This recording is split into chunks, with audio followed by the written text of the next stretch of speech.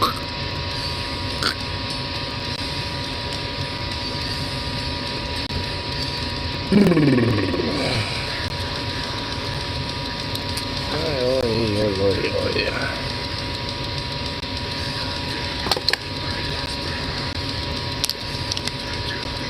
man, I'm just popping all sorts of shit out of my fuck fingers. Nice.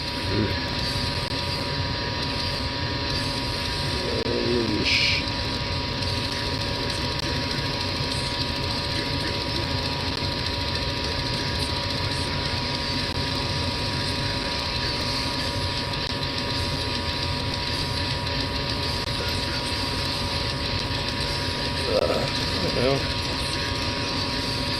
got random strains of hair fucking flinging off of me.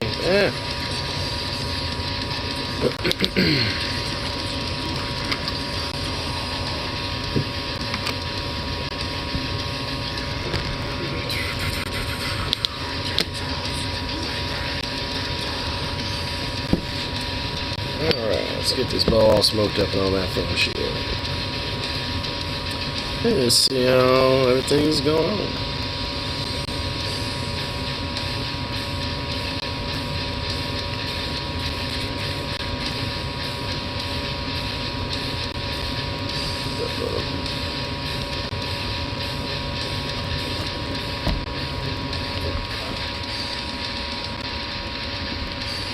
I'll do this one quick.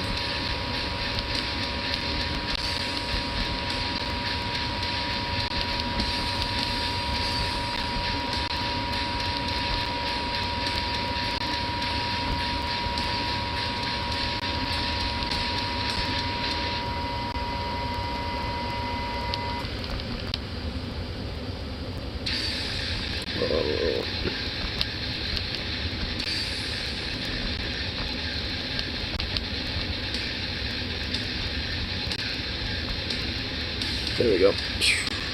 Cool. Alrighty, there we go. Alright. Lucian, I need a beer because there might be a big ice storm MC. Yeah, I'm aware of it too. I mean, I'm just gonna be stayed like nice and hunkered down in my house or walking to work. So if I have to deal with ice, I'm gonna be walking in it. Yeah.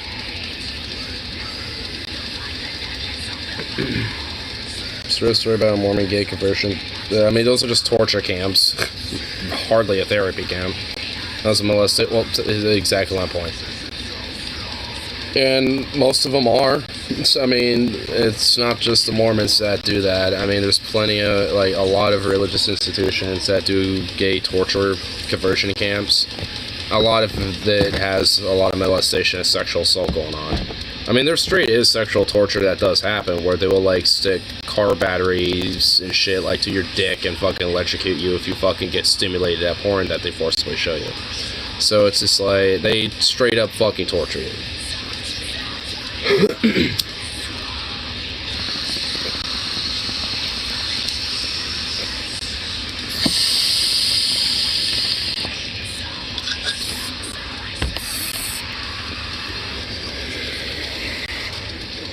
So I'd say that, yeah, I mean, there are going to be a lot of fucking operations and shit. Then this one had a little bullet. Yeah, well, I'm aware, like, these things do happen in these torture camps and shit. Like, those are one of the various many different things that happen.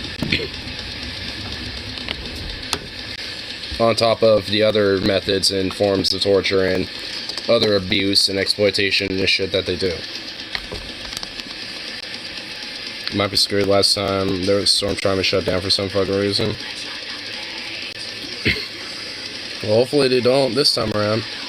I'm also kind of hoping that it ain't too bad tomorrow, because me and my co-worker might go down to the abandoned paper mill again. Just do it a little bit earlier, like an hour or two early, just so we have at least some daylight to work with. And, you know, after that, you know, might just kind of fuck around in Milwaukee or some shit, I don't know. Ugh. I don't know if you might. I know, Rip, you were probably saying it wouldn't be a bad idea, but if you're down for it, if you want to check it out.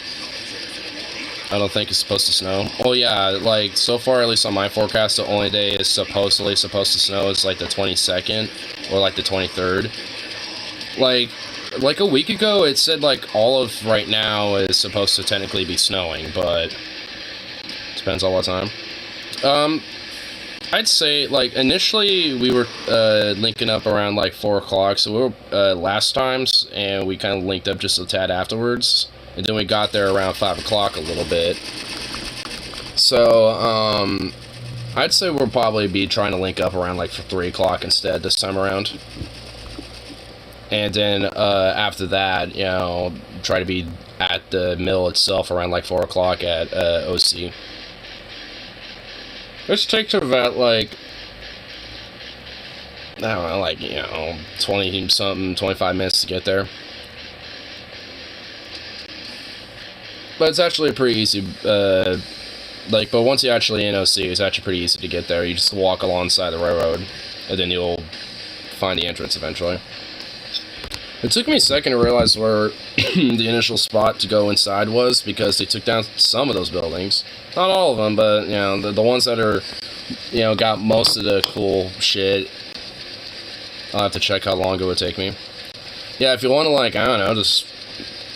Like, I guess if you want, you could probably just, like, drop off here, and then, you know, you and I could probably grab, like, a brisket or two. And then, you know, my coworker doesn't drink. He's been sober dope. Oh, you know, we could probably just not have that.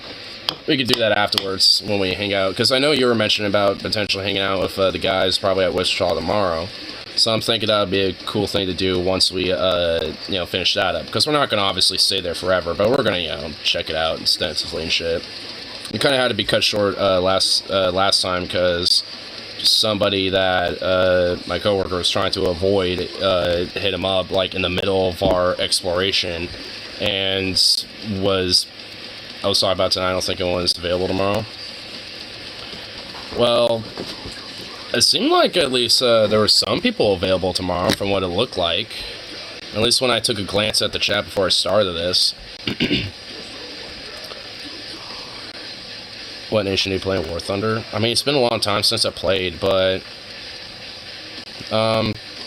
either the USSR or the UK, actually.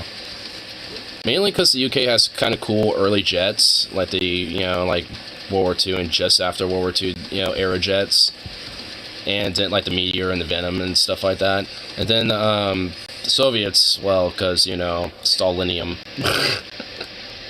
And plus, like, the Korean-era jets, or, like, even then, too, their early jets, like the MiG-9 and, you know, the MiG-15 and stuff like that later on are pretty fucking cool. But I haven't, you know, gotten anywhere close to that in the Soviet side of things. I remember having, like, at least a few jets on the UK side, and haven't gotten that yet with the USSR.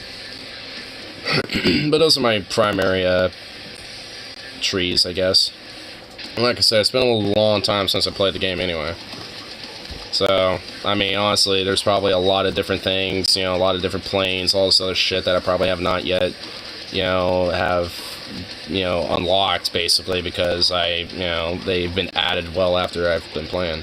And plus, I know there's other shit, too. So, it's, you know, it's just, it's been a while. As soon as I get more of, like, a more perma gaming setup, I'll definitely, you know, re-download it. I kind of have, like, at least a little bit of a temporary one right now, but it's not really worth trying to download that damn game on here.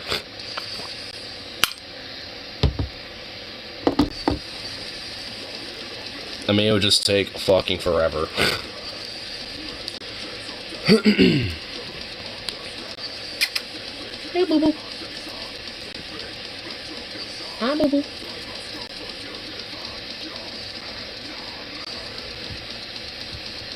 They're also about to add submarines in the French Navy. Cool. Have they added, like, cruisers or battleships yet? Because I know they've had, like, you know, like, patrol boats and, you know, at most, maybe destroyers and shit.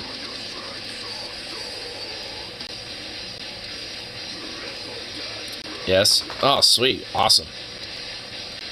Yeah, I'm not sure. It kind of depends on how tomorrow goes. I could take the Max to Park Ave and bike the trolley trail, or I could take a potentially bullshit bus. I'm gonna add the Yamato in the next major update. Oh, that'll be fucking sick. Dude, imagine in a random matchmaking game and you just like show up and there's like 5 Yamatos. So on your team and you have like 5 Yamato battleships. And then you get food and beer before they close. I'll be back. You gotta go to y'all. The Char 2C, the largest tank ever fielded in combat, barely missed the end of World War II. Oh, I think I know about the Char 2C. Wasn't it just basically just like a longer, bigger, badder version of like the B1, basically? Just like a, yeah, like the B1 was like this big honking thing, and then just like, just extended out. Oh, you meant World War I? Well, I still think I'm thinking of the same thing. The French really did, they didn't really modernize their tanks until pretty much like after World War II. Like, they didn't really like have much going on for them really up until, you know, that, like, until after the war and shit, pretty much. It's a giant tank designed for trench warfare. The tracks wrapped around the whole body like a church. Yeah, like the B1, yeah. Because the idea was basically just to be like a bigger, badder fucking B1, essentially. And the B1 was already a heavy-ass tank. And just kind of like a big, obnoxious-looking fucking thing. It's just like this big, bulky, like, bubble-looking thing of a tank. Then it just has like this tiny little turret on top of it. It's just like, what the fuck? I mean, it's not really tiny. It's a big gun, but it just has that short barrel on it. It's just like, man, I would not feel confident, you know, using that in battle, frankly. Unless I'm dealing with, like, Italian tankettes or Japanese tankettes. Then I feel like I'd be okay. The French started developing advanced tanks and armor cars in World War II, like the wheeled Panhard EBR designed by the ancient Panhard Motor Company. Yeah, well, that's kind of what I mean. They didn't really have much, like, development, you know, during World War II, because, like, pretty much, like, the Free French government was, they were kind of fractured and essentially just in England at that point, with the rest of the Allied High Command. And basically from there, you know, just, like, whatever forces, you know, still had forms of communication supply and, from, you know, North Africa at that rate. And potentially partisans on the ground in mainland France, but I mean, they didn't really have like too much, you know, to work with at that point. It wasn't until afterwards is when they actually were able to kind of get that shit really back up and running again, outside of maybe an occasional armored car and stuff here and there. The Char B1 was not too bad against the Panzer 1 and 2 and captured Czech Panzer 30 ATs. Yeah. I mean, that's kind of what I mean. Like, you know, smaller, light, little tankettes, or like, you know, just those like small, fast little tanks that have like the automatic cans and shit. Like, oh yeah, like, you know, I'd be fine in a B1 in that. But if I was dealing with like a Panzer III or a fucking like Sherman or anything else, I would not feel confident at all. I would think that thing will blow up really quickly.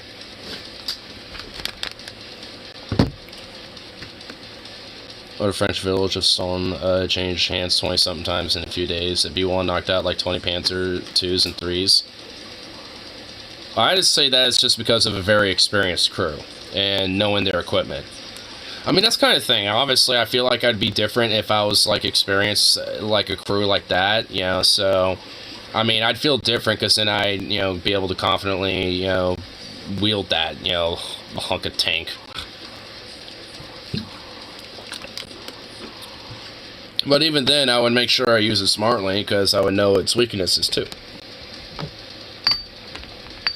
Which I'm sure they did, which is probably why that happened, because, you know, they knew the weaknesses, so they probably pulled out, you know, in order to kind of keep fighting, basically, just so, you know, it might turn over, but then they just, like, come back with, you know, reinforcements and shit, maybe a couple extra tanks, and just fucking, you know, come back and, you know, capture it again, back and forth, like...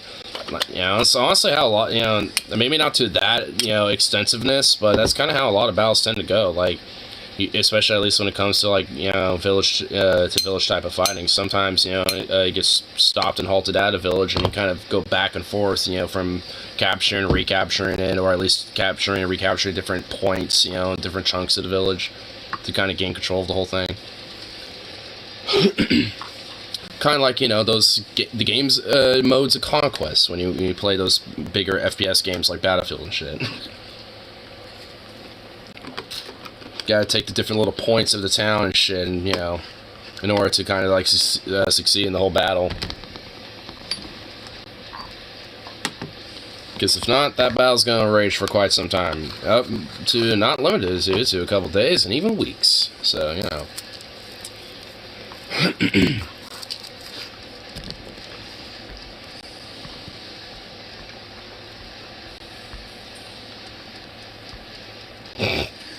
Speaking of which, Google has a notification about War Thunder squad vehicles, Sea Harrier, FR. Do you have Sea Harriers? Oh, hell yeah, dude. That's what I like about games like Postscriptum and Hell Let Loose. They're realistic and makes it fun, the effort it needs. Oh, dude, exactly, man. That's why I mean, I haven't exactly played those games specifically, but I have kind of played, you know, more like smaller indie versions and kind of also more mainstream versions of those type of games. And, man, honestly, I love them. You know, it's like I love that type of game mode. I love that, like, kind of style of, you know, gameplay and shit, because there's kind of a legit sense of kind of realism and need to cooperate and communicate and shit like that. I mean, that's why I like games like Rising Storm, Red Orchestra, you know, for kind of like some of the more smaller versions of these more bigger, you know, like Battlefield-style games and shit. And then obviously more mainstream games like Battlefield and stuff.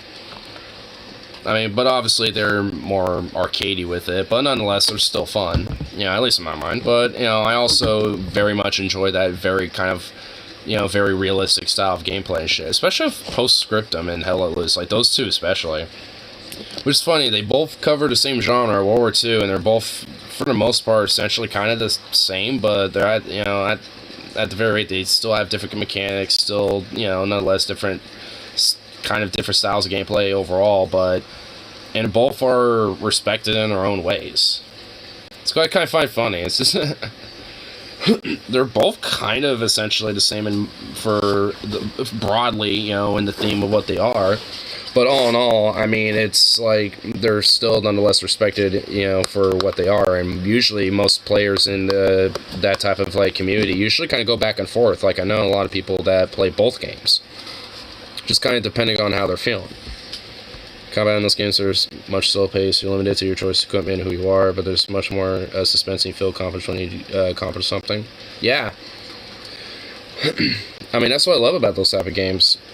I mean, I've had a couple of those moments, like with Rising Storm, like, and at least in more, like, you know, in the arcade format with things like, at least with Battlefield, when you actually have good players that are actually kind of doing the mission objectives of the game. Because every now and then, if you actually get, like, a match filled with people like that, they can be long-paced and, you know, kind of, and sometimes even slow-paced type of games and shit. Because people in the squads are actually, like, you know, cooperating, or at least, you know, trying to all, you know, have a sense of, you know, doing, you know, what needs to be done for, you know, to succeed a mission, or at least in the game, or at least, you know, make it more fun and, you know, interesting, and have a little extra suspense. And the same thing with Rising Storm. Like, honestly, with Rising Storm 2 Vietnam, I have had so many different instances where I was playing, like, the Viet Cong side, and all I had was just an AK, and that's it. And I'm just sitting here, like, hiding in some tunnels underneath a command post and shit, where I'm able to at least kind of capture it or at least hold it if I stay on it. And then I would hear a bunch of GIs and other American soldiers running around up in the building above, you know, trying to find out where the fuck I am as I'm, like, slowly, quietly walking around in these tunnels so I don't stay stagnant while, you know, they're all running around. Some of them are in the tunnels with me trying to find me. Ooh, the shit is so suspenseful, but once you, like, turn the corner, you see kind of a bunch of them huddled around wondering where the fuck you are, and you smack a bunch of them down, and then you just run off, you know, to another side of, you know, the tunnels, and pop up in one of the buildings, and you see a few other dudes just kind of sitting there wondering what the fuck is going on, you know, looking at the windows, and you murk all of them. Dude, that shit is, oh, it's why I love Rise of Storm 2. If you haven't played Rise of Storm 2 Vietnam, I recommend picking it up, dude. That game can be fucking fun, and honestly very tense. Like, legit very tense. Like, if it's just, like, you on a command post, maybe if, like, one other dude, and it's just, like, a whole squad of, like, you know, enemies, you know, come in and try to, like, are trying to find y'all so they can capture the post and shit. Ooh, I mean, that shit gets pretty suspenseful. It's like Alien Isolation shit, almost. I mean, not to that level, obviously, but it's just like, please don't discover me and get the one-up on me. You know, it's just like, because I want to try to get the one-up on you, but it's like if I slip up because I like get jump scared or some shit, then it's over, you know. So you always have to be like very tense and just kind of very like, all right, really like tuned in. I have an old Apple Macintosh which can run War Thunder minimum graphics settings. I want to play First Rise of Storm with Japan. Yeah, that with Japan and US, like that is also very fun, and there's very similar things that can, like I'm talking about with Rise of Storm 2 Vietnam, same thing there. Like the whole Red Orchestra series tends to have a lot of that with it.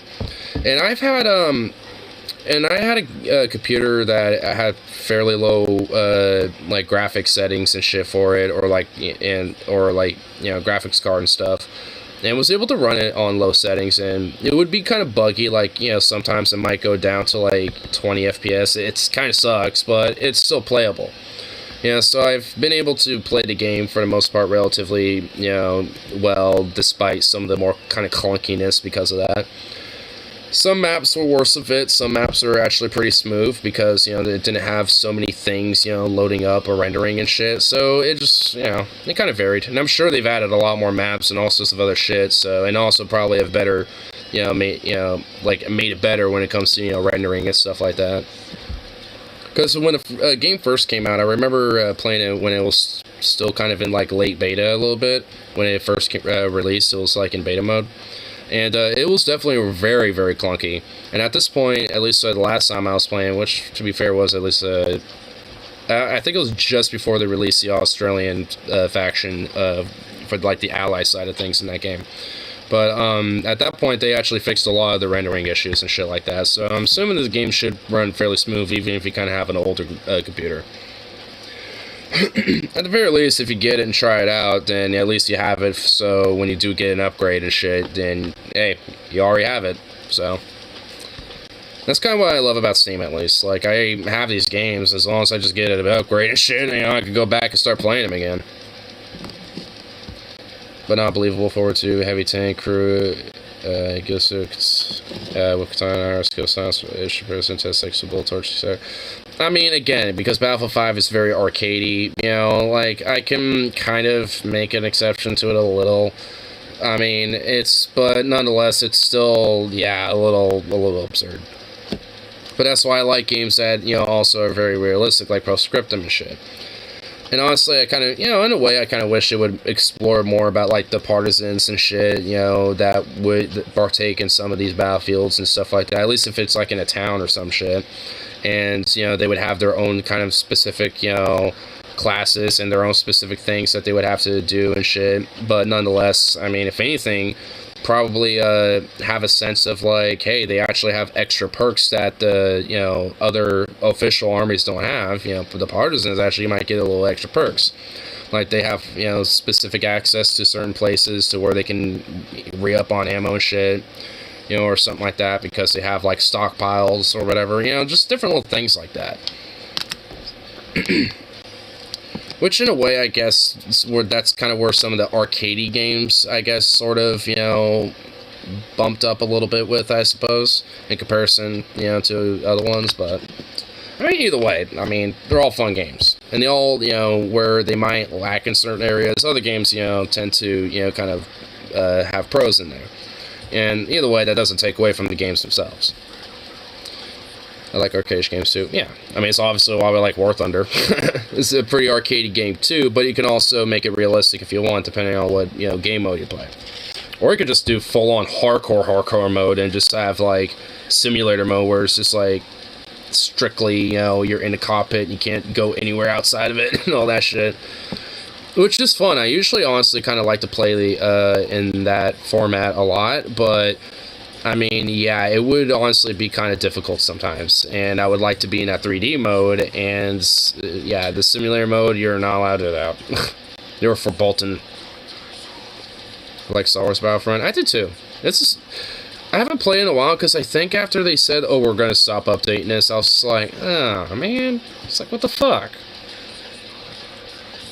I don't know if it still has, like, a big player base, but if it still does, I mean, I'd probably still be playing it.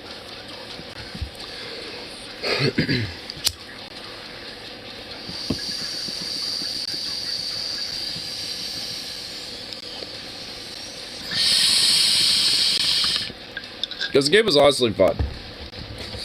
Like, as arcadey as that game was, I think it has every reason for it to be like that. Because it's Star Wars, it has an excuse. Though I'll say, I would like to see kind of like a close to realistic as possible type of Star Wars game. They refused to add Soviet Union because Soviets are allied with Germany at the start of the war, and Britain declared war on USSR over Finland. That's just dumb. If that's the justification, that's really dumb. I mean, it's a part of the fact of the history of that, of era of things, yeah, but, I mean, they weren't, like, super allied with each other either. Tensions were kind of, high with Germany and the USSR at that point. They weren't, like, at war yet, but, they weren't exactly friendly either. So, I mean, also, Finland didn't like the USSR either. So it's...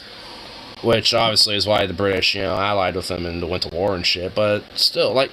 I mean, if anything, why not add, like, a fucking campaign about that? Like, about the Winter War or some shit. Yeah, that's what I mean. The Finland, the Finnish Wars. Like, the Winter War and the Continuation War. They should have added some shit there, Instead of being like, oh, we're not going to, add the Soviet Union because of that. No, add them because of that.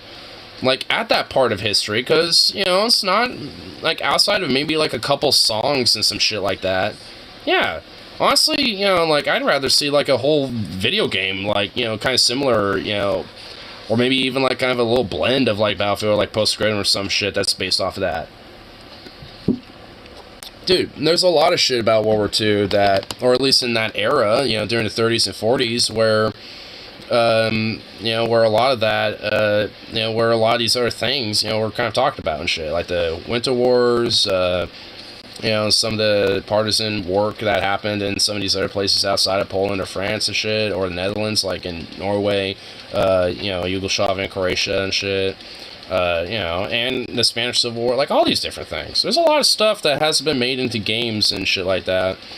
I mean, the only thing I think about it when the Spanish Civil War has ever really been mentioned in any form of entertainment is every now and then there might be some songs, out there, and every now and then you might find a movie about it. That's about it. Like, outside, I guess, artistic depictions and maybe books and stuff like that, that talk about it. But when it comes to things like, just like, every now and then to see a movie and stuff like that, it's like, I like to see a series about it or a game on it, that'd be cool. Hell, even if it was like an RTS strategy style game where you have to kind of like build a forward base of ops or some shit, kind of like a fucking, what's it called? Like Company of Heroes or some shit, but a little, but different a little bit. Kind of like add like different local mechanics. Even if it was a game like that, that'd be kind of cool.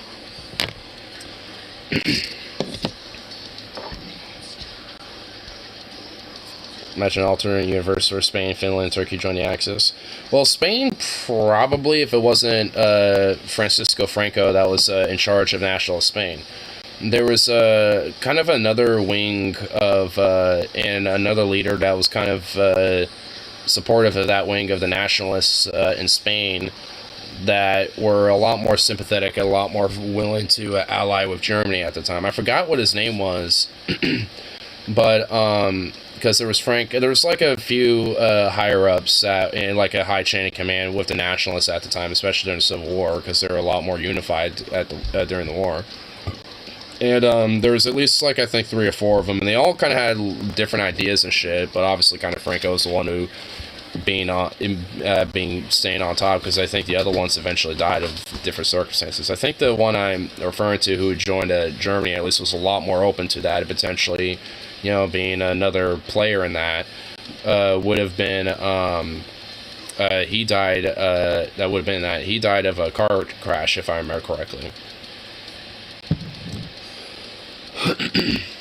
Spanish soldiers fought in the Eastern Front as least soldiers. Germans said they were undisciplined but fierce in combat.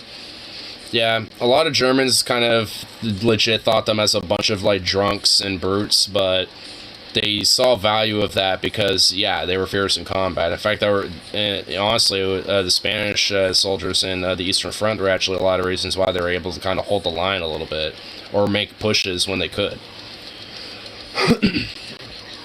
I think it was like, and while the Romanians and Hungarians were more disciplined, they were like shit in combat.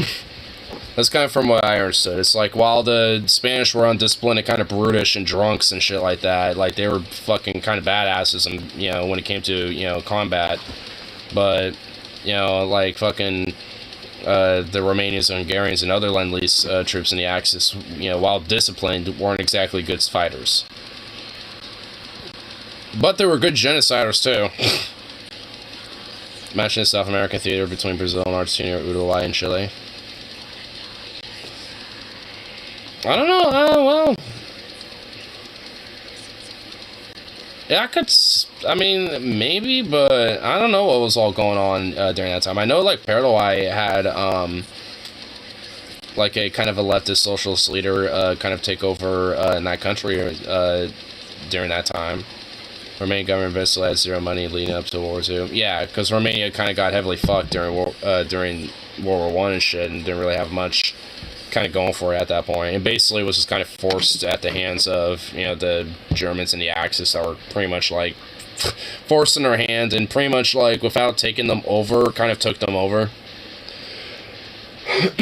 And then like the Legionaries in Romania essentially became a thing, or at least in Hearts of Iron 4, that's what it's called.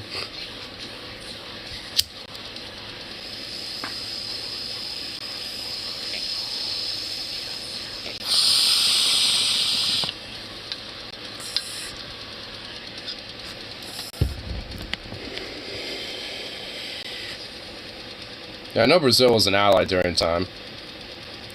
And then, yeah, and Argentina cultural and trade ties with the Axis. Yeah, because of a lot of mass immigration. Yeah, but I don't know if that would have led to, like, a full-on theater, like, in South America, though. I feel like it'd be different factors that would lead up to that.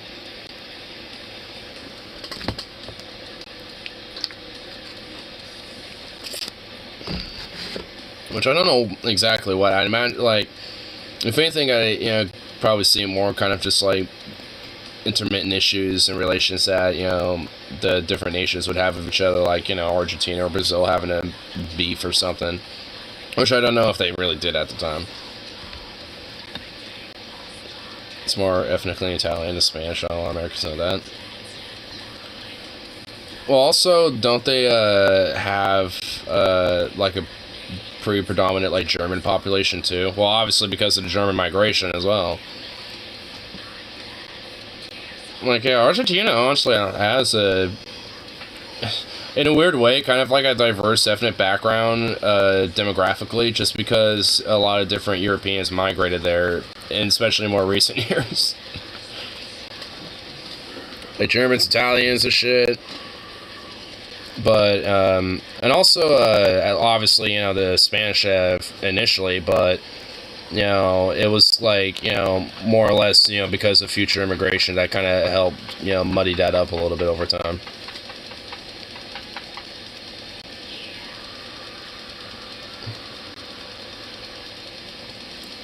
One of Peru's dictators is Japanese.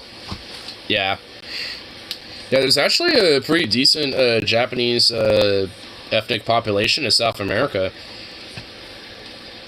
Like in Peru and Brazil, like I honestly was legitimately kind of shocked about that when I learned about it. I was like, what the fuck, what?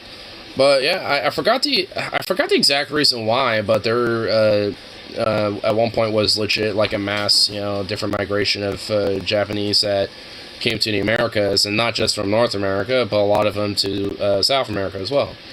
Yeah, a lot of it was job opportunity, to work as laborers like miners or rail workers, up here in North America and the Pacific Northwest and shit like that, along with Chinese workers too. And a lot of them, would basically, like be essentially just like brunt labor force workers.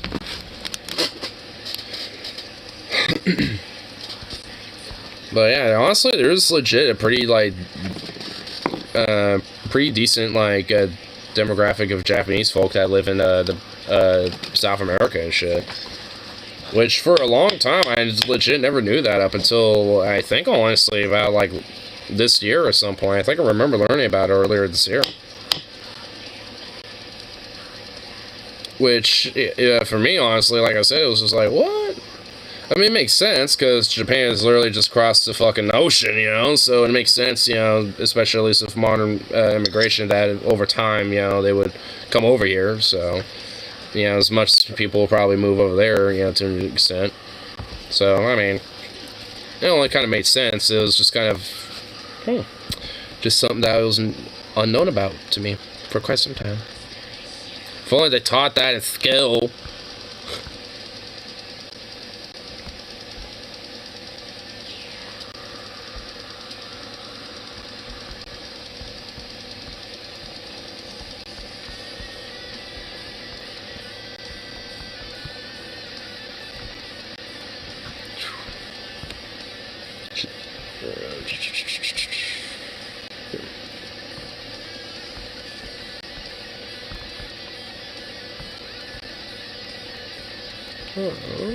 Set this on tube now.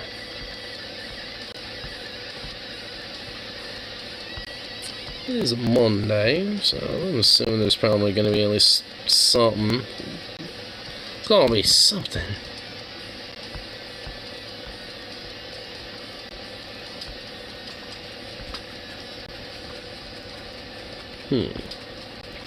Wow, there really isn't? Seriously? I don't think so. A boo. Hey! Hey! What? No. Hey, can we not have that right now? Can we not have this unacceptable behavior, sir? Hey, excuse me! Can we not have this unacceptable behavior here, sir? Oh yeah, that got you kind of like, Yeah. Hey. Oh my god, look at this little bastard. Look at him. Lol. Hey.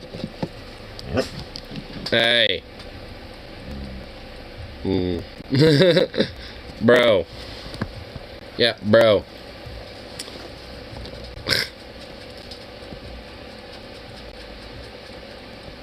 Booby.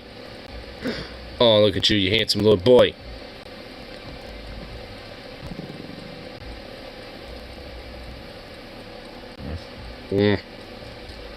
What?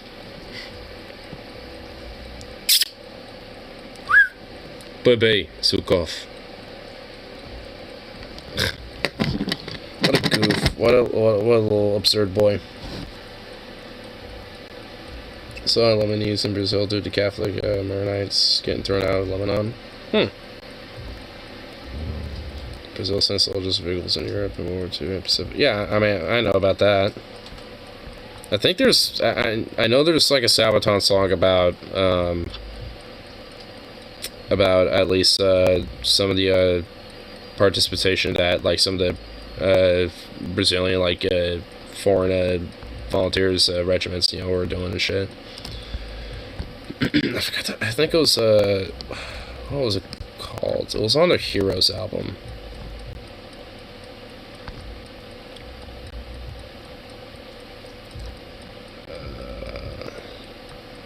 Here, I'm trying to find it.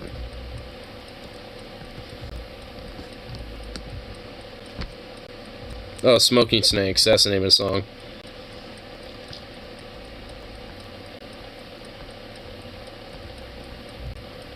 Like, I could probably actually play it. Probably.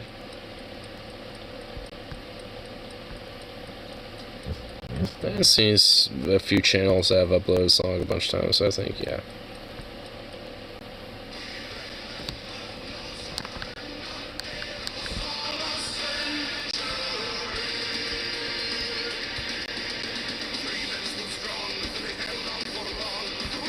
Yeah, this is the right song. Yep, this is the song.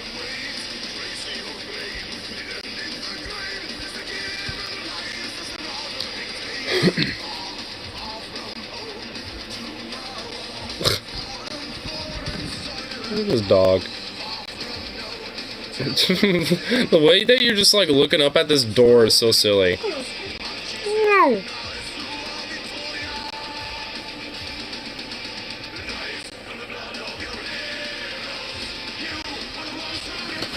Look at you. What a goof. It's a Brazilian idiom. The snake will smoke. That is like when pigs fly. A lot. People said that phrase in Brazil entering the war in the lead up. When they did, they adopted a symbol. Yeah, I guess that's the name of the song.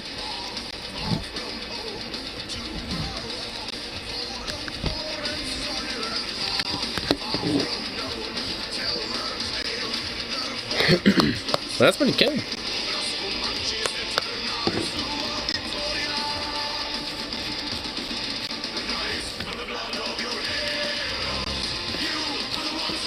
Oh my god, this dog. My roommate is outside bumping his beats, and this dog is just like ridiculous. It's like he's done this so many different times now.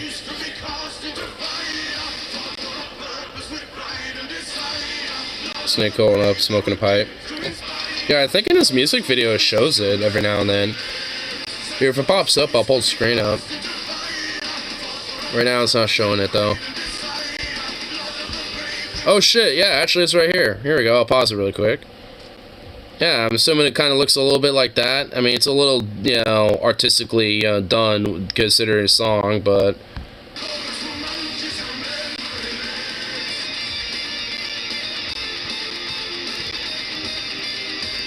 Yeah, I mean, yeah, that's it's smoking a nice, good old pipe right there, I tell you what. Yeah, so this song's directly talking about that then, you know, about the Brazilian, probably like the Armored Expeditionary Forces, I'm assuming.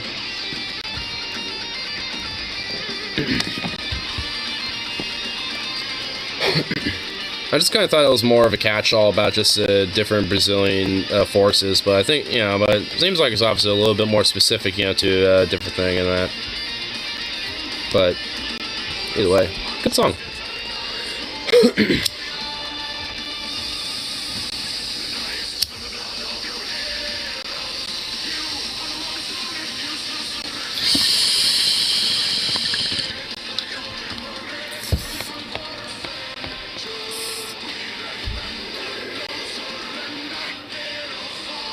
I think my roommate finally is leaving his vehicle to finally come inside.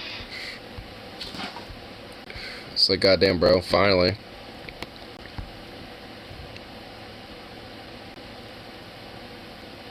This stereotype about Brazilian women is quite literally too true, even if with like just big booties, big voluptuous booty. Honestly, dude, I'm not even gonna lie. Every time I've seen a woman who is, like, at least that I know is Brazilian, whether because it's just known information or they say, oh yeah, I'm Brazilian or whatever the fuck, like, if I know, if they are, then yeah, no, I know what you mean. It's pretty much like every time. It's just like, what is it about, like,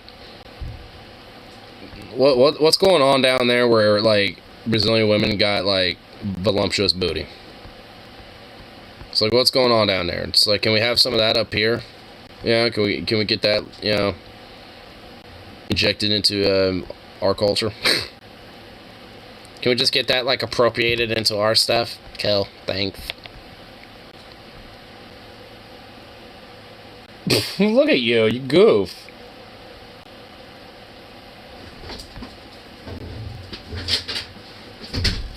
I generally turn the thick up to 11 and make it look good.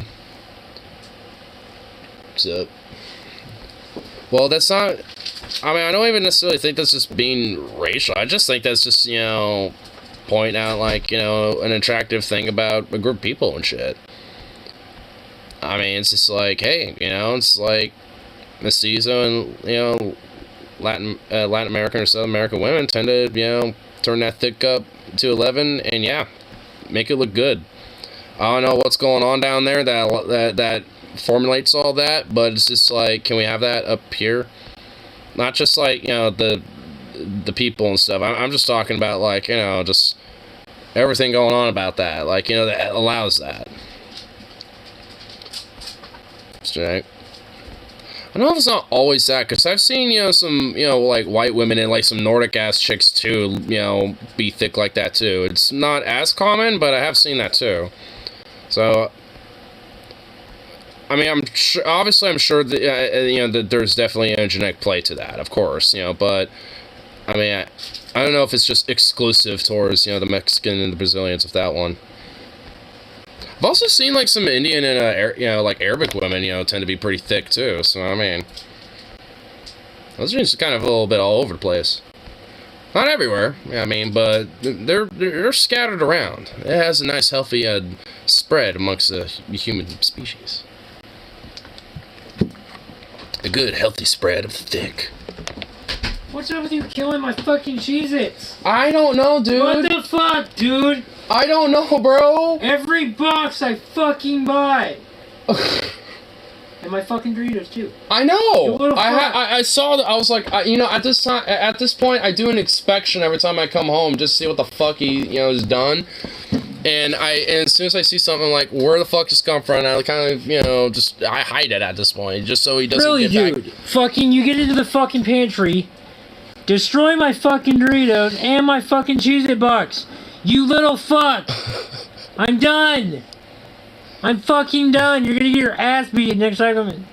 If I come home and my shit's fucking destroyed, I'm beating the fuck out of you. I don't care. I don't care what your daddy says. You're gonna get your ass beat. I'm tired.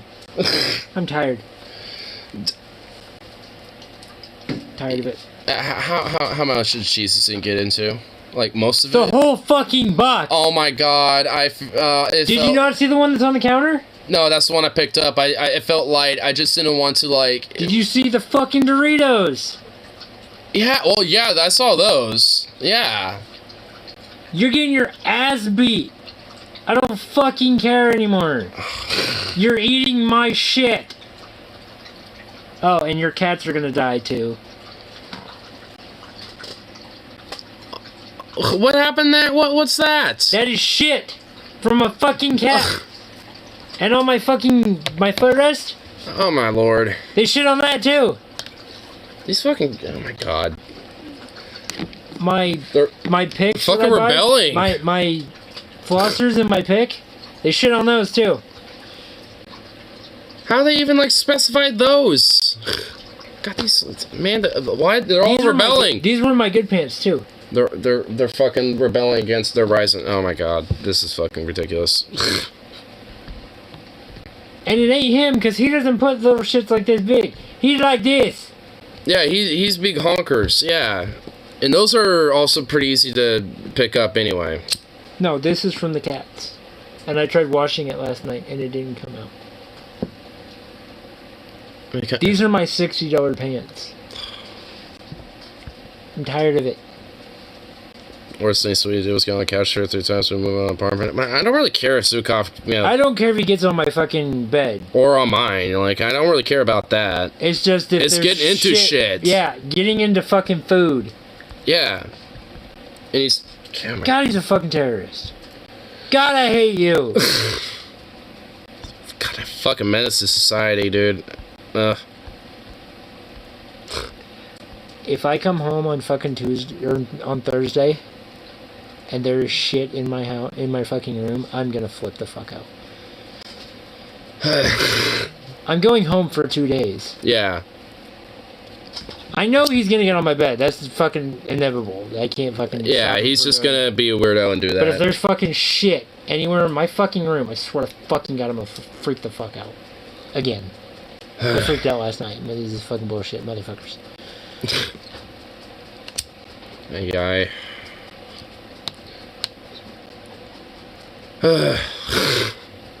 You're a fucking menace. How does he not get sick?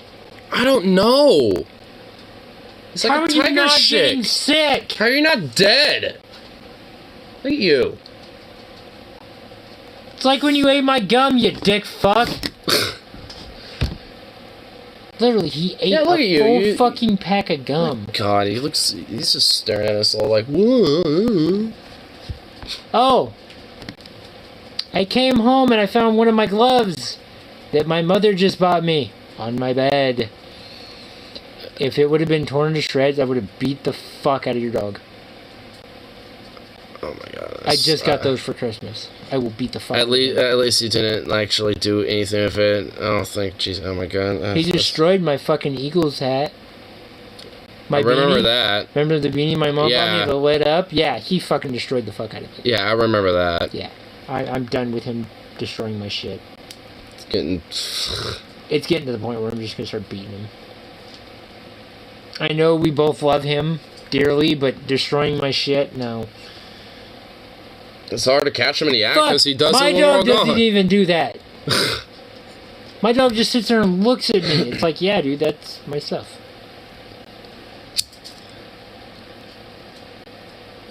I mean, cat shit, that's just like my dad not taking care of, like... Your dad doesn't take care of the cats. Yeah. It's like he literally and just... it won't come off. It's like plastic. That's just... I mean... It won't come off. I think there's a way to get that shit off, but I don't know exactly what it would be. As long as it's not on all of my other clothes, I'm fine. A pair of pants I can replace. A cat? Yeah, I can't do that either. Alright, nah. Can't replace a cat because my mom doesn't have any more. Except for the cute, adorable, fluffy one she has at home now. Oh my god. I get to see it. Nice. And then my fucking spike came out of my fucking lip ring today. It just popped out? Yeah. I'm like, this is bullshit. I'm like, that doesn't feel right. And I'm like, motherfuck. Damn it. Sometimes as a channel dedicated to... Who's that? Car Rove. Oh. Yeah, I already know about... I've seen... The last band I saw was Sabaton, like, twice. Like, Yeah, you went to Seattle and you went to Portland. Well, no, Sabaton played in Portland 2 times in a row. I went to both shows. Which one did you go to where you went to Seattle and then you went to the other one? That was Royal Blood. That was back, like, in March. I mean, even have a dog tag for it.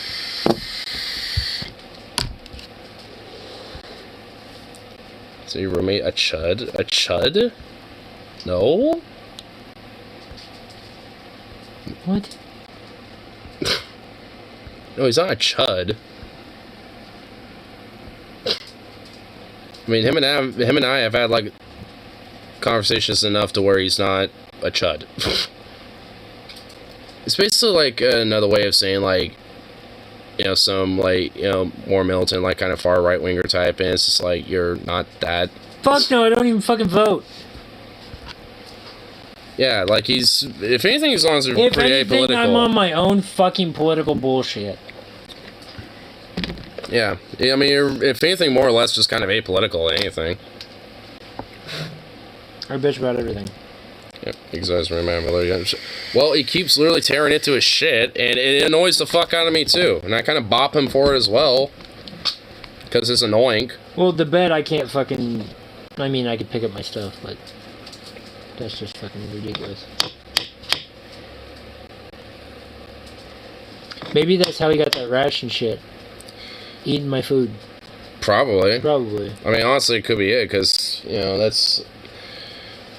Because, I remember... Because I kind of remember him getting into, like, you know, some really sweet shit that one time. My Doritos, yeah. my food... And kind of flare. And honestly, I noticed when there is like a little tiny flare up when, you know, he does get into that shit. Mm-hmm. And obviously, he's very scratchy right now, so it's, it's fucking ridiculous mud, dude. And you very likely have food allergies, and doing what you're doing is not making it any better, you freak. At least they're not lactose intolerant. You're right. That dog's probably got everything wrong with him and he doesn't fucking realize it. Yeah, for real. Look at you, you little fucking psycho. Put your roommate on blast for white cap. I mean, he's, like I said, he's like someone that doesn't even, like, you know, vote and shit that much. Or even at all. I don't even think I've seen him ever do that.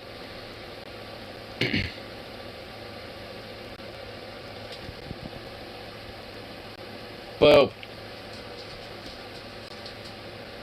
Quit being a fucking menace, bro. Because even I'm getting sick of it.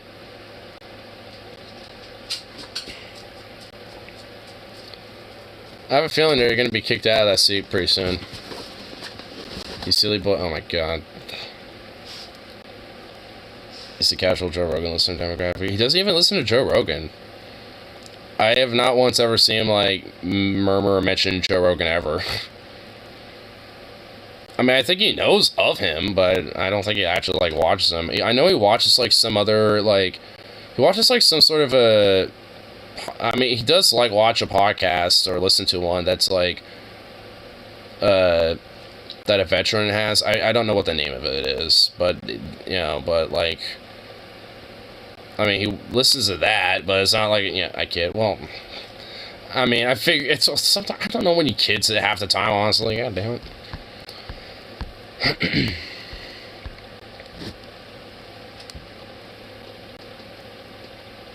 You're a little freak. You're a psychopath. Fucking your coworkers. I mean, I don't have really much of an interest in doing that, so no. I guess when I, like, first started working there, there was kind of, like, a little smitten around a little bit with one of my coworkers, but I never went to, like, you know, all the way or anything like that. Kind of played around a little sexually here and there and stuff, but never, you know, like full-on sex and shit. But by that point, when we were starting doing that, she wasn't really working there anymore. Which one? Like, I mean, girl, guy. It was a chick. I mean, it was like from fucking... This was like back like 5-6 years ago. This is like when I was first started working there, man. Like, so I mean, I still remember her name and shit like that. She actually is out in Arizona now, from what I understand. And it's like... I actually recently was hit up by her, and like, she's actually looking like... goddamn good. It's like, what the fuck? It's like, what in the hell? Just guessing. I mean, yeah, there was like a little both. Copé no los dos with that one. I mean, like I said, it wasn't like full on sex, but yeah, there was like, you know, a lot of like heavy gropage and heavy, like, you know, cuddling and stuff. And kissing, and amongst other things.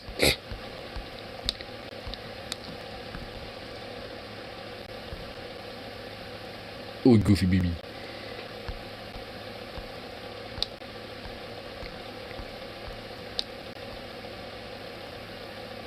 Skin and stuff.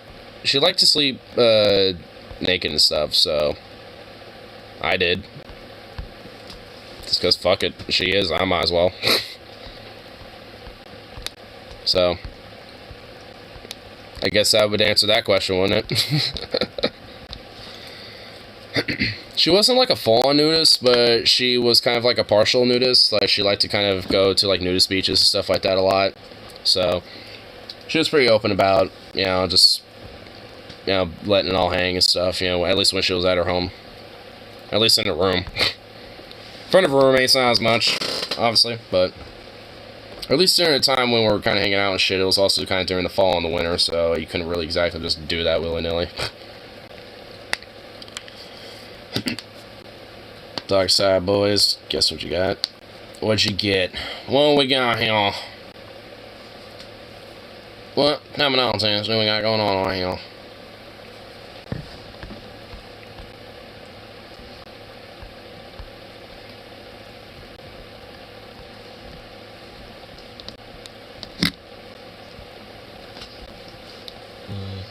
Oh.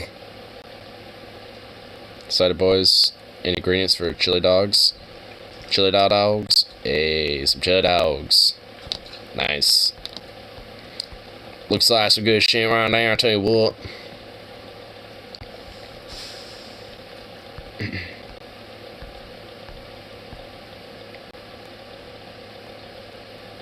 Chud dog. This dog is a chud. You're a damn chud. Look at you. You're a little chud. You're about to get the chud treatment if you quit, you know, if you just, you know, just stop acting like a chud. Alright? You won't get that treatment if you just stopped acting like a damn chud.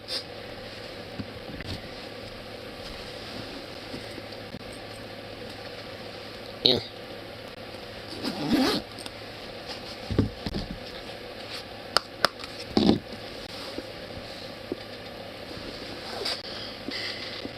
That explains why they were invented in Chicago.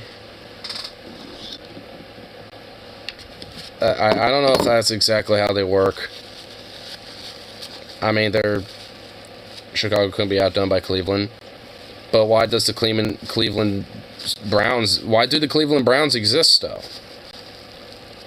I mean, it's just like... What do you think they're referring to?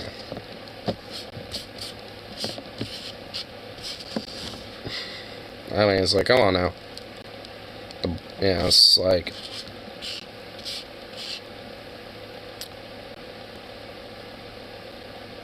Should I talk about hot fire sauce? The Browns are the steamer? The Browns are the steamer. I think the steamer, because, you know, in order to get the Browns, you really got to get the steamer going, you know what I'm saying? We never had issues to talk about. Yeah, me neither. Which is why I'm confused. It's just like, what if she's like me and literally has no issues with, like, Taco Bell at all? You know what I mean? I mean, it's just like, come on. Not everyone has those issues. In fact, honestly, I'd say that it's just more of like a meme. The fire sauce, actually. Yeah, dude, the hot sauce, like, a little bit of the mild and the fire sauce mixed together, like, on a soft taco, bruh, that's some good shit. That is some good shit right now. Because you get that nice tang of that fire sauce, and then you get, like, the little extra bit of flavor with the mild, you know, in next to each other, just blend it all up. Buying at grocery. I mean, not at my store, I've never seen it. Like the Dorito taco. I just like soft tacos because it's easier to, like, manipulate and deal with. Because those, you know, hard shell ones, including the Dorito ones, like, they break and fucking, like, sometimes will break in the middle and also bolt it, like, they're kind of annoying. And they're not traditional tacos either. Well, nothing from Taco Bell is, but at least soft tacos are at least, like, closer to that. I have a bottle of Aardvark hot sauce in my apartmentos. Nice. I got La Victoria myself. Traditional Mexican tacos, soft tortilla, meat, diced white onion, cilantro, maybe sauce, but very simple. Yep. I like Taco Bell burritos better than tacos. Well, hey, I don't besmirch. I don't like La Victoria. What? What? Ew. Wow. What the fuck? Excuse-moi? Wow. What the fuck? Why? What's wrong with it?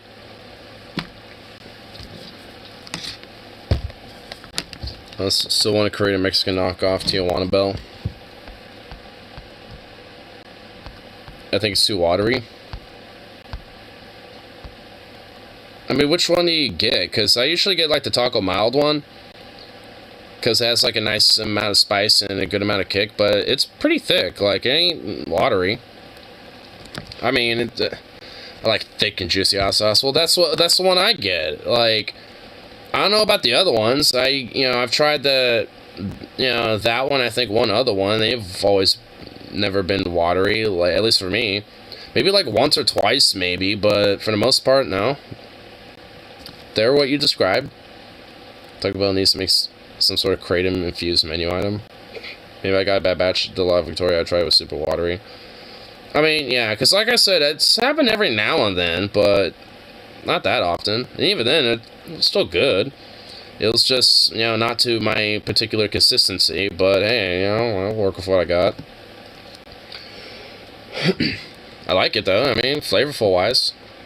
I usually get the El Monterey beef and bean burritos and put a little bit of that on top of it and kind of spread it around. So if it ends up being a little watery, it just kind of gets infused with the burrito anyway, and if anything, a little bit more quicker. So, I mean, it's not that big of a deal for me. They need a marijuana-infused menu, stony bean burrito. Dude, fuck yeah, bro.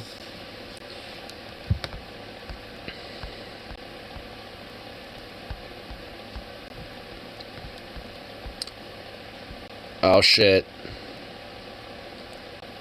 Breaking news. There's a guy out there that can fucking time travel. That's right, ladies and gentlemen. We got someone who knows how to time travel. You know, this is one of those stories that I saw and I wanted to react to it on video but never had the chance to, but now I am taking the time to talk about this because this is a damn good story. So a massively influential far-right figure named Ali Alexander, seen here with Donald Trump, who helped organize the Stop the Steal rally with the help of Republican members of Congress like Paul Gosar, Andy Biggs, and Mo Brooks, is alleging that he can time travel. Yes, you heard that correctly. He contends, seriously, that he has the ability to time travel. Now... What are you gonna... What? What, do you? Do you have the ability to time travel there, Mike? I think not. Seemingly an innocuous thing to say, right? It's not really that problematic. It's goofy. But there's nothing really harmful... No, it's not. It ain't goofy. ...about this. That's fake news there, brother. Well, you'd be surprised, or maybe you won't be surprised to learn that he found a way to shoehorn in anti-Semitism to his conversation with his audience where he tries to convince them that he can indeed time travel. Now, keep in mind, this was recorded before the election, so he also hints at other powers that he potentially has here. And I've got to say, I'm just impressed by this. Let's watch. Even if Kerry was going to lose, What the fuck? Dude, he actually... Okay, he is a time traveler. You know what? There you go, dude. This guy looks 50 and 20 at the same time. He looks 20 years old and, like, 50 years old at the same time. it into existence. And I know that sounds kooky. And I know that sounds crazy. But... just don't catch me on a wild day. Pete Davidson one time got on my bad side and almost killed himself.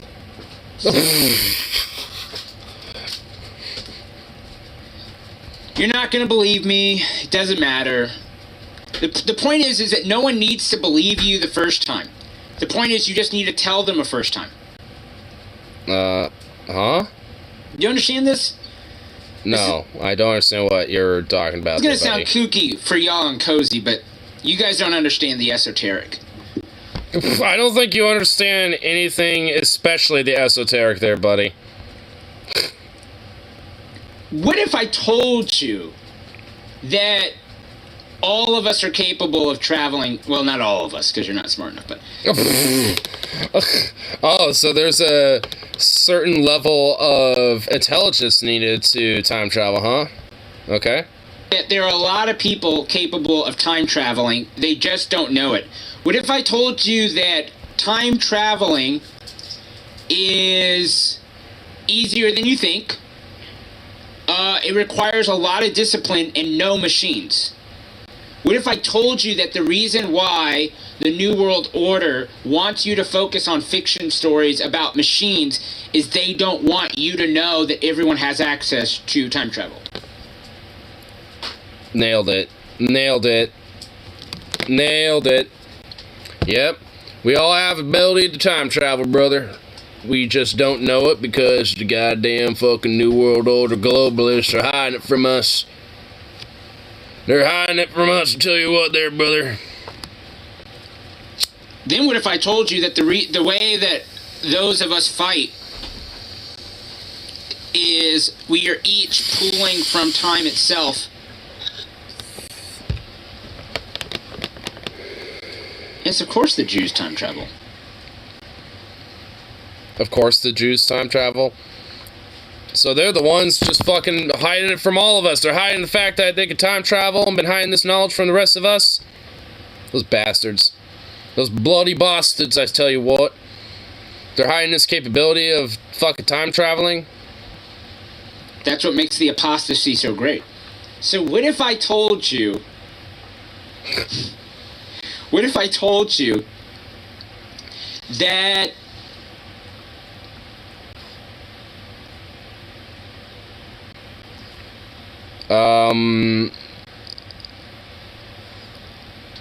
That is a long, uncomfortable pause. Hold on. Let's count that. At 1, 2, 3, 4, 5, 6, 7. I could prove 7 fucking seconds, bro. Dude, what the fuck? What? I could. Oh my god, he's like frozen, dude. He just. Oh my god, what the hell? Traveled before. I'd say do it, bitch. Prove it. Prove to the world that you actually can time travel. Well, they can't just do it in front of a camera. That would kind of defeat the purpose now, would it? Do it. I don't know why I'm drawn to these dumbass stories so much, but the goofier the thing that the right-wing pundit says is, the more that I chomp at the bit to talk about this. There's so much there. So let's begin to unpack this by first of all explaining how he lumped in, oh, of course Jews can time travel, because of course you try to find some way to demonize Jewish people that, you know, they're extra human, they have powers that we don't have, which makes them a threat. That's at least... I mean, how's that demonize them? It sounds like they got like some kick-ass superpowers that they're hiding from the rest of us, you know? It's like, yo, I want those superpowers. You know, I don't got a problem with Jews if they have time travel. I just want them to share that knowledge with everyone else. Like, hey, you're holding out on this. What the hell, bro? What the hell, guys? Like, yo, y'all time travel? What the fuck? But he also says that he had the power to will... Honestly, if that's the case, wouldn't just, like... Yeah... If that's the case, you know, wouldn't, like, all the Jews today, like, I don't know, go back at time of, like, just before the Holocaust was about to start, and, I don't know, like, just obliterate the fuck out of, like, the Nazis or some shit in all one fell swoop with, like, Uzis and Galils and fucking, like, Mirage jet fighters or some shit and, like, iron domes and stuff? Like, I don't know, like, I mean, wouldn't you think that they would just do that, you know? So, because... Well, maybe they did. Maybe, you know, honestly, multiple universes, you know, so maybe, honestly, like, one of the universes, you know, just, honestly, spontaneously kind of was created, you know, for the necessity for such an event to happen. Yeah, there you go, boom. Victory into existence. Turns out that didn't work. Maybe he didn't choose to do that, though. But also, he said that, he almost made Pete Davidson kill himself. That was you? So, I mean, if you're being honest there, should we try... which also, how? Are you for attempted murder? I'm trying to figure out, where does this logic stop, right? If you think that you can time travel, now learning that you thought that the 2020 election was stolen is totally not surprising to me at all. In fact, that's probably one of the more... dare I say, normal thoughts that you had, because at least the prospect of the 2020 election being stolen, even if it was not stolen, but the prospect of it being stolen is at least something that is possible within the laws of physics, within our empirical world. But time traveling, however, is something that is impossible, at least currently, because we're limited by technology. But I don't even know if he's suggesting that he has, like, a time machine. I think that maybe he's saying that he himself can maybe, like, snap his fingers or fart. And... Well, I mean, he's saying that, you know, we have the ability to do so. I think he's meaning, like, you know, we as, like, a literal being can just, like, you know, meld time and space, you know, with sheer brain power and, you know, and shit, and do it that way. I think that's what he meant. But if that's the case, then how do you choose which era you're going to, right? So, on a time machine... Brain power, you know? Like, that's how you do it. You just, like, think it, you know, on, like, you know, fucking, like, you know, some superpower shit and just fucking boom. There you go. I want to go to 1940, 1950. Probably want to go further ahead in time. Actually, no, not because of climate change, but, like, the further back you go, the more racist and homophobic it gets, but the further ahead in time you go, the more likelihood that the world ends due to catastrophic anthropogenic climate change. So I don't know where you'd want to go. Like, I'm probably fine just, like, in the present currently.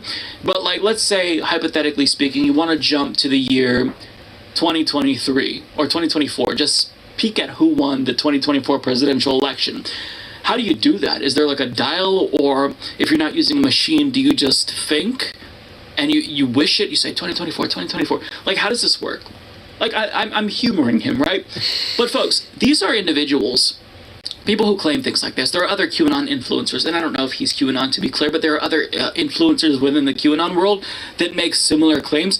But I just want to know, like, at what point, as far gone as your audience may be, do they think, maybe this person is dishonest? Like, does this not turn everyone off? Like, if I came to my audience, and I get that you're all much smarter than the average right-wing viewer that they get, but if I came to my audience and I said, listen, folks, I'm going to blow your minds. I can fly. None of you would believe me. But if I actually earnestly try to convince you that I could fly, I think that all of you would abandon me, rightfully so, because you'd realize that I am full of shit. I'm effectively... I mean, are you though? Are you though, Mike? Because, hey, I mean, if you have, some, like, rocket shoes or some shit, and you were flying, then, hey, you are indeed flying. I mean, it's like, hey, it's the same. I'm such a dishonest actor that I'm lying to you about the dumbest thing imaginable. Like, nothing I... Nah, no you're not. I'll just double down and join you even further in more deeper loyalty there, sir. I say would ever be taken seriously again. But folks like Ali Alexander, I mean, he can say things like this, and I guess he still has an audience. I mean, look at the things that Alex Jones has said, to be clear. He literally said that there are fish people, and he saw the fish people, and he explained this crying, by the way. You can Google Alex Jones fish people if you don't believe me. And he was describing how he saw fish people. They were tapping on the glass. They were saying, help me. They were like government experiments or something, according to him. And his audience is just like, yeah, this is perfectly plausible. I mean, I remember that video. I know what he's talking about. Like, good shit. When I say that we're drifting further into different realities where the right kind of lives in their own world and everyone else is in reality, this is what I mean. But these are the people who are driving. I just kind of wish that, like, the far right reality in a weird way was actually kind of cool, like, true, because then, like, the world would be kind of, I don't know, actually fucking cool, like, fish people, fucking, like, leftists, far lefty communist agendas basically taking over everything, fucking, like, all this, like, I mean, and then just, like, satanic woke degeneracy has just sprung up everywhere, just, like, awesome, dope. Fucking hardcore, like, satanic BDSM orgy rituals. It's, like, based. I mean, it's just, like, I mean, the far-right conspiratorial world, reality world that they have, honestly, if it really was reality, our reality would actually be fucking awesome. So honestly, it's just, like, not everything, I should add, as a caveat. Not every, like, Jewish space laser shit and all this other stuff. Yeah, no. But, like... at least when it comes to all this other crazy cockamamie stuff and shit, it's just like, yeah, I want that. It's like, why do they just fantasize about these things that, we, at least me, as lefties and shit, are just like, can we please have that as reality? That sounds fucking awesome. Like, dope. Based. But no, it's like, it's boring and lame and that doesn't exist, like, at all. It's like, fuck, like, no, it's like, I want at least something cool, but nope. Between our reality... Okay, I'm gonna have to, like, look back at this chat, because I'm nervous about what's going on there. ...world that we all live in, what we can see in front of us, and the right-wing world, molded by people like Donald Trump, and this. But having said all of that, though, I'll be honest, I'd rather them talk about things like this and pretend to have superpowers than spread conspiracy theories, lie about vaccines, lie about the election, even if, this is more detached from reality. I think it's less harmful than the other things that they say, if you exclude the anti-Semitism that he had to shoehorn in there. But either way, this is not a substantive topic. I think that when there are so many dumb news stories, or I should say, when there are so many negative news stories, the dumb ones, I think that if we can get a little bit of enjoyment and entertainment out of them, we shouldn't beat ourselves up for that. So this is one of those junk food stories where it's not necessarily substantive, but boy, do I enjoy talking about it. So, yeah. Hey, I enjoy it too, honestly. Because, hey, you know, it's like, I love the idea that, like, you know, hey, Jewish people know how to time travel, they've been time traveling, and humans have an ability to time travel, only, like, you know, people who are intelligent enough can tap into it, they just don't know it yet.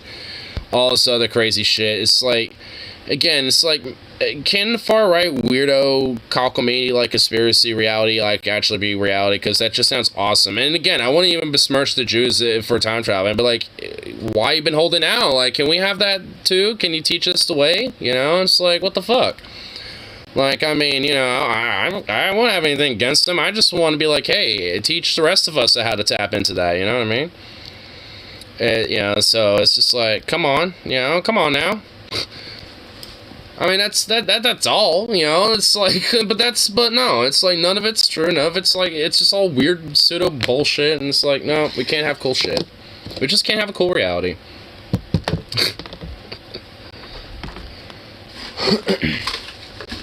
Because honestly, like, a reality where, like, at least in their mindset, where, like, the Jews truly do run everything the way they do, like, half of the shit that they claim or espouse about it and shit is, like, legitimately kind of, like, you know, kind of cool shit. It's just like, what the hell? Like, I mean, none of this happens, and if it does, it's such, like, an outlier thing that ever happens that it's, like, barely worth a fucking mention.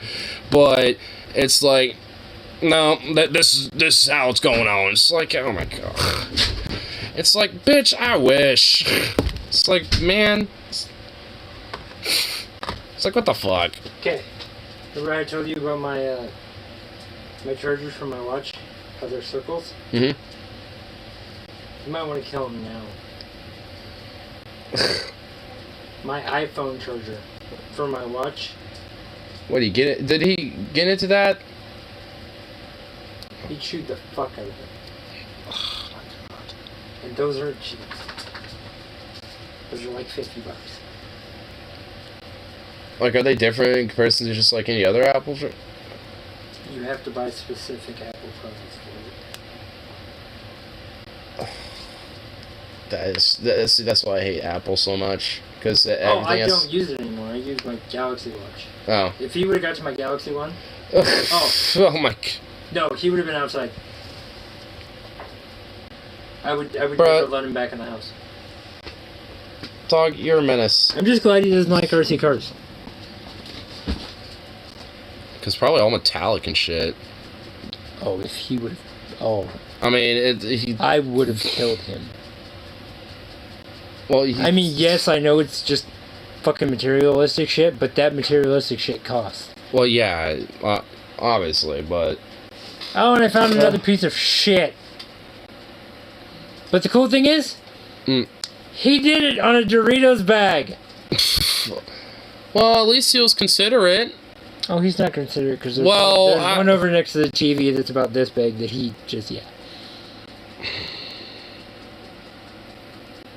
It doesn't, and funny thing about him, his shit doesn't smell. You can. Well, the one that's over there doesn't. Yes. I went and cleaned up your fucking mess!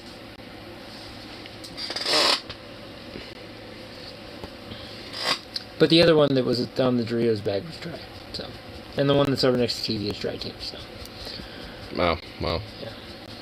I love you to death, but you're a fucking menace. We still love you. Yeah, food allergies, he's got it. Yeah. He's got it bad. Yeah, stop it. Yeah, stop this. Ugh, look at you. Ugh. It might be dry skin, too. Well, yeah. Well, I'm sure there's like a conditioner that I can give him and stuff that would be like skin relief and vitalization shit. Loki's allergic to shit. He can't have most of stuff because it makes him sick. Yeah. He breaks out like what Zuko's from. A lot of dogs really do. They tend to have a lot of fucking allergies. No, because he was losing hair too. Loki was. Yeah. Hey! Quit chewing yourself.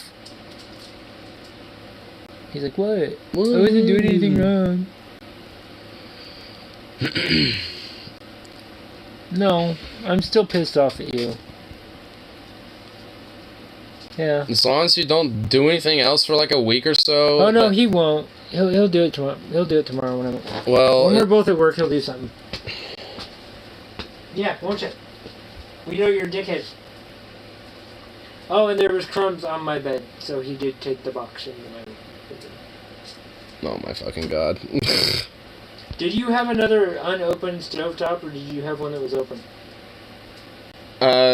He got into one, and I left that, off to the side because he didn't, like, get into all of it. There was most of it left, so I just kind of put it off to the side, and I was just going to make a 2 batch of it with that open one and another one. Well, if you had one that wasn't open, that was in my room, too. Did you get it? There was an open one. Oh, well, it's because there was one time he got into an entire one, I think. No, it wasn't all tore up. It was like somebody opened it and made it, and then... Oh, well, okay, then, yeah. That would have been me. Oh, and that's not all the trash in there, bro. And this damn dog, bro. No, he's trying, that's how it was. Me and Ethan, mom's just kidding. Logan used to be transformed, now he's become the woke. Like, I mean, I wonder when that shift happened, honestly. I wonder, because now I kind of want to know what his take is on, like, transgenderism and stuff, because I remember even him and I having having beefs about that before. I mean, not necessarily. I kind of knew he got into that before. Oh my god. Yeah, it's tort. Well, I know. Well, nice. Good job. Trash. Full trash bag. God, dog. I seen a pig. But he says hello. Logan didn't notice that she was trans at first. No, so is that how he got into trans people? Is that he found the ones who passed? What's Vukov due to his time? He keeps getting into fucking my roommate's shit. Well, I know, I mean, it's kind of my fault too because I leave food down, but still. Yeah. I have a floor.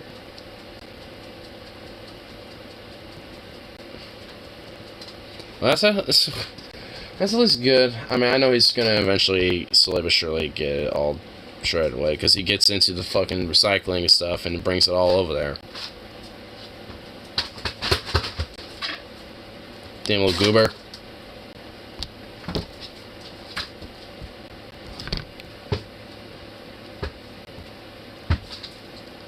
Be worse if you get into my shit. Or fist your face. See how you like it.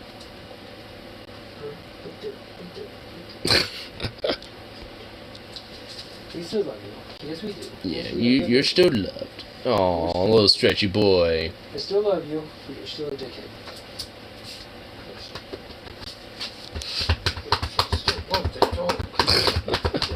What a goofy boy. Are you hungry? Yeah, a little bit. Got some bell pepper? A what? Remember the stuffed bell peppers I got last time? I don't think so. The ones I brought home? Oh. Last week? Oh, I think so. Want 2 of them? I'm not really a big fan of bell peppers, though. What the fuck is wrong with you? They're stuffed with meat. I don't. Sorry, No more talking. Do you want to at least try it? I mean, I guess I'll at least try a sample a little bit. I'm not bringing it in here. Oh my god. You can get up, you fucking pansy. Yeah, you know what the fuck is wrong with you? Bell peppers are base. I mean, it's the texture of them. They feel kind of plasticky. I mean, I'm just not a big fan of them. Like, jeez. Alright, hold on, give me a second. Ay. Took off your butt. Look at you. Your psychopathic little butt.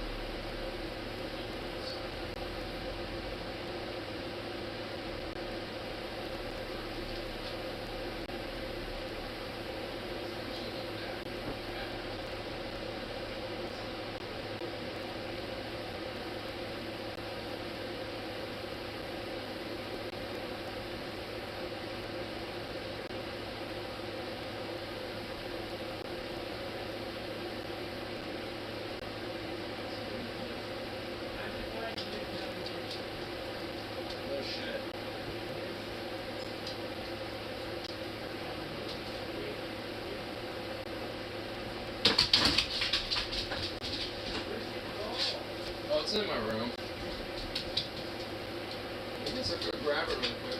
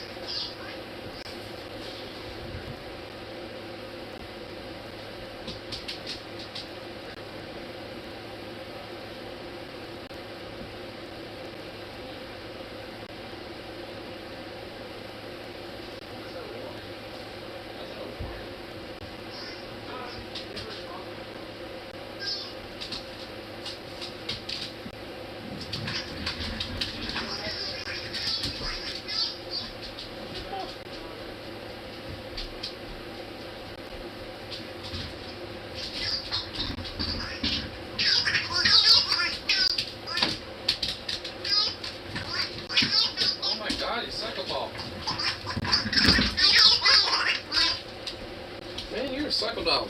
Look at you. Oh my god, you're a freak. My lord.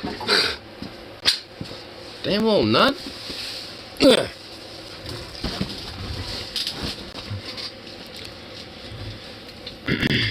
Must have been, it's one of those fake bell peppers. No, I've tried bell peppers multiple times, and in various different instances and shit, and I'm not a fan of them. I've had bell peppers in various different, times and cases. I mean, shit, I've even had them when they were homegrown, and I'm just not, the biggest fan of them. I mean, I like the spice when they're mixed in with other stuff. If you dice them up real good and blend it in with, some other shit, it's fine then. I don't give a fuck then. But just straight up bell pepper, though, eh.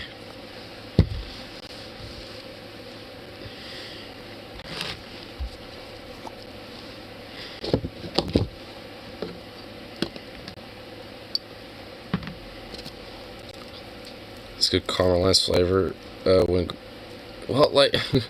I prefer other shit to grill up, onions and other shit. I'm not a biggest fan of bell peppers. Oh my god, I'm getting accosted over my just general nah, not a fan. It's not ugh, they're disgusting. I mean, it's not even I'm saying that. I even said earlier they're alright when blended in with other shit. Making a salsa or something. God damn. Getting accosted over the fact that I'm just meh on bell peppers. Holy shit. Makes you feel better. I love other peppers. I love jalapenos. I love habaneros and other shit. If anything, I like spicier peppers. So, jeez.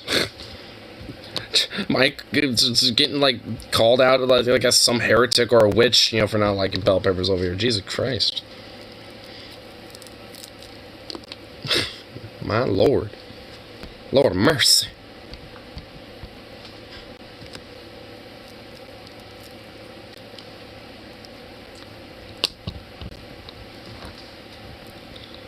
Jalapeno.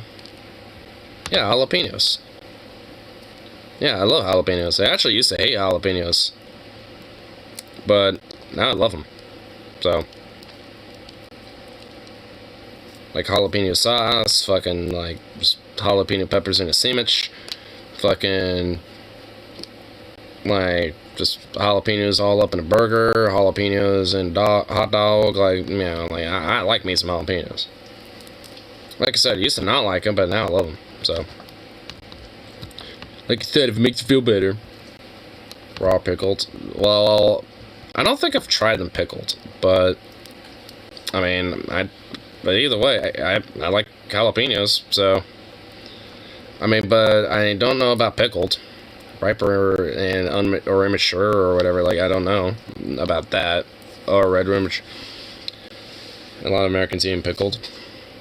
Oh, I guess when it comes to, diced jalapenos and shit like that, then yes. Yeah, so, I mean, but even then, yeah, sure. I mean, honestly, either way, I like jalapenos. So, and for yeah, and the green jalapenos and red ones. So, I've always had green. Yeah, I've never. Yeah, like, wouldn't it be the opposite? Because I have seen red jalapenos, but they're always specifically, like jalapeno red and green. Like, they're two specific different like things that are put on the shelf. So I assume there was just different types of jalapenos, and usually people think about the green one. Tastes more flavorful when they're mature. So when they're green, yeah, okay. So I guess that's why people, usually pick them when they're green for the most part. Because I have seen red ones. They lose a bit of flavor. But don't they get a little extra spice though because of that?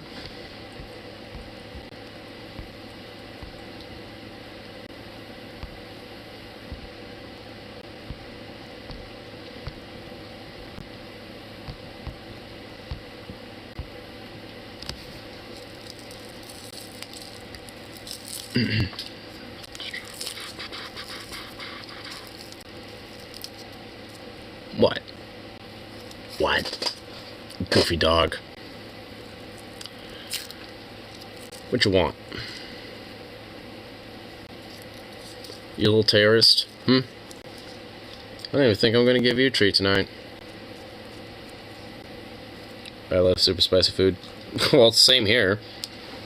I also kind of recently discovered, like, one of my coworkers, like, straight up is basically whiter than, like, white bread. Like, enriched floured white bread when it comes to food. And it's like, I just kind of looked down, I'm like, what the fuck? I just named some basic stuff, and I'm just like, like tacos, some spicy sauce on it, and just like, no. And then just like, fucking, like, some pho. What the fuck is that? And I'm just like, oh no. I just kind of went, oh no. I'm dealing with enriched flour white bread here when it comes to food palette. Oh no. It's like I'm dealing with enriched white flour with grilled cheese sandwich on the side right here. Like, oh no. Oh god. It's like the disappointment, man. It's like, oof. I love me some flavor. I love me some spice, dude. You never discovered I'm secretly black. No, oh my god, I'm not, no. I mean, I like spicy food and shit. I mean, I like fried foods too. But also, like, fried food can be found pretty much, like, in every part of the globe too. Like,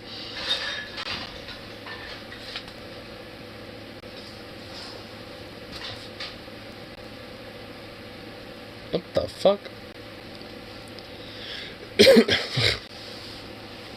Sound like a collapse of dishes going on out back there. What the fuck? They prefer Tabasco.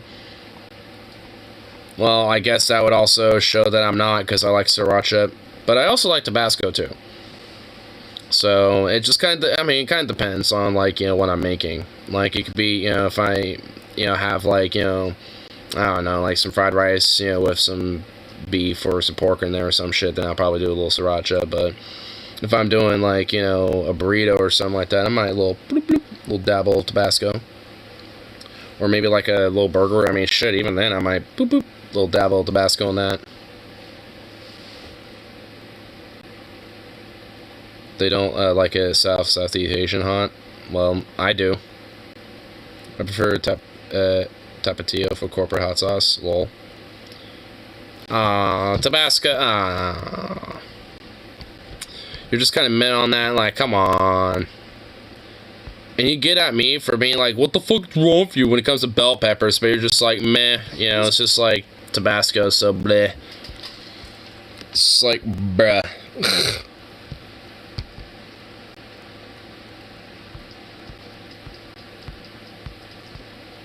Bleh.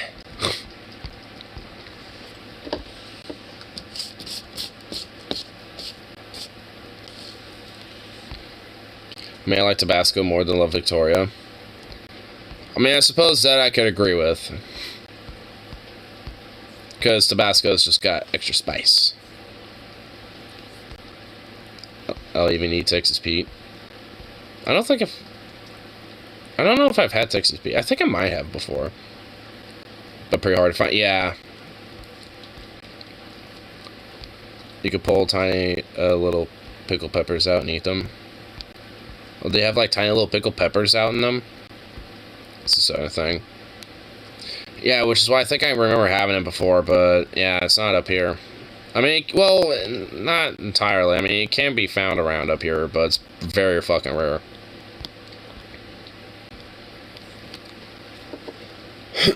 But, I know at least in the South there definitely is. Louisiana brand hot sauce used to be good, but it became hard to find also. Yeah, that is true. Because I remember seeing that around. I would grab it occasionally and stuff because I thought it was pretty good too. Gets flavor from small green peppers that it's bottle pickled in. Check Discord for something. It's haunting. Oh god, what did you just do? What are you doing?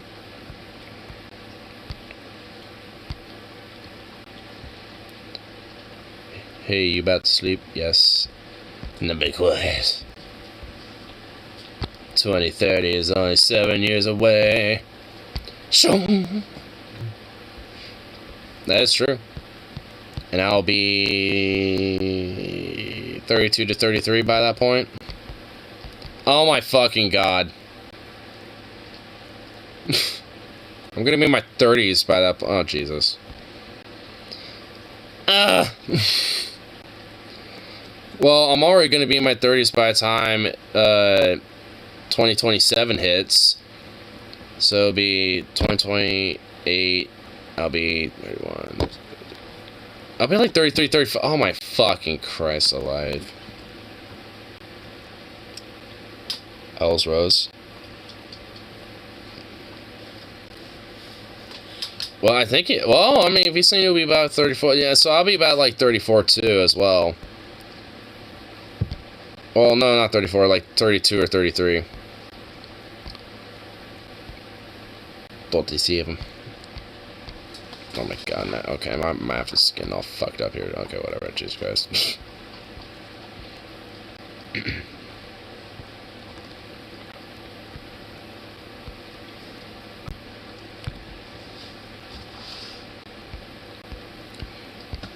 You want? Oi! Oi! Stop it. What are you doing? Cease and desist, sir. Do you think we'll live to 2070? I guess depending on our health choices, or life choices, I suppose. But also, I think it would also matter depending on where you live in the environment and, you know, climate change and other factors. Would you want to? Probably not, but, you know, fuck it. I'm in for the long haul. Fuck it. Might as well. Might as well see what happens in 2070. If I can make that long. If I do, hey, I'll be here to see it. I mean, you kind of have to kind of, like, take the life by the seat of its pants a little bit, you know, with, like, you know, shit, you know, every now and then. Just be like, you know, would I want to? Probably not, but fuck it. Gonna do it anyway. Where it's like, you know what? Probably don't, but if I'm gonna be around during that time, might as well see how it plays out. Fuck it. Yeah, grab life by the pussy. Cause I don't even wait, bitch. Cause I got that dog.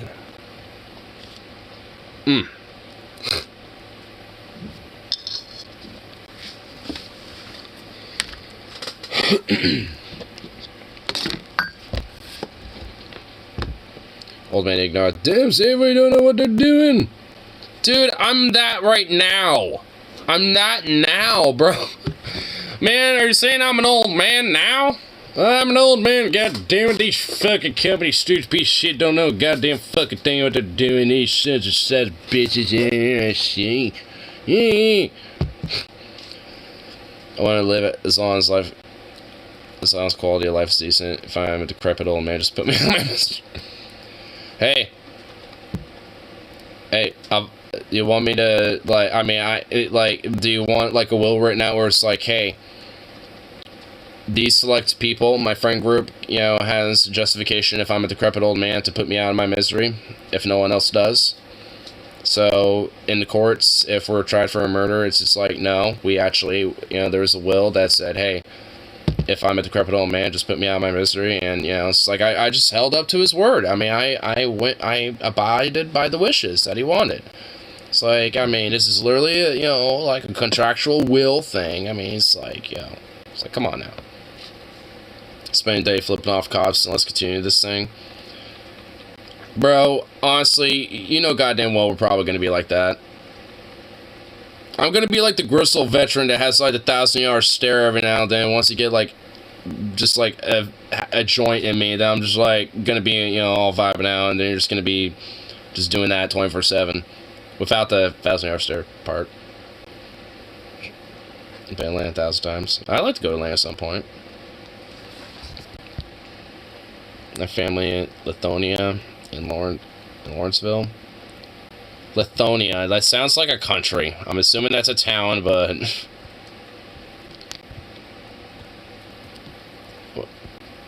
oh god, that would be worth it. Oh, what, the, oh, just like, what, 27? Yeah, probably. Gonna live the old man who blames his crimes on dementia.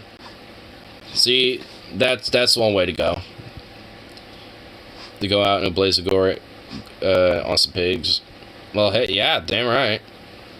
Like, honestly, if I found out that I was gonna, like, you know, fucking, like, die of cancer or some shit, like, I would probably, you know, and it's, like, stage 5, you're terminal, you got, like, 6 months to live, I'm just gonna be like, yo, fuck it. You know what? I got that dog in him. I'm gonna, like, you know, just be like, hey, you know, you know, like, actually, well, for the first 4 months, there's gonna be a lot of, you know, doing whatever I can to, like, you know, maximize what I want to do within a short period of time. And then the last 2 months are gonna be some plans, some plotting, and some scheming. Lawrenceville, that's my hometown. Lawrenceville, Georgia, right? I mean, that's what I would assume that Carl was mentioning.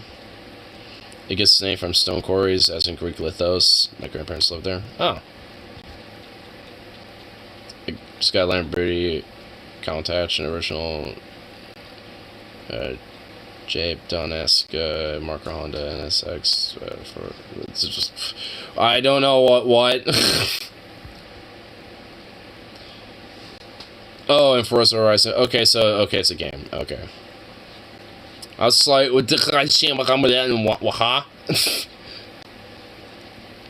Peach State represent peaches. Oh, princess. They remember Osakar are gonna have a real life anime crossover. I mean, they kind of are. Right? Like, there's a little anime crossover going on here. Well, shit.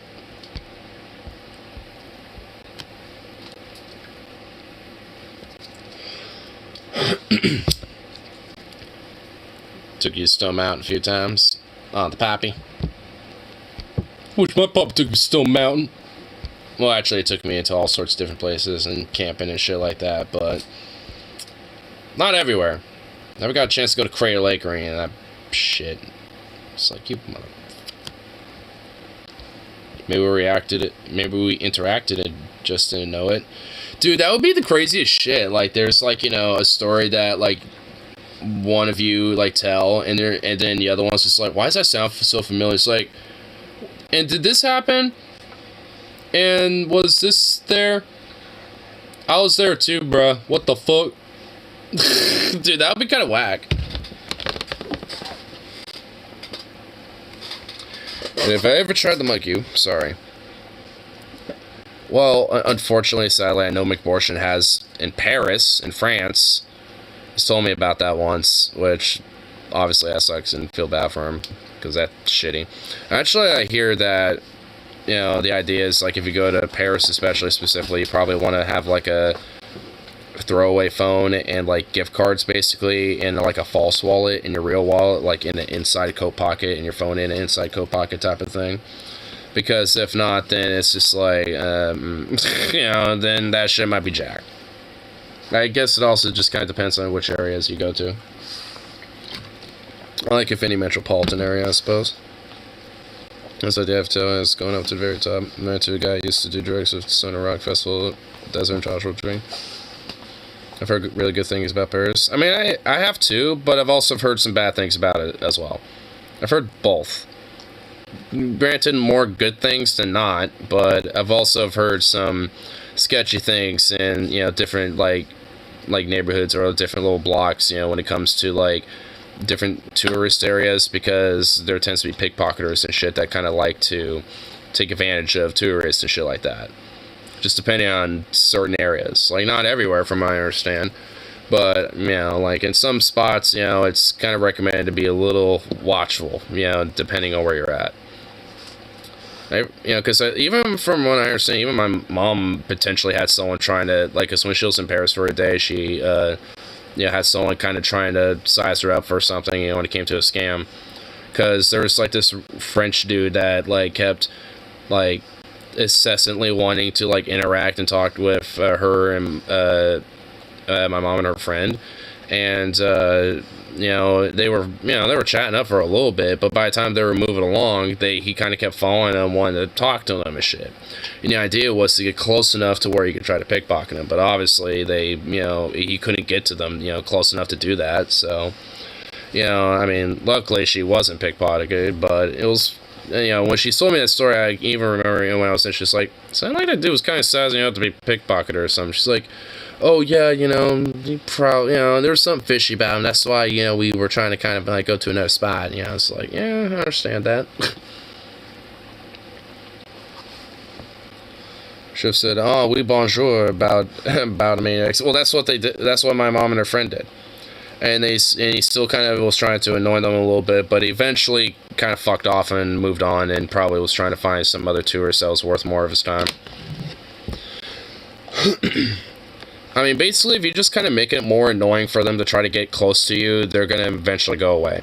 So, I mean, because, they're like, sneaky with it. They're not just going to be like, give you money with a knife or some shit. They're going to, interact with you like, hey, are you a tourist? Welcome to Paris, my good friend. And, whatever the fuck, and try to pretend to be like some very welcoming dude. And it's like, And honestly, being in Portland, I've been around, Portland long enough to, someone doing that, I'm gonna be like, I'm gonna have a 6 feet distance with you, sir. Because who the fuck knows, like, what someone doing that is gonna be doing. I don't care if they're from Paris or not. I'm gonna back away the fuck up if, someone tries doing that. At least in Paris, it might be because they want to try to pocket my wallet, but in Portland, it's probably because they want to, like, stab you or something.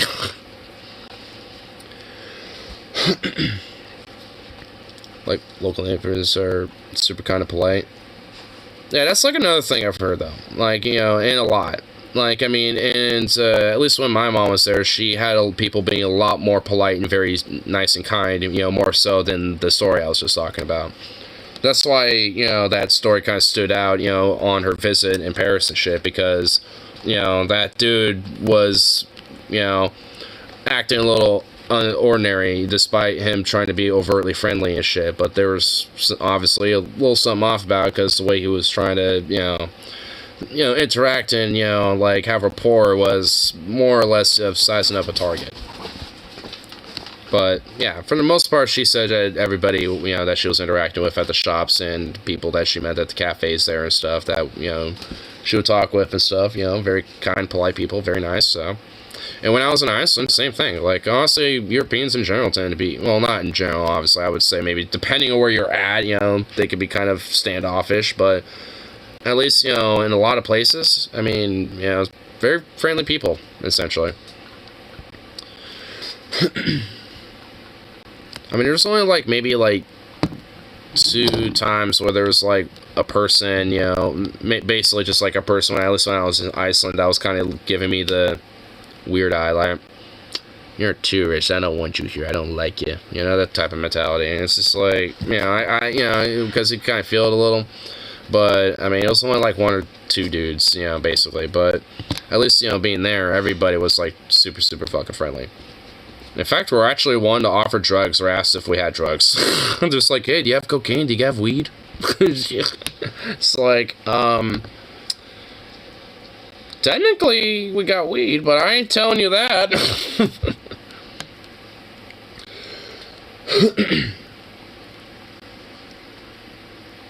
Parisian nicer than Amsterdamers. Yeah, well, I don't know any direct, like, stories from that, you know, from any family or anything like that, because my parents, or at least my mom hasn't been there, and I haven't been there yet. I'd like to go there, though.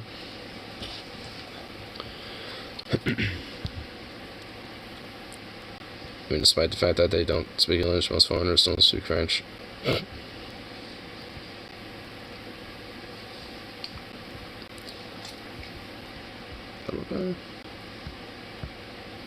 Would Ignar move to Iceland if they legalized the reefer? I mean, that would definitely be more of a push. Because, I mean, they're very chill as fuck over there. And literally and figuratively. But, and also, at least in Reykjavik, they have actually a pretty legit strong music scene. Like, they got a lot of musicians that, you know, that, like, get together and, you know, go do, like, house shows and little bar shows and shit like that. So, I mean, you know, there's also a lot of that, you know, and, also, like, there's a lot of different food, you know, and also, like, different diverse amount of food, too, like, you know, from different things. So if you want, like, some Thai food or some Vietnamese or something like that, I mean, they, in Reykjavik, at least, they have it there. On top of, like, local cafes and shit like that, too. Too dark, too cloudy. Any photosynthesis? Well, during the summer, it wouldn't be a problem. You can spend your summers up there. And then your winters in Albania. There you go. Boom. Because the sun is going to be there for most of the time, you know, because of, like, the sun basically beaming down on, like, at that point, at, like, what, like, 14 hours of the day or some shit, maybe? Okay, maybe not that much, but pretty good chunk of the day during the summer. Go get your photosynthesis in.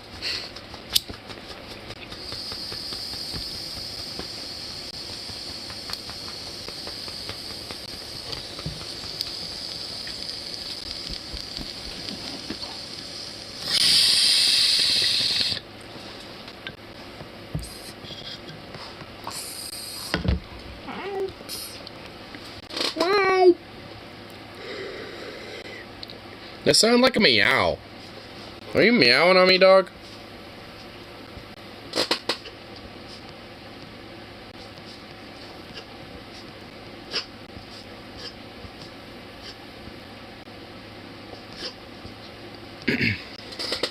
What's up? What's up, little boo-boo? Look at you.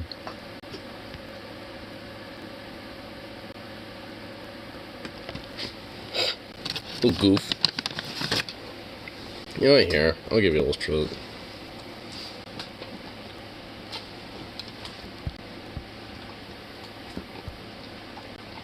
Iceland's polite, safe, orderly, especially but native cuisine isn't my thing. It's too dark.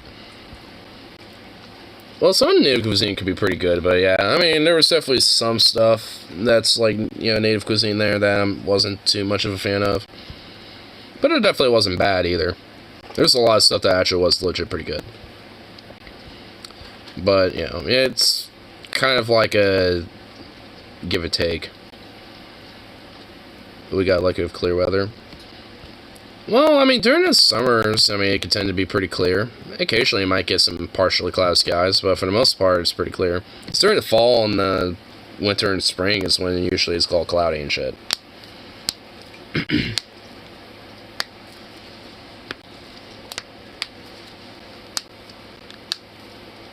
Oof.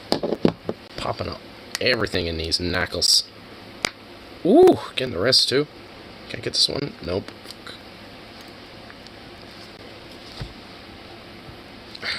Oh, I feel like I can almost get it. Hold up. I'm gonna kind of do this.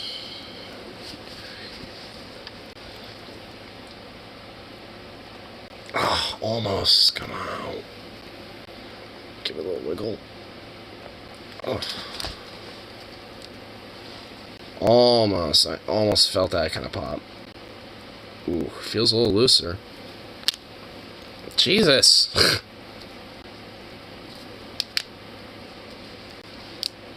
Anything else to fucking, like, pop in the joints in my fingers here? Jesus Christ. Netherlands would be cool. Also, I think more people speak English there. I know Uruguay would be pretty dope. Legal weed there, too. And plus, I imagine a lot of native cuisine there would be pretty fucking, like flourishful and flourishful.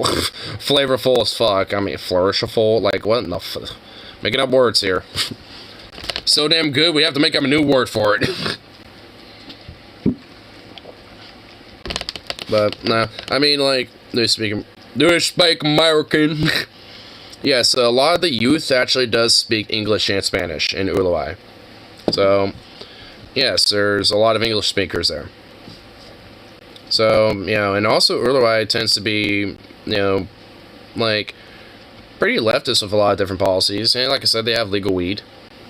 So, I mean, all in all, it's actually it's kind of like the South America's version of Iceland with some differences, obviously. You know, at least when it comes to a lot of their type of, you know, economics and policy and shit, but, you know, and obviously culture and all that shit. But, you know, at least when it comes to just, like, general, like, living conditions, like, they're kind of, well, not the same, but at least, you know, tend to have generally decent safety nets and are pretty decent to live in, and also have pretty easy access to citizenship. Because Iceland's pretty chill about citizenship, as, like, at least as long as you have at least, like, some basic skill trade that, you know, can be useful, like, when it comes to, like, shipyard work, or, like, you know, machinery, or, you know, just, you know, like, anything from that type of stuff. And especially if you happen to be in a relationship with someone who is from Iceland and lives there. So, want to go on a South America trip? Hey, if you end up, like, you know, planning on, you know, something like that, you know, I'd be interested in fucking doing a you know, like, long-term little plan and doing something like that. I'd say we go to Vancouver first, though. Try to get that, you know, set up. See how we all do in a foreign environment together. Been to Iceland, Uruguay, and Argentina. Well, man, well, Mr. International over here. Jeez. Fucking flexing. I've only been to fucking Iceland. Like, I know where my passport is, and it's just like, damn it. It's like, I've only been to goddamn fucking Iceland. Need to fill up that passport a little more.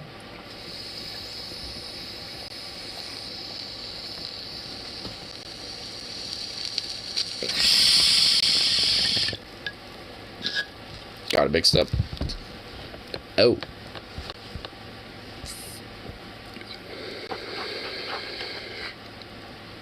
Have to be a citizen to buy.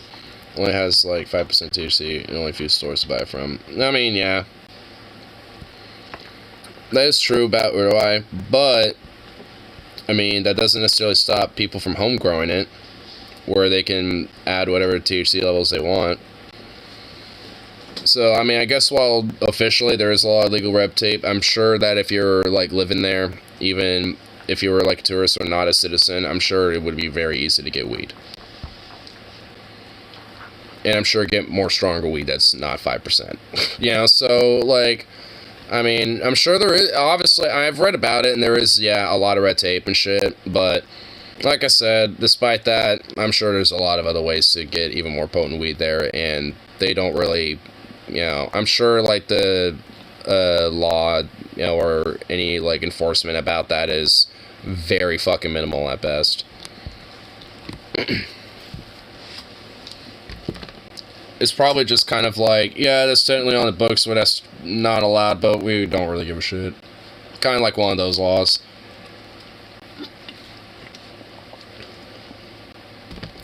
Most half-assed legalization ever. Well, that's what I mean.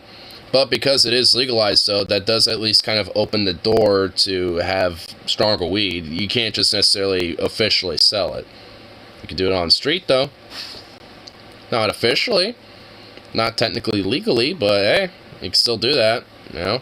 So, I mean, while that is, yeah, the case, I mean, I'm sure, like I said, when it comes to buying weed, it's not that hard.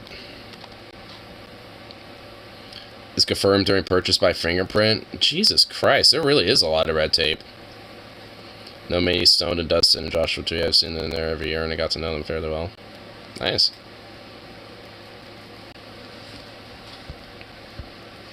Need a license from the government to buy it? Oh my god. See, that's what I mean. Like, because of all that red tape, there's going to be people that are just going to, you know, get it in an easier way instead of doing it that way.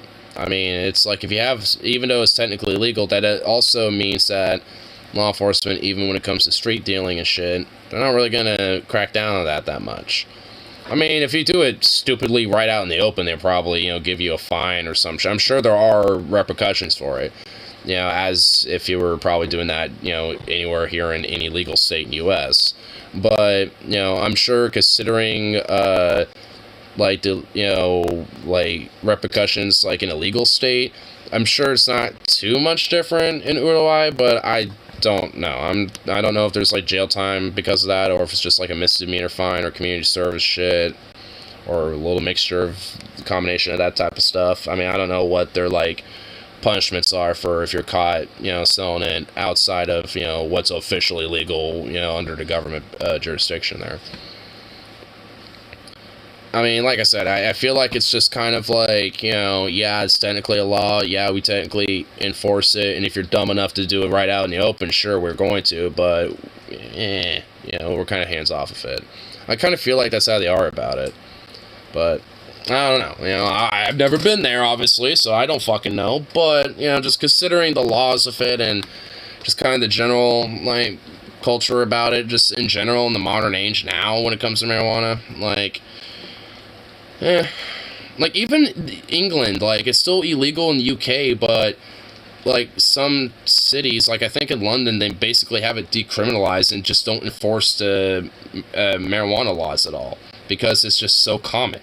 Like, some places, you know, even though it's technically illegal, they just don't enforce the laws on marijuana, you know, and just hasn't changed, really, just because it's so common, and they recognize that it's not that big of a deal as long as you don't fucking, you know, try to crack down on it, and they don't give a fuck. As long as they're not being too blatant with it, is basically is their rule with it, essentially, when it comes to stuff like that. It's like a cultural rule, almost. It's like, just don't be too overtly dumb with it, and you're good. So it's like, I kind of feel like that's how Uruguay is with it. And yeah, it's basically how neoliberals legalize weed. I mean, pretty much. It's like Prohibition City, all we have is CBD and synthetic analogs, THC, no medical either. Ah, man, that sucks. Yeah, Alabama's like the same way, because they have, like, fuck all either. They have medical, but it's like 1,000, like, lines of red tape all over it. And it's shit. Wish Venom was in here. It was like, stream time, like right around 10, and I'm like 20 minutes afterwards, like, yeah, I'm about to, you know, pop on. And then it's like, where the fuck are you, little hoe? Not here. Bastard. UK should just elect labor and legalize marijuana already. Or just do the marijuana legalization part, especially, at the very least, at least in this context. But the labor part, yes, that too. But they won't, because regardless of how many scandals conservatives have, the voters go anything but labor. And also, the UK has just a weird fucking janky-ass politics where like, prime ministers are essentially just, like, anointed or whatever the fuck. Like, their shit's weird. Well, they're fucking British anyway, so that makes sense. But, you know, that's the side point. Neoliberals like, okay, you have to be 25 to buy weed, only a gram at a time, and we're gonna have reparations so only black skin open dispense. Dude, that honestly is like the neoliberal pandering virtue signal, you know, to like fucking like marijuana legalization. That would totally be it. And then it just incites more of this whole weird like woke culture war huckabaloo nonsense, because, you know, they're trying to like be too panderous and just like go pretty much the exact wrong way about it. It's just like, ay fucking yay, man, Dios mío. Dios mío. Why?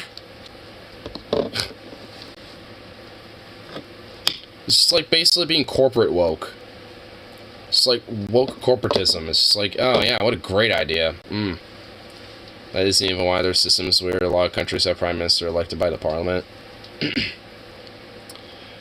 I mean, well, like, I'm just fucking on British people because they're British. Like, okay, I'm not actually being that serious. Like, I'm not actually being like, oh yeah, it's like, that specific part, is weird. I'm just saying that because they're British. Like, I'm just fucking on British people, okay? I'm not being serious. This encourages people to vote in local elections. I mean, yeah. I guess, in that sense, sure.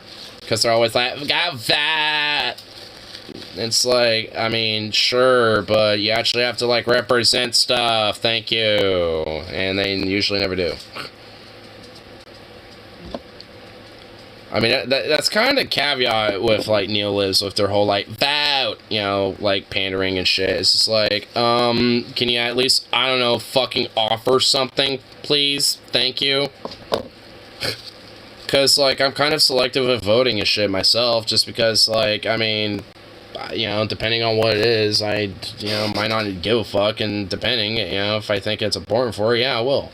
Last election I did, but I don't, I haven't, every single time. So it's just like, I mean, it's like, offer something, and actually, like, challenge the system in some way, even if it's, like, minimal. Even if it's, like, prioritize, to, like, one or two things, shit, something, fuck. Check the last link. Where is it? Where is it? This is the most pathetic shit. Wait, what? Most pathetic shit. There's no mainstream, even shitlet party.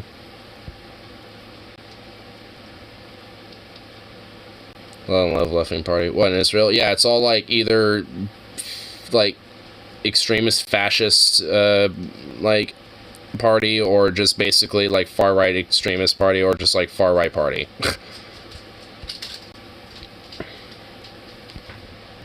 This is what cops do in schools, abuse kids, especially black kids. PSA, what police do in schools. I've seen this before. I actually seen this video before. I know what this is. Here, actually, let me turn down. Oh, god damn it. It's gonna be this way about it. Hold up. Let me do this, y'all. Because it wants to be dumb. There we go. So it's not blasting. But yeah, basically this, black kid just basically just gets, like, creamed down and dragged. Just, cop being a cop. And being a pig. Being a scumfuck. This is where I need a harmonica. They just go... or some shit. If you have the Israeli equivalent of MAGA with Netanyahu, or the Israeli version of modern Republicans with Yesh Atid, governance amount they can have. Yeah, honestly, if, like, Trump did that, then, you know what, okay, whatever. I could care about him converting to Judaism, because that literally just be a grift anyway. He wouldn't actually be doing that. And the fact to go to Israel and somehow become a head of state and just, like, fucking use that as an attempt to, like, avoid persecution in the U.S. and extradition, then, you know what, I don't even care. Fuck it, let it happen.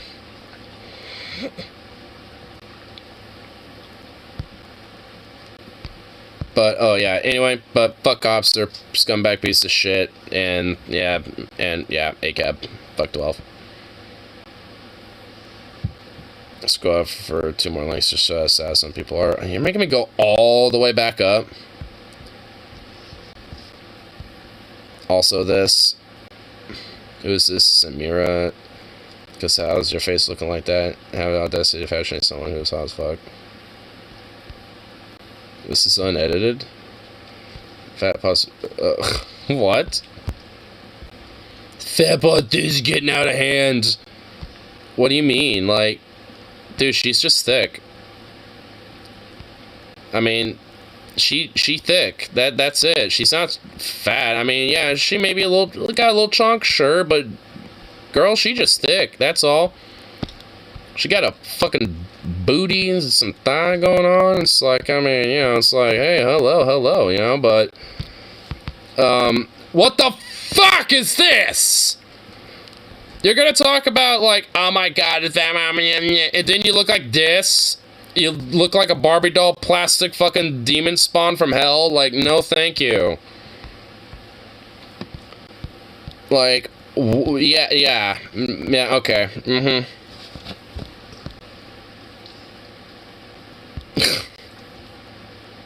I'd hit it. Dude, I'd tap that. Yeah, that's what I mean. It's like, hello. Kobe's like, good. Oh, Kobe, oh.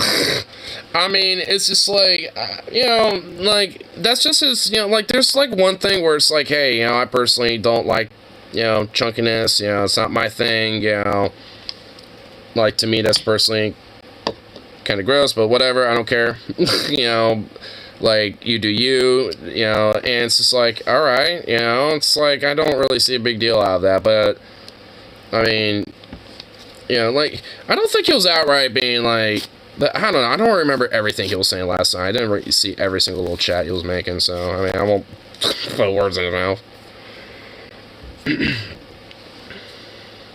As much as I laugh at women like that, you know, there had to be some brainwashed shit going on with her. Yeah. Through as a secular far-right nationalist party, which also tends to be very religiously backed, too, despite that. They're about as secular as America is. In all serious, though, I'd hit it too. I mean, for real, because honestly, I mean, like, yeah, she probably got, like, a little chub here and there, you know, like, around the edges, but, like, so what? I'm, like, she thick, I want that.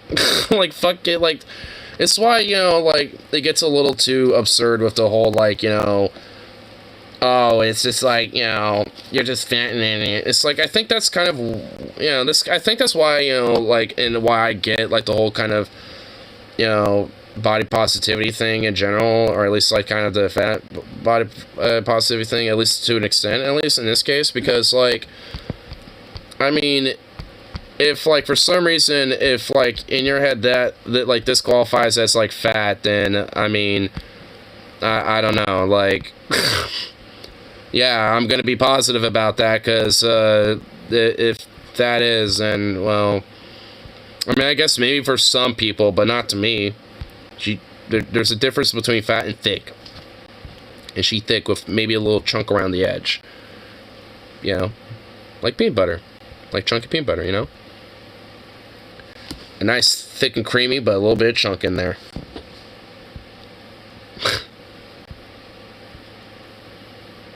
This Seymour's going for the best insult someone could think of. Mutual mind was like, okay, big boobs, and another plow was telling how they say similar things to her.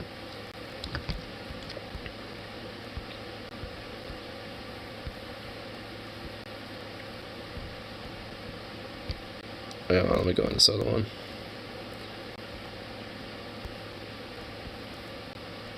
She blocked me for this. I guess she has a habit of name searching. Oh my god.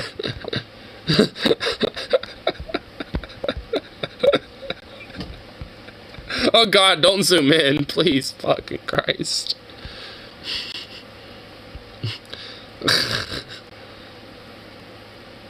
The people being harder than me movements can. Oh, sweet God. Fucking hell. Oh, Jesus. Chick reaction positivity movement is getting out of hand. Poor, stressed out man prefer, like, Ashley Graham. Oh, what? Dude, what? You all are right. I'm very jealous of Ashley Graham's fat rolls. I'm assuming, like, you know, that this chick, right? Like, right? One? Okay, like, I could tell with this dress, it's like, you know, I could kind of see what, you know, some of the edges going on there around the belly line, right? There ain't no rolls going on there. Like, I don't see no neck roll either. In fact, that's actually kind of like a thick-ass neck. Honestly, she's probably like a little fit under that thick. She's got like a little bit of all, you know, all of the above. She's got a little bit of fitness, a little bit of thickness, and a little bit of chunkness. She's kind of going all three. More of a, like, more of a woman than you. You, the Sarima Khan psycho bitch, like, get wrecked. Your face tuning is getting out of hand. Oh my god. I never heard of big boobs used as an insult. Like, is that really the best they could come up with? Okay, John Dink. Oh shit, is that straight? I don't know. Conservative majority is highly non-cyclical country does surprise me. Oh, those Musk fans, shocking to know. She's, oh my god, okay, yeah, it's like, people make fun of Temple for being bald. Like, Dean is sexy, right? Like, nothing tells me I'm more than bald, same thing with big boobs for men. I don't know if that's... I don't know if there's like a trolling going on there or not. Some guys can pull it off, and women. Yeah, I mean, hell yeah. Like, there's even women that can fucking pull that shit off, too. Being sarcastic. Well, I mean, honestly... like, one of my coworkers straight up, unironically, like, there was this, black dude who was bald and wearing glasses, and one of my coworkers, she straight up was like, and then she walked away, and I was like, and I kind of walked back there, it's like, what's up? And I was like, I kind of noticed that, she's like, it's like, I love a man when they're a little bit, you know, when they got a little bit of bald, and dimples and a little bit of caramel with them. And I'm just like, I just started laughing because I'm just like, okay, so I kind of know her type now. Bald, brown, and with some dimples. And I'm just like, all right, damn.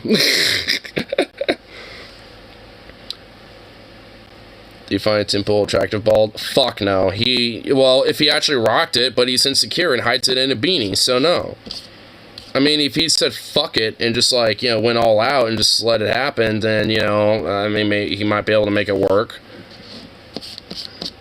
I mean, it's like, that's the thing. You have to just embrace it. You just gotta let it work, you know? I mean, you can't just be like, oh, no. I mean, you just gotta be like, oh, well, there it is. Fuck it. Just let it, you know, just let the rest go and just embrace that shit.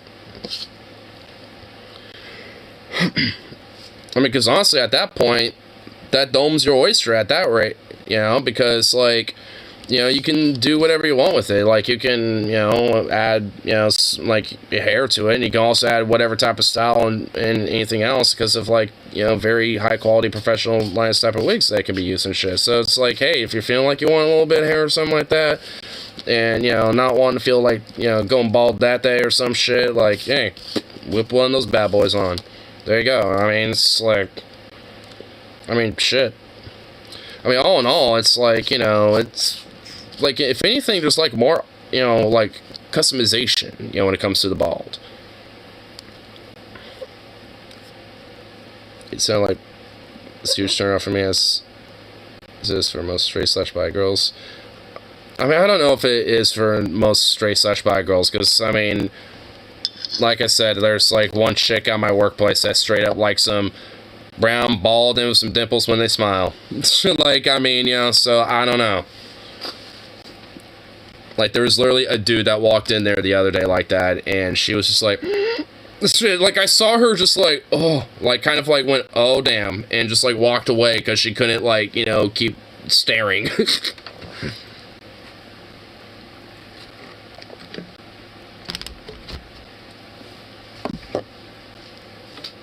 Or is supposed to leave your calling card?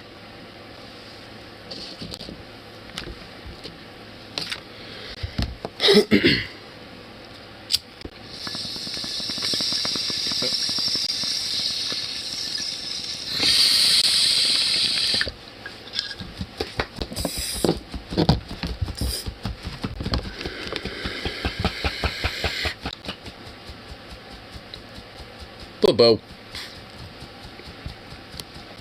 likes bald guys too. She ain't the only one. She's just the most immediate example because she's the most recent one that I could think of because that was like literally like 3 days ago. I mean, like, a lot of different chicks that I, have met don't really, like, care one way or another about baldness or either find it, like, somewhat attractive. I mean, sure, they might have their preferences, but I've never seen it be, like, like a deal breaker for chicks. It's usually, like, other factors, that tend to be a deal breaker.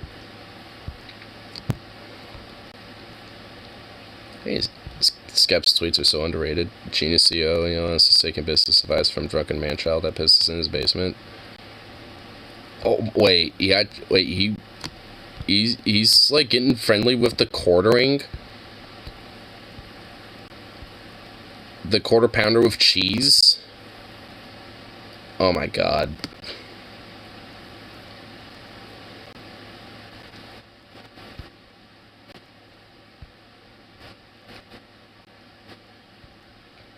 Most girls prefer hair, not all. I mean, I don't even know if it's necessarily, like, outright most, because, I mean, I don't think it's necessarily, like, a major factor for a lot of chicks. It is, I think, can be for some, and I think for some, it's the other total opposite.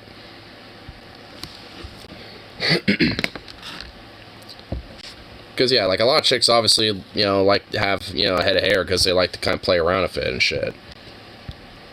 Like, I also know a lot of chicks that love long-ass fucking hair on dudes. And wish dudes would rock out long hair more. Because they like playing with it. And I've had that happen a lot. Just platonically, even. Just be like, can I pet your hair? Just like as a question, I'm like, oh, fuck it, sure, why not? He asks. So. Who arrested that guy going bald, killed their Tinder game?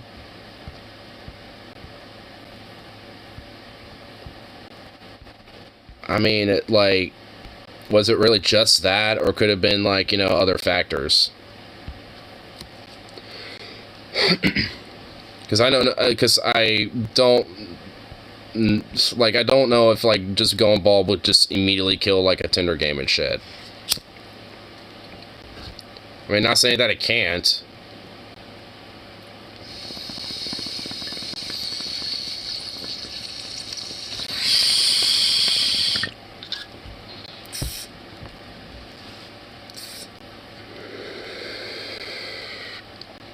As in not balding. I mean, I'm not saying that, like,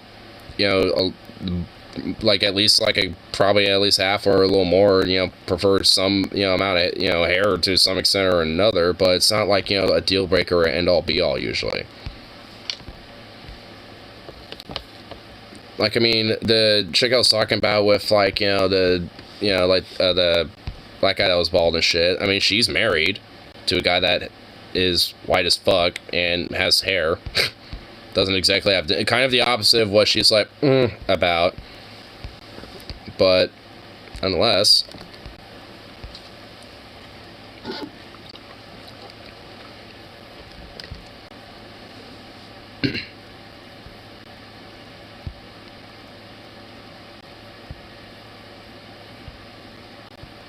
Generally speaking, in terms of statistics. Well, I mean, when it comes to, like, general, like, interests and stuff, like, those things, tend to, vary and fluctuate over time.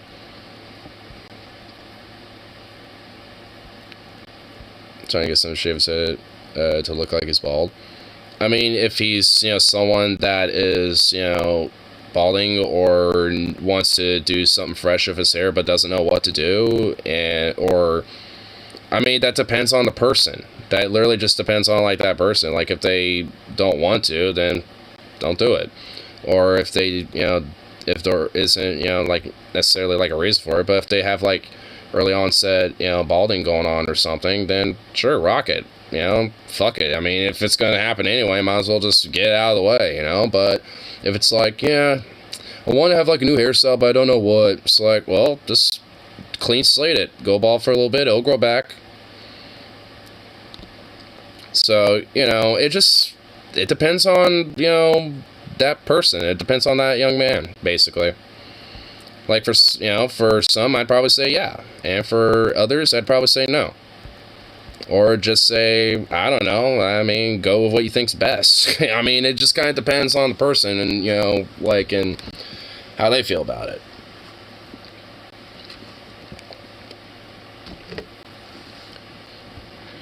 It'll improve your chances because it almost never does.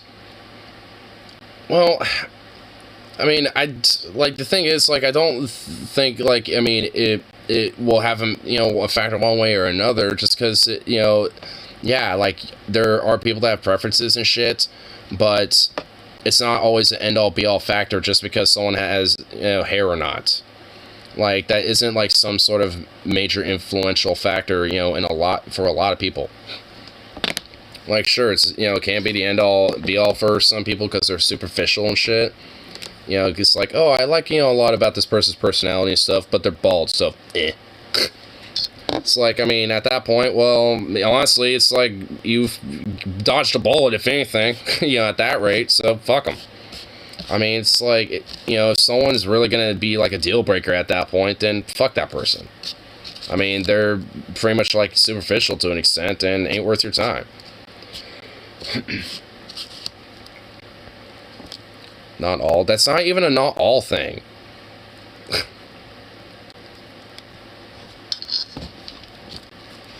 I just think it just doesn't have, like, a major, like, relevant factor one way or the other. It just depends on the person, because, I mean, if someone's going bald but doesn't, like, do anything with it, and it's all patchy looking and stuff, then, yeah, that ain't gonna help. But that's why, you know, being more, like, you know, at least, you know, being more confident when it comes to, like, you know, these type of toxics, or at least being more positive about these type of topics, you know, helps not make dudes like that so insecure about it. You know, because they know that there's at least options, and it's not like the end-all, be-all just because they happen to be gold balding or some shit. Like, that's not doing not all or exceptions to rules or some shit.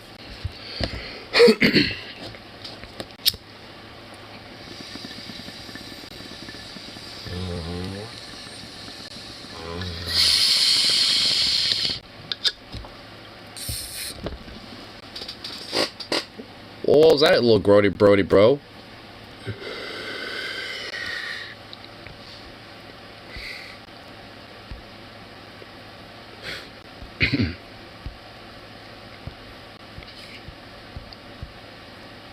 I don't know, Jerry Rig, everything is hella... Jerry Rig, everything is hella ball, and you got a smoking wife. Who?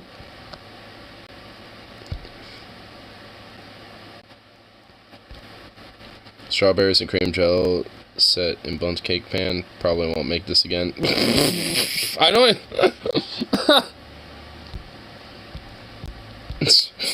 Can I even show this?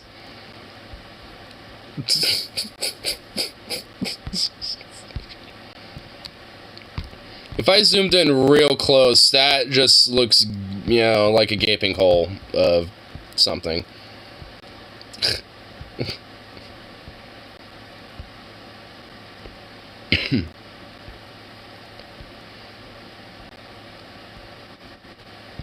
Cannonball. Oop. Never mind.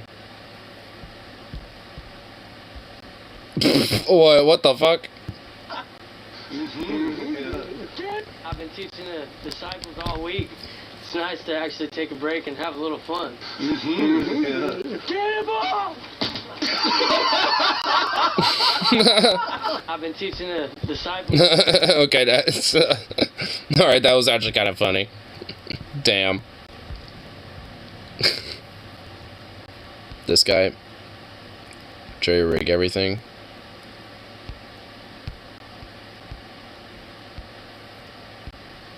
Oh. Yeah, okay, so it's a channel that I don't know about. Though they got a pretty big channel, they got a lot of fucking views and subs, and yeah. Damn, a lot, a shitload of subs. Like up there and damn near 8 mil.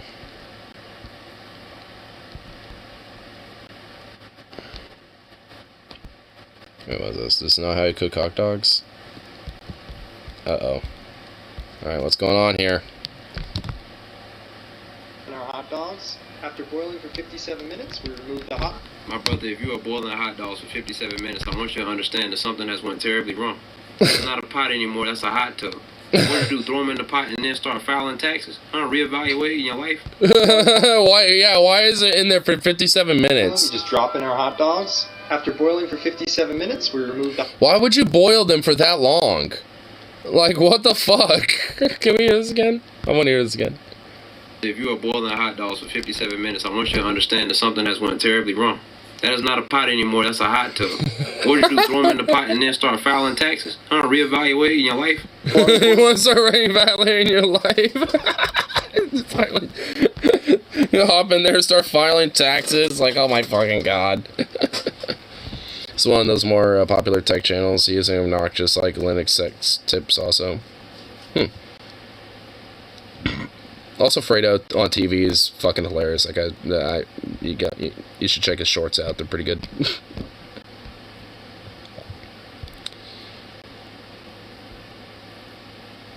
They're already cooked. You can nuke him for 30 seconds and move on. I mean, yeah, so it's just like, why boil them for 57 minutes? Like, there's no reason for that. You could boil them for, like, 5 minutes or something, but, like, why? Wait, what's this? Alright, what is this? You there, boy. What discourse is it? When I was a kid, I read an episode on Objectivist website about how Scrooge was a better person at the beginning of Christmas Carol. The reasoning went something like, being miserably allows Scrooge to charge more competitive rates. It's his business, so he can do whatever he wants. His clerk is to meet children to feed. That's not Scrooge's problem. If he raises Bob's salary and Tiny Tim doesn't die, he'll have to raise his prices and everyone else will suffer. Anyway, after reading this, I immediately dismissed Ayn Rand and her so-called philosophy forever, and this is why I'm eternally grateful. Rand's prediction in the sense that it pertains to Christmas Carol. Fuck. Wait, what? Huh?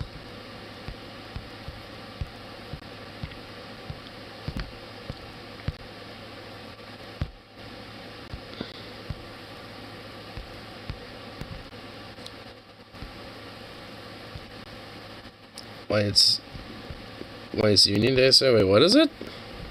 Is it? Wish this movie stopped aging so well, honestly. The reason It's a Wonderful Life holds up so well is George's line, you know how long it takes to work a minute to save $5,000 to somehow not age even slightly. True. Yeah, you know how long it takes for me to save 5,000 fucking, but you know how long it took for me to save 1,000? Unions, because the chance of 3 ghosts visiting your boss to make him do the right thing is unreasonably slim. Oh, I see. Okay, so there, you know, it's basically highlighting some of the more like kind of like pro-worker rhetoric and pro-worker themes in it. You know, honestly, I never even noticed that until this just kind of got pointed out. Wow. Is there a Union Day? May Day. It's the closest one to one, I'd say. May 1st, so. That's honestly probably the closest one I'd say there would be to like a Union Day. Because at least in some places that's considered International Workers' Day. So, yeah, I mean, all in all, that's pretty much that.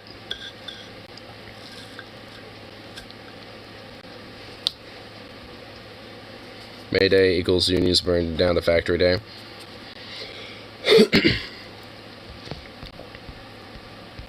Yeah. Again, pretty militant and rabble-rousy.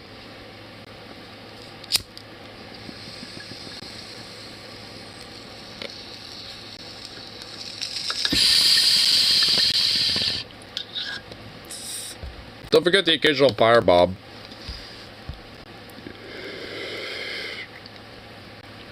And actual bombs. To meet dumb sponsors and Linus can be obnoxious. Or Linus. Linus. Linus. Linus. Some of his videos are pretty cool, like tour of Macron and tour of Intel Israel.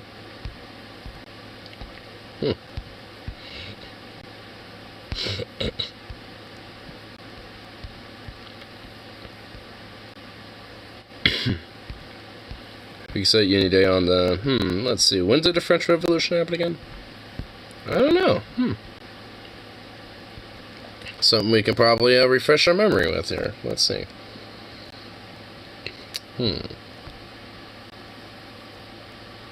Let's see here.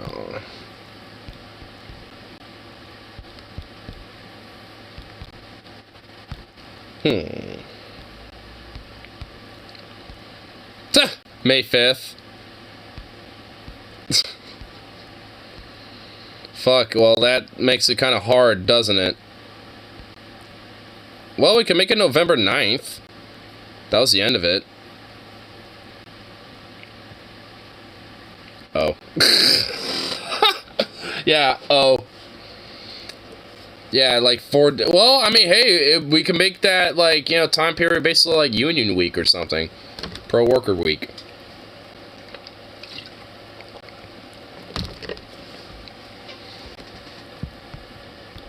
Goddamn Wikipedia, I am broke. I know, dude. It's like Wikipedia, I get it, I love you, and oh my god, I swear they're probably doing this very purposefully. We're gonna make this very slow. See? You need to donate to us. Oh my god, it actually is. Wow. Wow. Well, wow.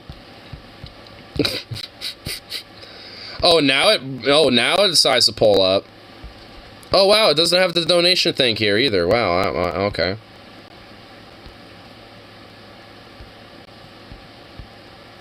Hey, look at that. Storming of the Bastille.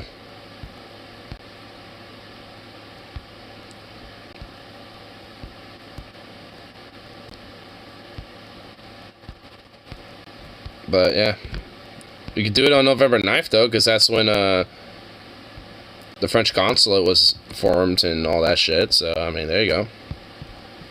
We could tie it to that or something. You know, get ghost subsidy. Oh, I know. It's all like, you know, publicly sourced. Scratch this. You got $5. Come on, I'll suck your dick. Come on. Like Wiki, they're pretty accurate, like 90% of the time, and they aren't corporate. Yeah.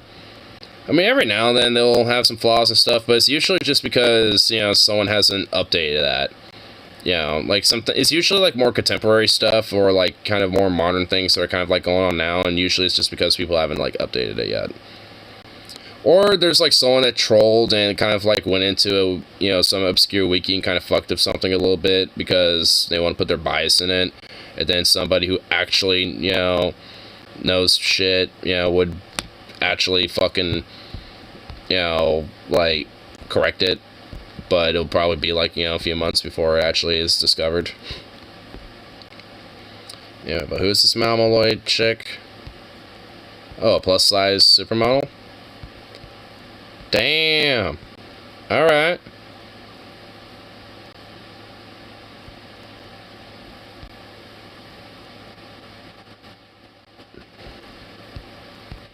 Alright, girl. I see what you're packing.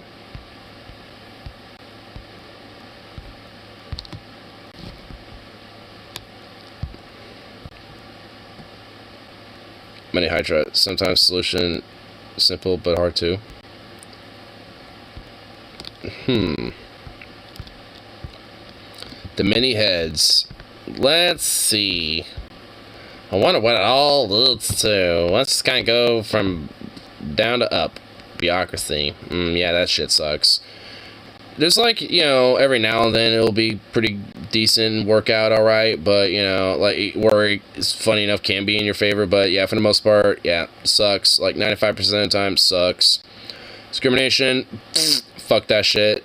Lost freedom, fuck that shit. Inequality, fuck that shit. Exploitation of animals and humans. Like, it just kind of be lumped in on this, like, one mega head. Globalization. Well, I don't know. It depends on the globalization. I mean, it depends on the, like, Depends on the conceptual, like, you know, way you do that. Like, I mean, globalization isn't just, like, you know, strictly a negative thing. It can be a positive. Centralization, again, that's actually can be a good thing. Environmental destruction, well, yeah, fuck that. Honestly, there's only two of these, globalization and centralization. Those are the only ones that I think are okay. Centralization, I think, is actually can be good. Globalization, you know, depends on how you do it. But what does it lead to? Can't believe them. Yeah, I think, you know, yeah, probably want to cut there. Probably want to just cut it right there. And reattach, you know, the centralization and globalization thing and keep that there. What is this? I already saw. I was looking at her already. Only I looked up on Google, and that's why I went damn. Because yeah, I can't exactly show what I was looking at. So yeah.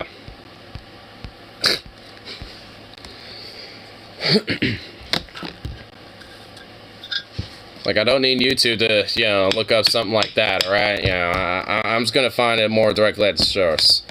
It's on YouTube Store. I know, but what I was looking up earlier to see who that was not on YouTube. You know what I'm saying?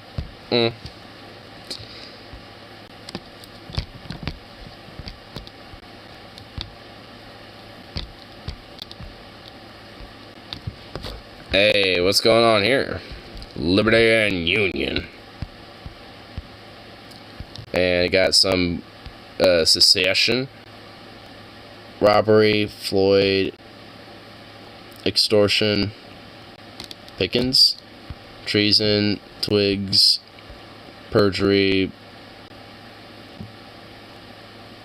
Beauregard, I think, piracy, Davis, Stephen living, lying, Tombs, hatred and blasphemy. Nice. Based. I like it. The Hercules of the Union, slaying the great dragon of secession. Nice. Based. We need a more modernized version of that.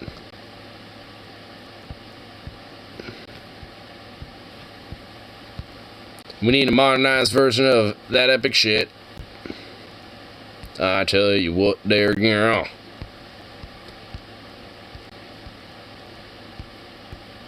Here.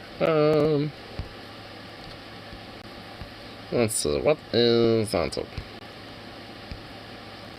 Actually likes black / Hispanic women. I do. Well, I also do. I mean, all in all, like, if anyone doesn't, they're weird. Because it's like, hey, they're beautiful people. And it's like we should embrace, you know, beauty where we see it, you know what I mean? And just like, you know, just accept that shit. Because it's like, hey, you know, it's like, what are we gonna do? Just turn it away? Turn that shit down? Nay. Because if so, be like this fucking bunny here. Be like this bunny here and just hop your ass in that trash bin, bitch.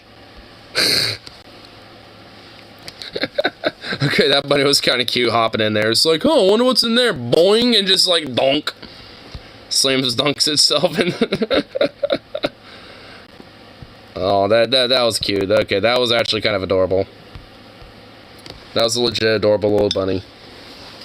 I would have a bunny, but I feel like Zukov and or the cats would probably just like have a new meal out of that, and I don't want that. Well, maybe not the cats. It'd probably just be like, what the fuck? Get away from me. But the dog, I don't know. Well, he might just want to really play with the bunny very excessively, but the bunny ain't gonna want that. You just delete us? Yeah. I already have enough pets here at the moment. I need to get shit more situated out and then, you know, figure out these other fucking critters and shit and how to not make them little terrorists of society. And before I, deal with any of that shit. Before I add others, to the pile, you know what I mean? Because I wouldn't mind having at least, like another dog, for Zukov to have as like a little friend and a companion to be with. Outside of just hanging out with me and, the other humans.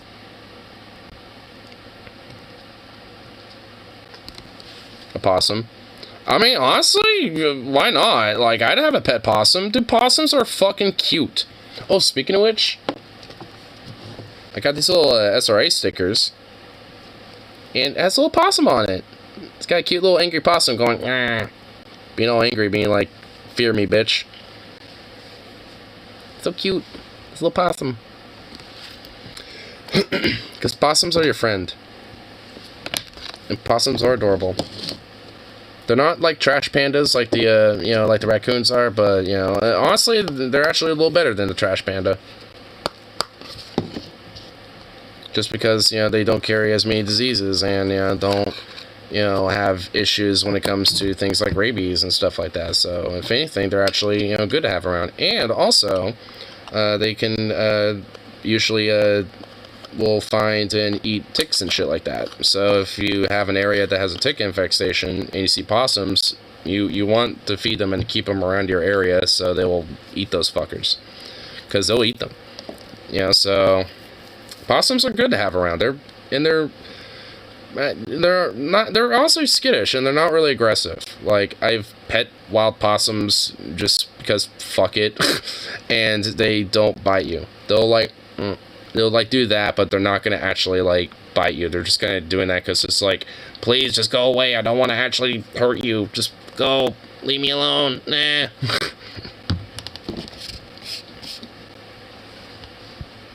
What happens after one Pabst Blue Ribbon?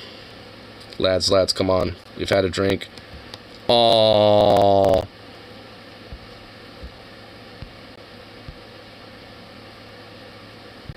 Oh, look at these little cuties. It's like, what's up, fuck, mate? Back up, bro. It's like, fuck you. It's like, hey, mate. Hey, man. Bro, back up, bro. You don't need to get in a fight, bro. Dude, that is really how it be, though, sometimes. But children of alcoholics call their father. Did you know squirrels were common pets in 1800s? They even used little gold chains as leashes. Aww, that's so cute. Dude, fucking, like, squirrels kind of, they had some drip. What the fuck? Gold chains, damn. Fucking, like, what else they got? Like, some diamond rings, some fucking, like, platinum teeth, fucking, like, blinging out and shit. Like, damn, these squirrels fucking got some drip. What the fuck?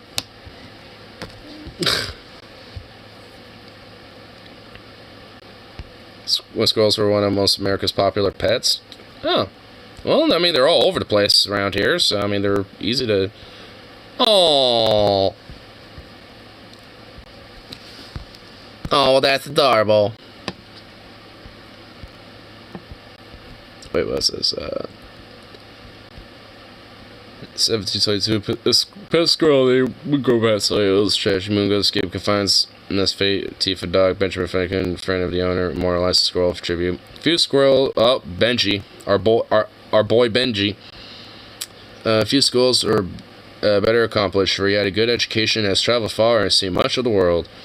Thou art fallen by the fangs of wanton, cruel ranger. Aww. Warning squirrel stuff wasn't uncommon as you might think when Franklin wrote Mungo's usually and it's kind of popular.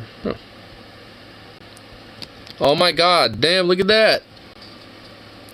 My boy dude straight have gold chain, dude. My squirrel got drip and my boy got drip too. Dude, people had drip back in the day, honestly. Look at this shit, dude. What the fuck?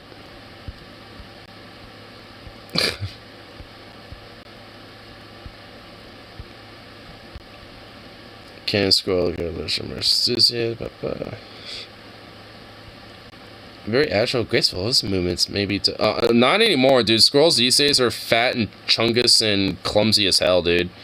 The squirrels I see outside are all like chunky as hell. Even during the summer, they're all like blah blah blah blah blah blah blah blah. Like, they're not exactly very agile or graceful with any of their movements at all. They're very clunky. Squirrels may be taught to jump from one hand to the other and search for a hidden nut. As soon as the nut is the same, the person feeds it.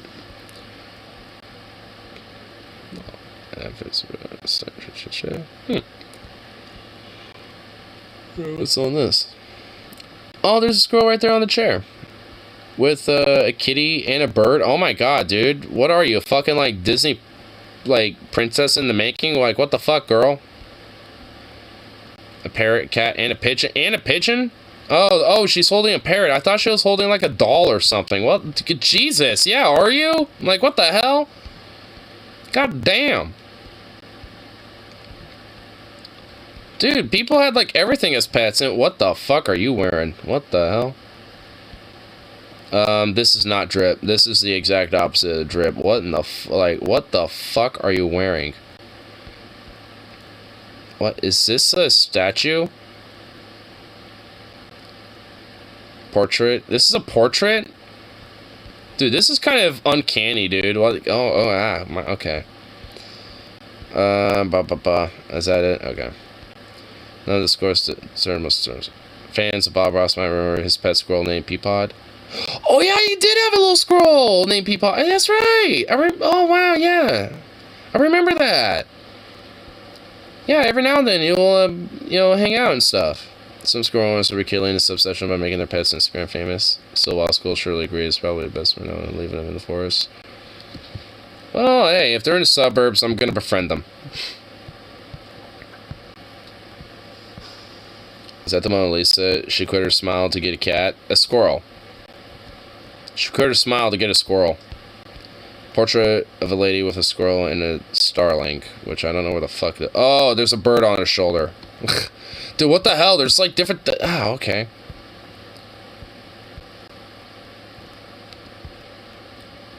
Chicken god, rooster god. Oh shit. Oh my. Oh damn.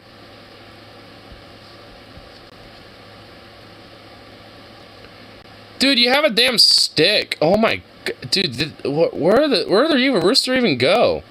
It just like dematerialized in the bush. It's like gone.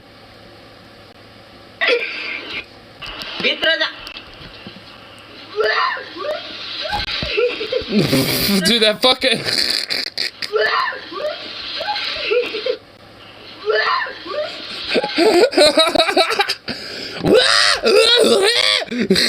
Dude, that fucking dude.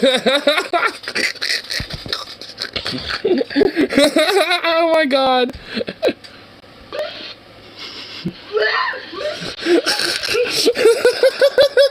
Oh my god.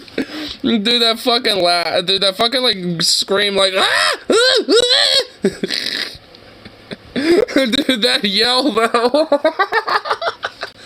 Okay, I'm so glad I clicked on that. I didn't think there was gonna be any sound for it, but oh my god, I'm glad it was. Oh my god. Holy shit. Yeah, don't mess with, a cock, bro. They'll fuck you up, man. Don't mess with that shit. I'll tell you what. Was that the rooster vid? That was indeed the rooster vid. You want chonky? More chonky squirrels are showing up everywhere at the University of Michigan. Oh my fucking god, this is a chunk! Sir, ladies and gentlemen, behold. The fucking chunkest dude. Oh my god, hold up. Open the image, new tab. Give me this bad boy. Yeah, dude. The squirrel legit is wearing a coat. It's so fat, it has a coat. Like, it has a coat over its little hands, dude. Like, this squirrel is wearing, like, a fucking fur jacket over herself. It's so fucking fat. Oh, my God. This is a big boy. Dude, look at this fat little round ball of a bastard. Like, oh, my God. Look at this little... Look at this fat fuck. Oh, my God. Look at this little bastard. He's so huge. He is huge. He is so huge. One of them has fat folds. Or maybe breasts, not sure. Yeah, something like that. Is there more? Oh my god. That is a chunk. Holy shit. Look at that fucking bastard. Look at that bastard. Oh my god. So round.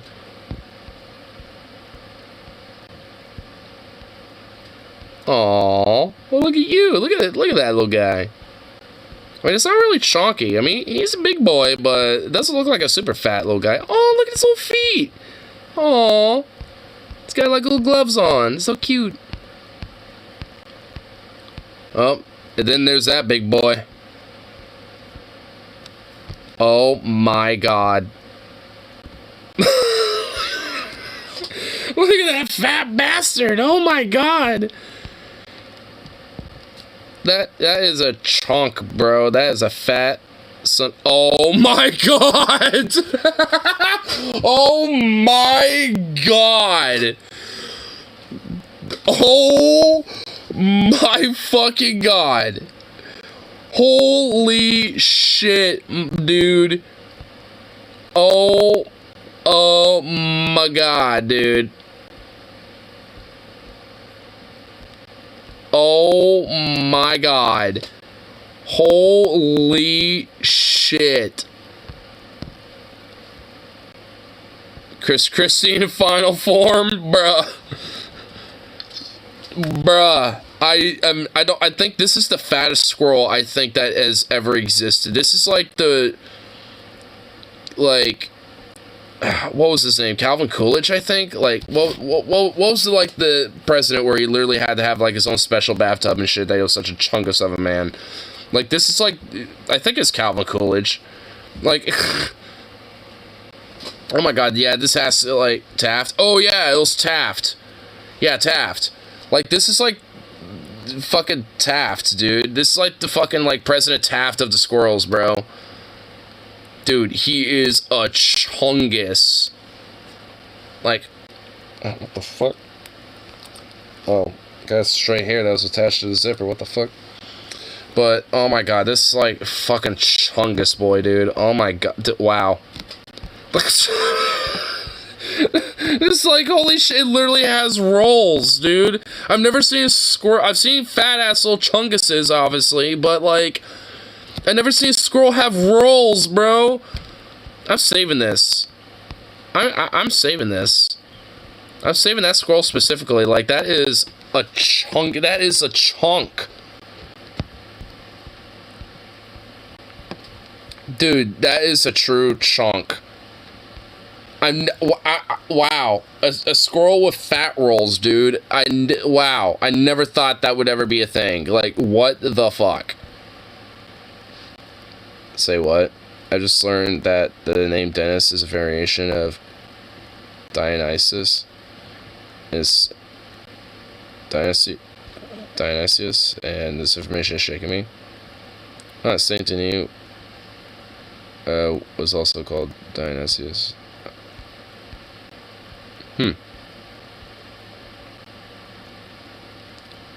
This case interpreted of the Irish Donk.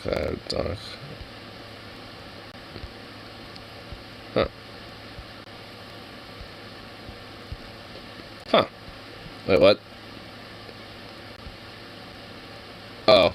I thought that said something else for a second, honestly.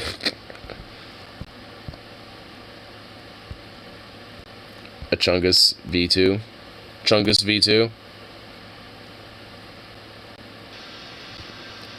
Oh my god. My boy thick. They're just rolling up on it. Oh my god! Oh my god! Oh my god! Oh my god!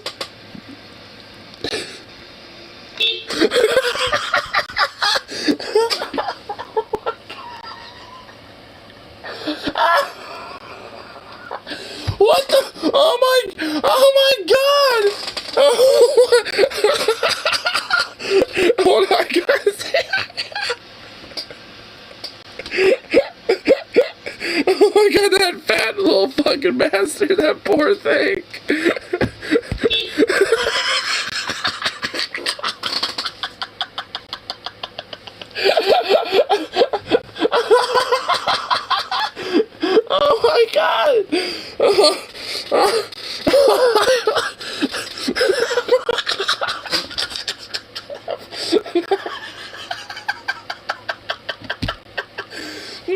Oh my god! That poor fucking squirrel, dude! Holy fucking shit! Oh my god! Holy... Oh, fuck! Okay, alright. You know, I shouldn't, but one more time. One more time. Oh my god, that fat little bastard. Look at him. Oh, he doesn't even know. He's bracing for something, but he don't know.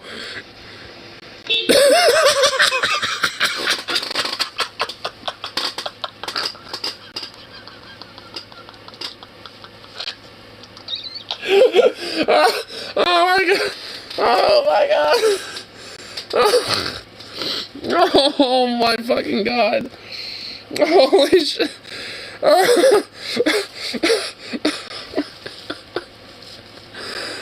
my god.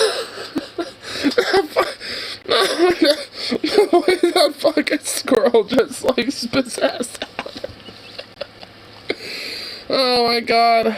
Oh fuck. Holy shit. Oh, between all the laughing from last night and tonight, oh my god, I don't know if my throat can take it anymore. Oh fuck. Oh my god, holy shit.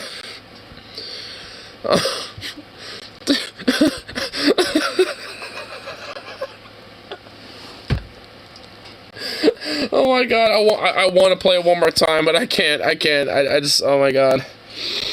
You said there was a V2 or a V1? Where, hold on, hold on. Where is it? Hold on, I gotta see it. Oh, here.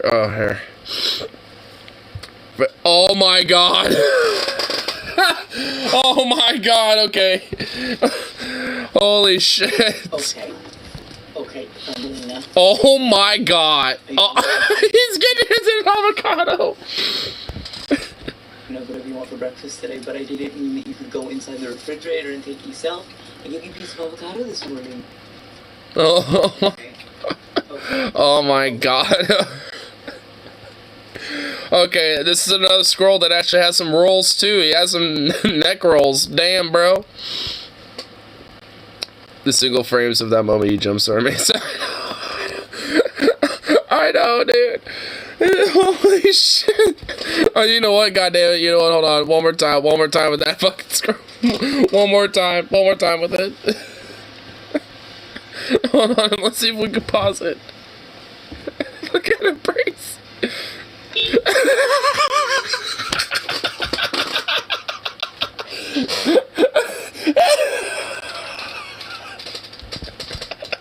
Hold on. Like, okay, we're gonna, we got, alright.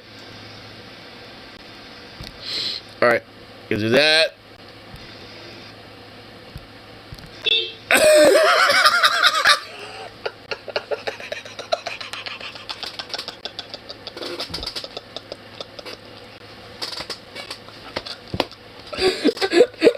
Oh my god, I wish I could do it frame by frame. Holy fuck. Holy. Oh shit, we could probably see if we can get another frame. Oh shit. Alright.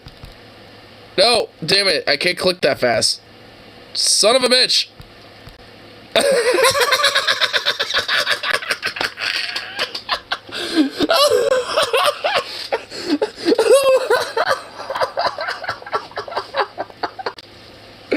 I feel so bad for that squirrel, but holy fuck, I can't help but laugh. Holy fucking shit.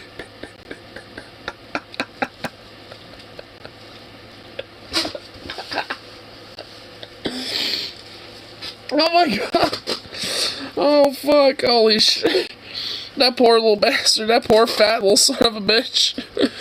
Oh, holy fuck, okay, alright, hold on, let me get to Rose's thing now, because, good things isn't in the world we live. Wait, what? Match it if you will. Match it if you will. A country where 1% control all the wealth and power. And the other 99% are so brainwashed, they fight vigorously to keep it that way. Yeah. I am the alternate universe Ben Shapiro. I'm the beast version of Ben Shapiro, but I still have the very annoying voice. Because I'm Ben Shapiro.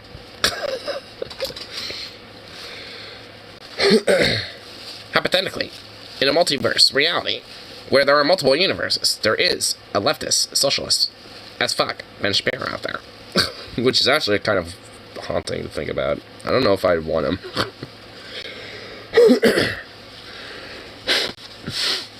Ugh. Well, I'm cleaning my pores out pretty good last night and two. Jesus. Ugh, get my tear ducts to work out too. Fuck. And my throat is getting slaughtered. Because, jeez, all this laughing is killing it so bad. Alright, what is this? Oh, well, Carl, I see you are also a man of culture. And you know I am as well, because you see there's a like on this video already. I've seen this video multiple times. This is one I love going to quite often. Actually, hold on. You know what? I don't know if anyone else has seen this, but this is fucking great. This is literally in a Denny's restaurant. The Denny's Grand Slam, dude.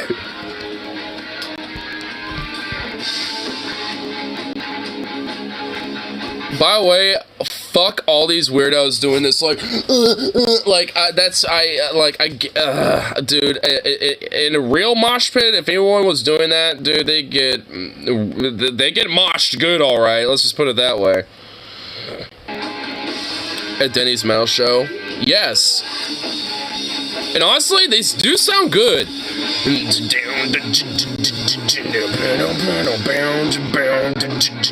They actually sound good, though. Funny enough. At least with the licks a little bit. It's a whole show, dude. Like it's a whole big like house show in a Denny's. Actually, let me just skip to the good part right here.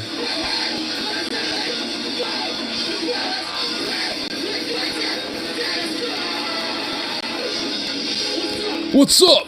What's up? What the fuck is up, Denny's?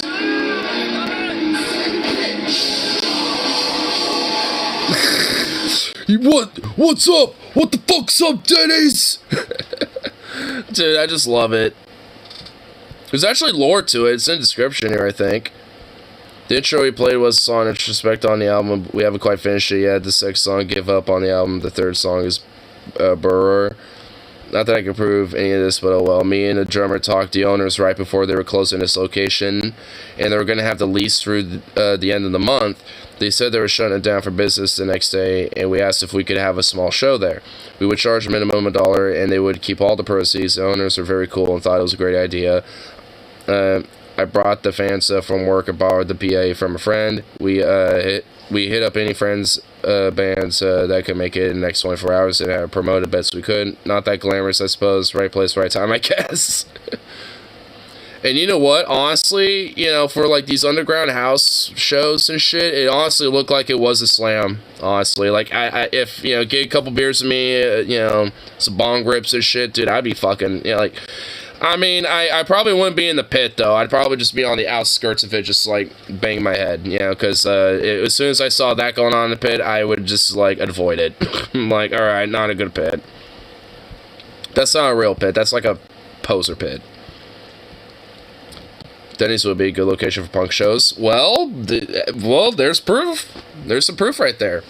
I mean, that's kind of more like, you know, grindcore stuff, you know, and shit.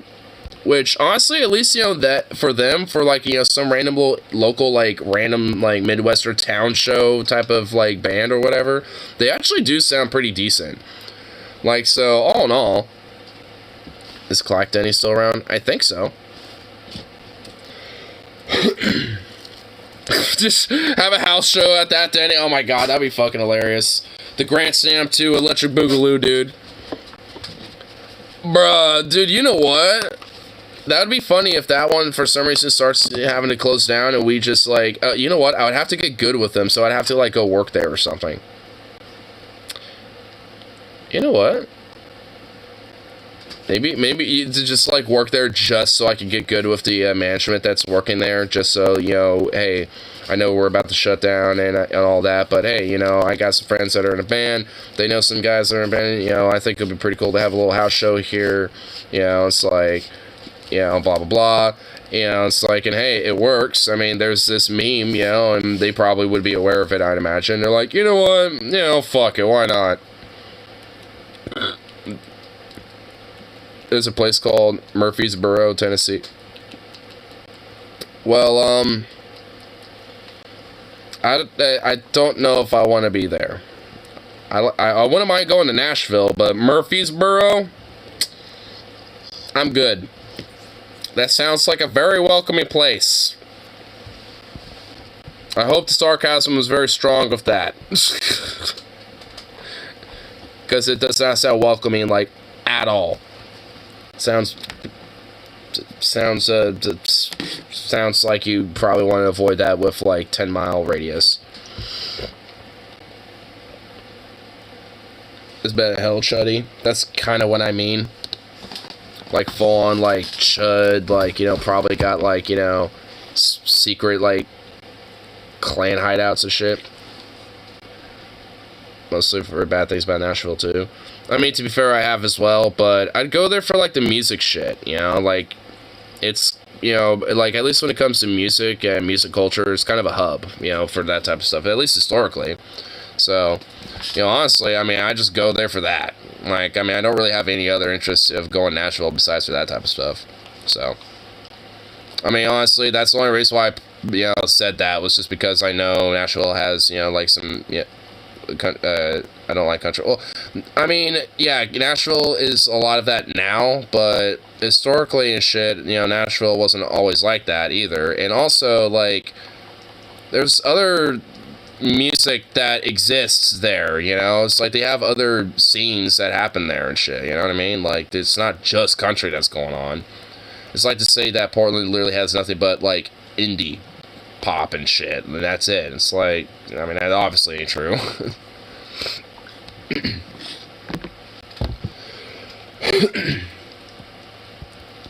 I mean, it's like, they definitely got country and it is predominant, like, at this point, but it used to be a lot more diverse and had a lot of historicity, you know, like, it was, because, like I said, it straight up was, like, a big music hub, you know, in the U.S. for a time, along with a lot of other cities and shit. And, you know, still kind of is, but, you know, it's more niche, you know, towards country and shit. Like, all the other genres that used to be vibrant there, you know, are kind of more, like, underground house show stuff, or just kind of, like, you know, smaller, you know, nicher, you know, older, like, you know, things that are going on. Like, where you still see it, but it's not much of it around. The Boogaloo Boys. Goys or boys? Because they're basically just, like, like, Civil War advocates, basically, aren't they? Like, they literally want to push for a Civil War and shit. Like, that's pretty much, like, the premise of what they want. I mean, for me, it's pretty... Are they budget proud? Yeah, basically... And I think the main reason why they, you know, like... I mean, well, they're not really, like, not affiliated with each other because you can't be both. Because there are a lot of people that, you know, who are like Proud Boys, who are also like Boogaloo Boys, and who could also be like, you know, Patriot Prayer 3%. Like, a lot of them tend to be like kind of mutually exclusive of each other. Like, you can kind of like, you know, be more than one. So because of that, you know, like, it's like yes but no. Like, they are their own thing, but, you know. Yeah, so yes, but no, because Proud Boys can also be a Boogaloo Boy, too.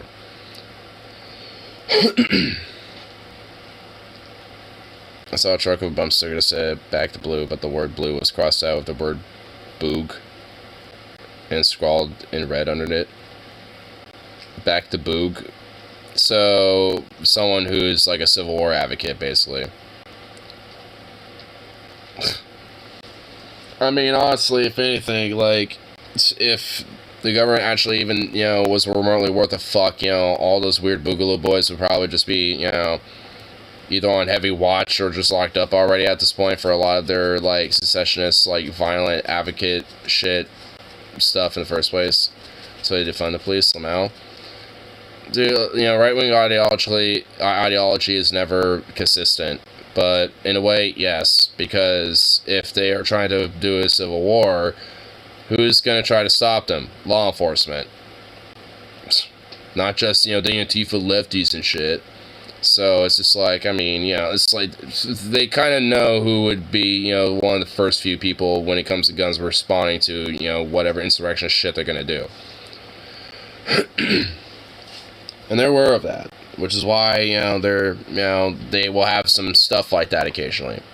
Like, some people on the far right don't give a fuck, like, when it comes to it. Like, they back the blue and shit, but when push comes to shove, they know what side the blue's on. It's like, and honestly, that's why a lot of them are inside of it, because the whole idea is that, if there's enough of us in the police department, they'll just back us anyway and not, just let us get away with all of the shit that we do. Which, that's very systemically intertwined and ingrained in a lot of fucking police departments all over this country and shit, including in Portland.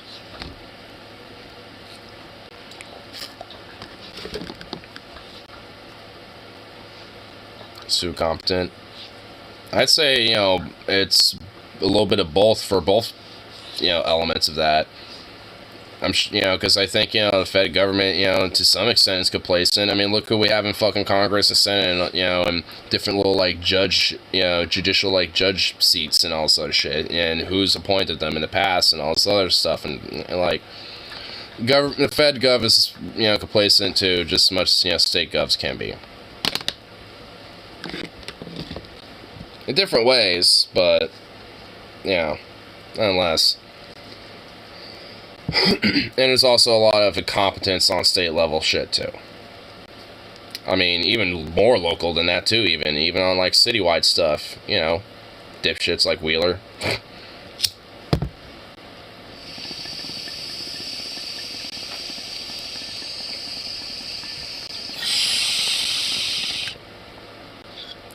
Because I always Wheeler, the mayor of Portland, kind of complacent, but he's also incompetent as fuck. So, he's a little both. And Rene Gonzalez, he's just outright complacent and kind of incompetent. And also kind of an idiot, which I guess is being partially incompetent.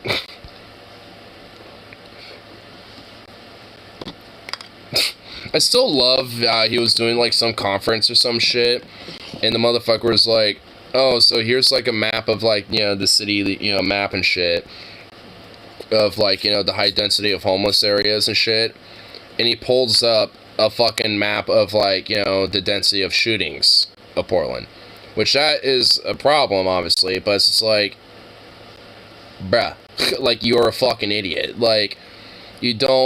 You can't tell the difference between the two, statistical, map data and shit, bruh. Because honestly, there's, places in Portland where, there might be a lot of homeless, but there's also not necessarily a lot of shootings either and shit. While in some places, not a lot of homeless, but there's a lot of shootings and shit. And frankly, that's probably why there's not a lot of homeless, because they don't want to get shot. So it's just if anything, in some places a little bit of both, and so it's is there some overlap with, some of the data on the map? Sure, yeah. But it's there's still a difference with with what you're showing, you fucking nub. And if you're running for and if you're a part of the city council, you should fucking know that. So it's you deserve the scrutiny, you dipshit. It's that would make sense if I did that for, a high school report or some shit. Or if I, last second was trying to, whip up, one or two more slides for a college report or some shit, and I kind of flubbed up a little bit, or whatever the fuck, and I just, fix it last second, before I turn it in after my presentation or something. It's just fuck. It's it makes sense for someone like me, not for, someone who's a politician in a city council or some shit.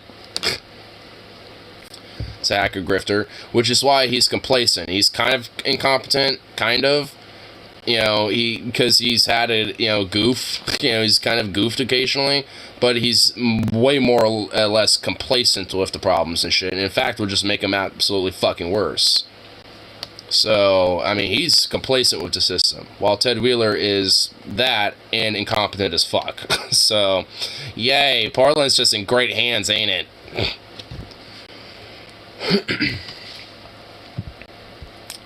Shit lips are infuriating. They vote for Wheeler, yet constant complaint about Portland's left-wing government and try to blame it left for Wheeler's incompetence. Yeah, and now we have Gonzalez as a result of that. Thanks, libs. Gonzalez is a complete hack in the grip. Yeah. It took public campaign financing and corporate donations, and a corrupt judge allowed it. Yep. God love it. Have left-wing city council aside from a mayor. Fuck no, it doesn't. I mean, honestly, it got more right-wing. Because the only one who was remotely leftist, Joanne Hardesty, got voted out by Renee Gonzalez, a Republican who's like a law and order grifto shitbag. You know, so, you know, like, yeah, no, we do not have a leftist city council at all. It's very corporate or very, like, moderate centrist Republican. Like, this is what I love about the memes about Antifa and all this other shit and blah, blah, blah about Portland, is that, like, if that's the case, then how come Portland's literally ran by incompetent corporate shitbag fucktards that, you know, just basically do not address any fucking problem whatsoever and allow shit to fester. People get fucking pissed off and, you know, maybe have a protest or two and shit. You know, cops have an excuse to now, you know, get a little brutish and shit, and then, you know, a riot ensues and all this other shit.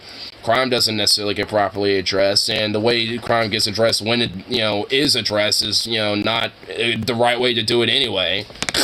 So it's just like, I mean, it's all fucked. I mean, you know, and it's like, instead of having a council to actually address this shit just literally has been getting worse. Like, frankly, I would not be going, you know, a place like in the waterfront and shit like that at this point, you know, without at least, you know, some bear mace or something on me. Like, like, you know, it's unfortunately some places, you know, in Portland are just like where it used to be chill or kind of sketch now. So it's like chief of police or something like that, which is unusual. Dude, it's because of the fucking corrupt bullshit. Like, yeah, he is technically also got authority and, you know, an ability to, you know, like, change how the police function a little bit and stuff. Like, he can do shit about that, but he purposely does nothing. And the cops are, you know, basically doing a soft strike and don't do fuck all anyway, and, you know, and at this point, essentially, you know, like, mostly, you know, doing that, like, because they're being held accountable a little too much. And also in the past, they used to not work with other counties and shit, like Washington County or Clark County and other shit or whatever. But now at this point, they work like two peas in a pod with them all the time now. Because a lot of that whole, like, gang mentality and shit has been, and that whole thin blue line, you know, culture and shit has been so fucking infused into, you know, policing, especially around here now, that, you know, they've, you know, are basically, you know, a whole fucking gang. Because that's really what cops have always been and shit, but, you know, that, like, you know, at least back then, they kind of were separate a little bit. It's like, oh, they're over that kind of line. Well, their problem now, whatever. That's how they kind of treated it, you know, back in the day, but now they're like, now they're all, like, working together and shit, way more than they used to. Because of a lot of that type of shit, and I'm sure, you know, even way more so because of 2020. So, I mean, you know, it's like, a lot of that, you know, has been solidified, and now because, you know, there's been, you know, barely any, but some reform, you know, to try to hold, you know, police accountable and shit, now they don't do fuck all and shit. And basically, the only time they may show up is basically if they're hearing gunfire over your 911 emergency call. And even then, they might not show up.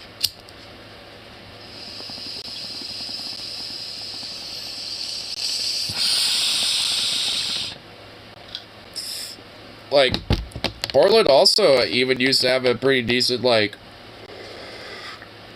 you know, social worker program for a little bit, and then a lot of that got gutted and defunded and shit. A lot of it went towards the police and shit. And now we have to kind of, like, you know, work our way back up a little bit, because I remember even back in, like, 2018, like, 2019, when I used to go to Waterfront often and shit, sometimes I go with, you know, some of my friends, and, bring some music instruments, and there would, be some, other folks and shit that would come along with, hang out and shit. A lot of them would be homeless. And, I actually remember one time, there was this one dude who, was telling me a story a little bit, because he was somebody that was homeless, was traveling around the country for a little bit, and it landed up in Portland. And was able to actually find, like, a local program that was able to kind of get him into a studio apartment, help him kind of, get into an educational program to kind of get back on his feet, basically. And he was living there now at that point, by the time I was, having a talk with him. And for the most part, he would still, kind of be out in the streets, not, living there anymore at this point, but he was still, for the most part, he would go back to his pad, and when he wakes up, he'll just go back out in the streets and hang out with his friends and, the people that he knows and shit, because, he still knows these, a lot of people that he's, met who are still homeless and shit. But it's like, I mean, there was actual, like, shit around, right? As bare minimal as it was, there was at least, a chance, for people to at least, have an ability to kind of get out. And there's just fuck all now because of, like, COVID, and then just amongst other issues and, and everything else, and the incompetence of the city council, too, on top of that, to boot.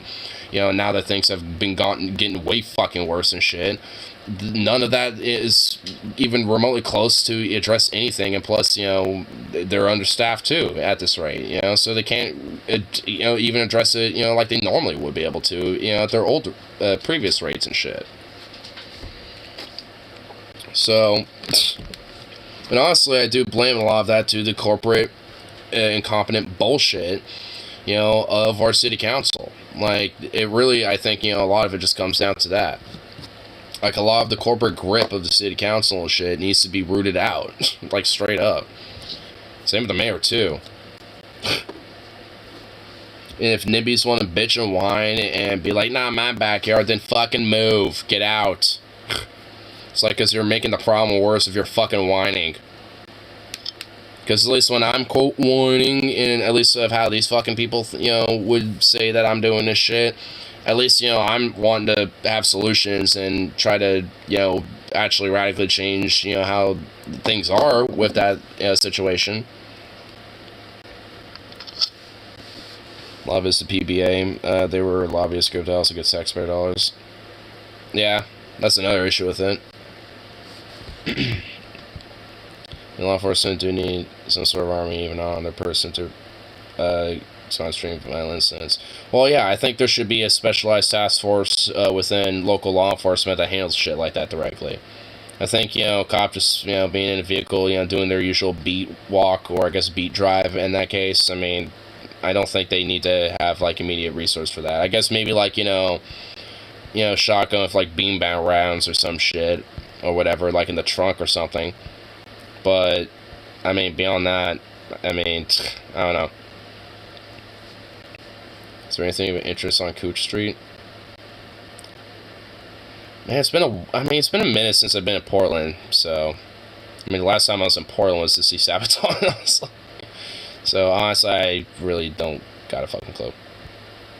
I mean, I know there's some stuff up and down that street. It's just been a minute since I've been down there, so I need, like, my memory jogged, honestly. That's where the sex club is. Oh, fucking Sanctuary? Well, there's that. There's the Sanctuary. Roseland also. Oh, yeah, the Roseland Theater, yeah. Which is where I saw it. Okay, so, yeah, so there is shit there, yeah. Okay, there you go. Oh, what was this whole robot arm? Thoughts on police robots? As in police being replaced by armed robots that are controlled programmed by Progressive Gov? I mean, if it was in that hypothetical of a Progressive Gov, I mean, sure. I mean, armed bots? I mean, if it's running by Progressive Gov, I mean, I don't know if they would even have them, armed. I guess maybe with, like, non-lethal, armament, like, taser or pepper spray, or, like, some sort of, like, defense so, like, the bot itself doesn't get damaged, in altercations or something, but Ignar never goes to Portland. I haven't in a while, because honestly, every time I'm there, especially at night, yeah, it's actually legit kind of sketch.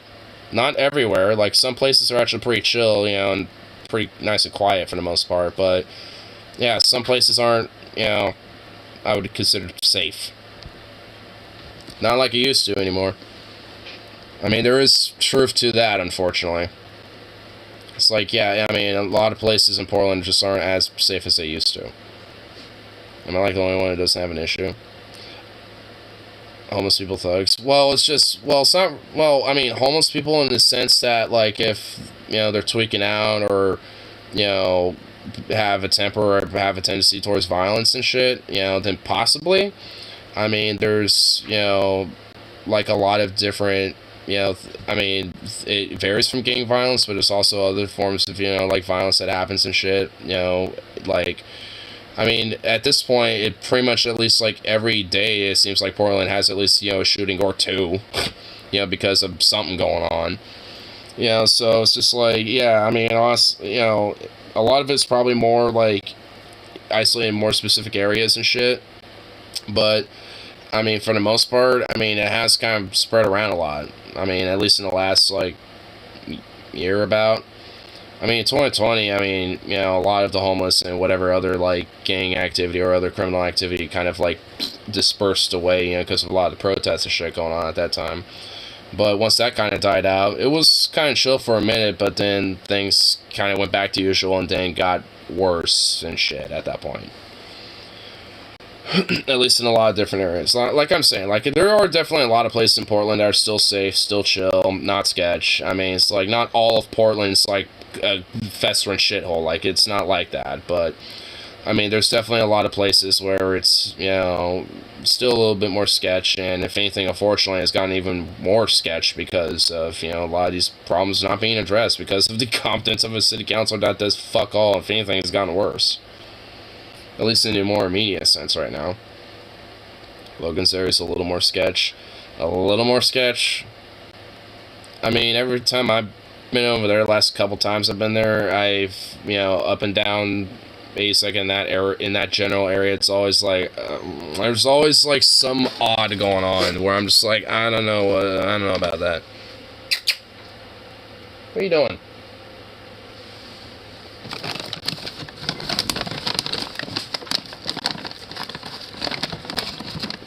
Turn to Pacific Northwest. I'm just like, oh, what the fuck?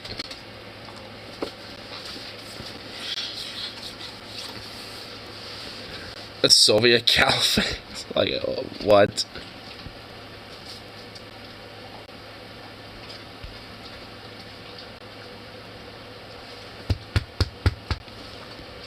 Boo boo. Boop. Come up here. No, hey, no, come here. Hey, down here. Hold on, I want to see where did I put his brush? I have his brush over here. Yeah, there it is. Come here. Come here.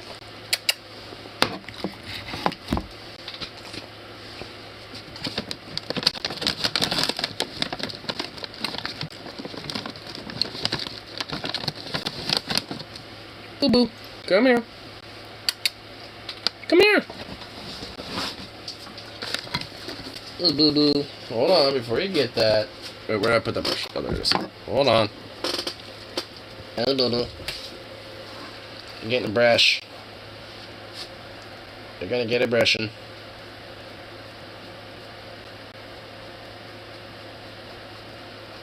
Brush, brush, brush.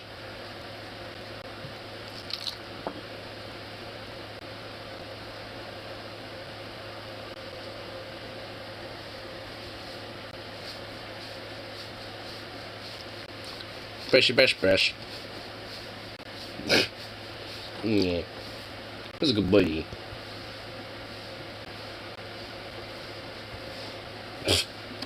Man, you're eyeballing that shit so hard, bro. This early on this camp and gigantic marathon displayed, hopefully, ironically. Oh my god! Is there? I mean, I can't really be too surprised, honestly.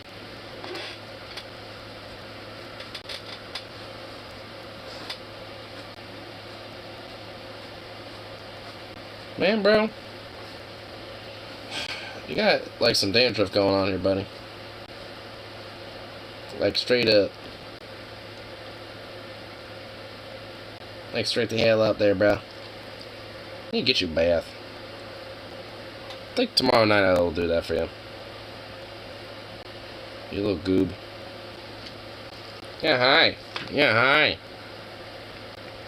Your Holgate. Don't threaten me with a good time. Don't threaten me a good time, Jack. I tell you what. Yeah, boo-boo. Don't be a goof.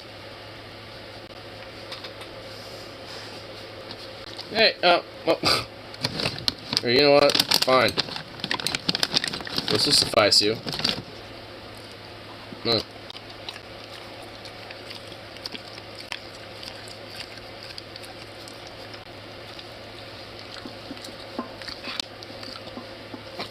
Hey, happy now? Damn goober. Look at you. Whoa. Whoa.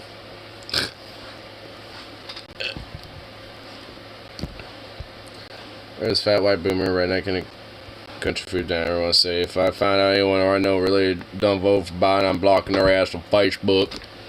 Blocking their ass from Facebook and doing my patriotic duty by, you know, censoring them from my life so I could be more in an echo chamber like a good, true patriot. That's right, brother. Boob, you fucking goob. You can wait a minute while I get you some blushes. You silly boy. Oh my god, you silly boy. You silly boy.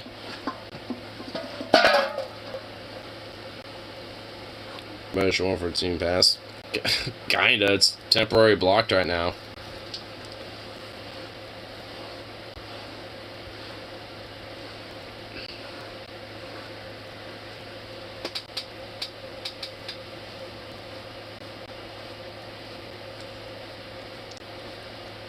Goofy goof.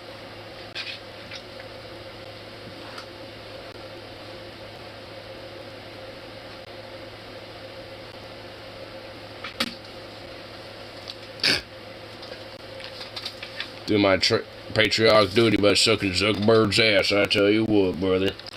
That's the true American way. True damn American way, I tell you what. Sukov, oh my god, you're so gung-ho for this damn fucking treat. And I can't believe that's also going to literally be the only thing that keeps you here. You goof. You're so soft now. We still got some dandruff. I still gotta try to get rid of all that shit. You damn goof. Man, I need to find what type of like shampoo, conditioner type of thing I can use to make sure that you're all nice and fluffy. You're super soft. Gonna get that chest. Yes. He's just like, no. I want unaltered access. He's looking at this. I have this like, oh. Oh my god. Hey, excuse me. Hold on. Oh my god. See? He's been eyeballing that this entire time. I'm using it as a way to just brush him. So I actually have an ability to actually brush his fucking little furry ass. Oh my god. Man, you little butt. Look at you. Look at you, you little freak.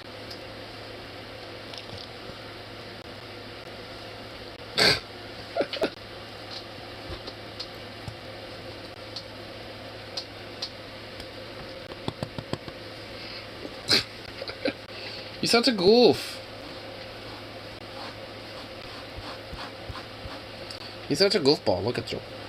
He's so goofy.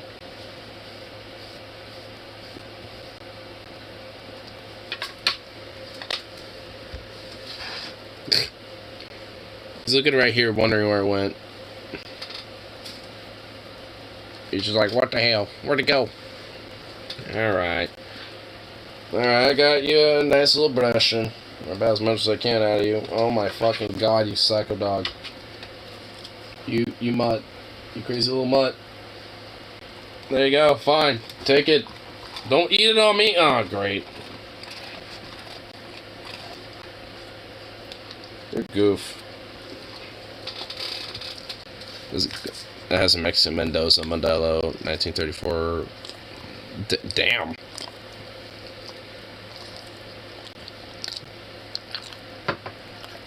Well, shit. That sounds pretty dope, actually.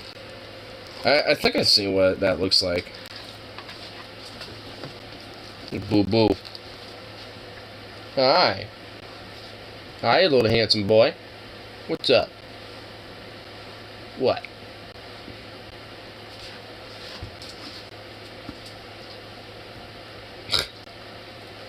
Do a video on one. It's probably where I remember from.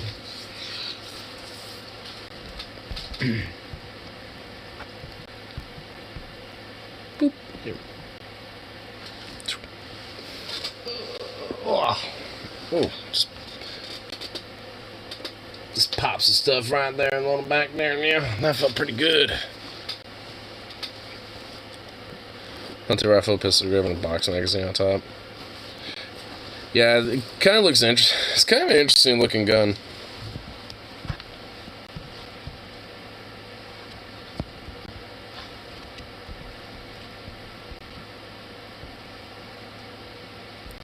Here, could look it up and see if I can find it. I'm sure I will if it's, you know, forgotten weapons. But yeah, there it is. Yeah, yeah. I mean, just the thumbnail alone. I mean, thumbnail alone just says it right there. I mean, look at this little thing. It's so quirky looking. But hey, it looks pretty cool though. Oh, it has a little bipod there too. Didn't even notice that, huh?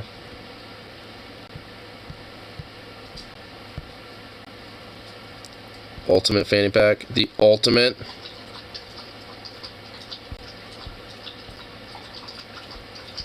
This thing's goddamn $80, bruh. Can I put patches on it? Can I put like little meme patches, like little memes on there? Those, you know, little Velcro sticks. Well, fam, get out of here. And then unfortunately, it looks like I cannot, sir.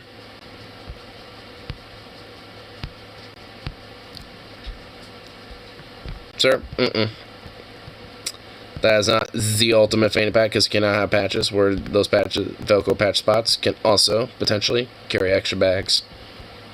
Boo. Boo, I say, sir. And for that, I think I might just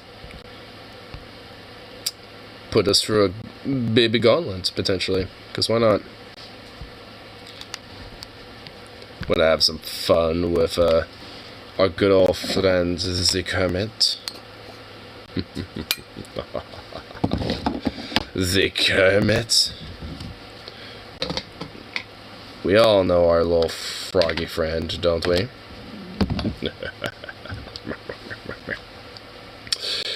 Jordan Peterson! Dun dun dun! Do that right now.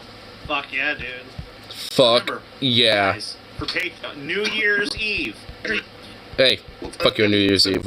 Oh shit. Went a little too far ahead. Oh my god, Dennis Prager's there. It's Dennis Prager, TJ, your old pal. Dennis Prager. Oh yeah, guess what? Dennis Prager's there too. Well, it's already blood. We're like some biblical series accident. So I'm challenging my own question because I've wrestled with this because I think that you know we should have, you know, child marriages because I am Dennis Prager. Things so goddamn loud, man.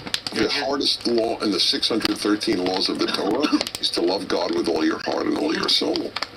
Oh wow, awesome. Oh yeah, good shit. I long believed that's the hardest.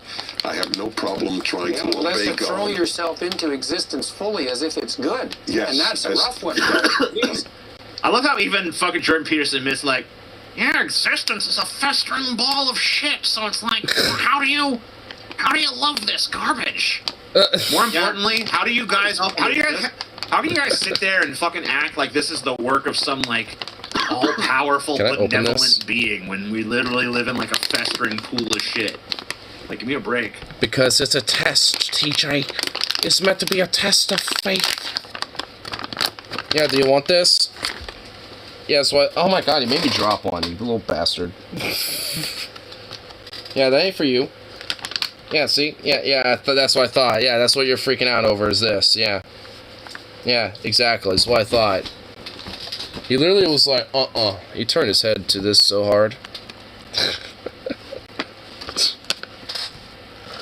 Well, God exists outside space, time, and human comprehension, and this is his plan.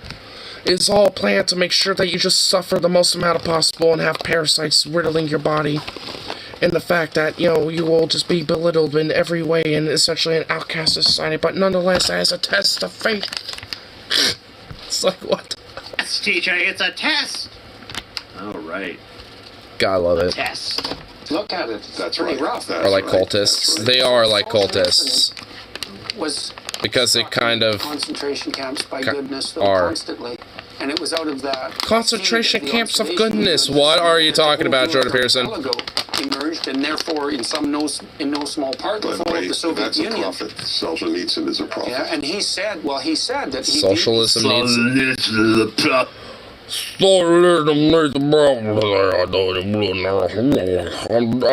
Dennis Preggis. We need to have some, these prophecy things is what socialists are really the ones that are trying to say. It's like, oh my god. Like, dude, like, Dennis Prager does kind of sound like he would be a Hutt, you know, from Star Wars. Like, he would be a good voice actor for a Hutt. Denner Pragus.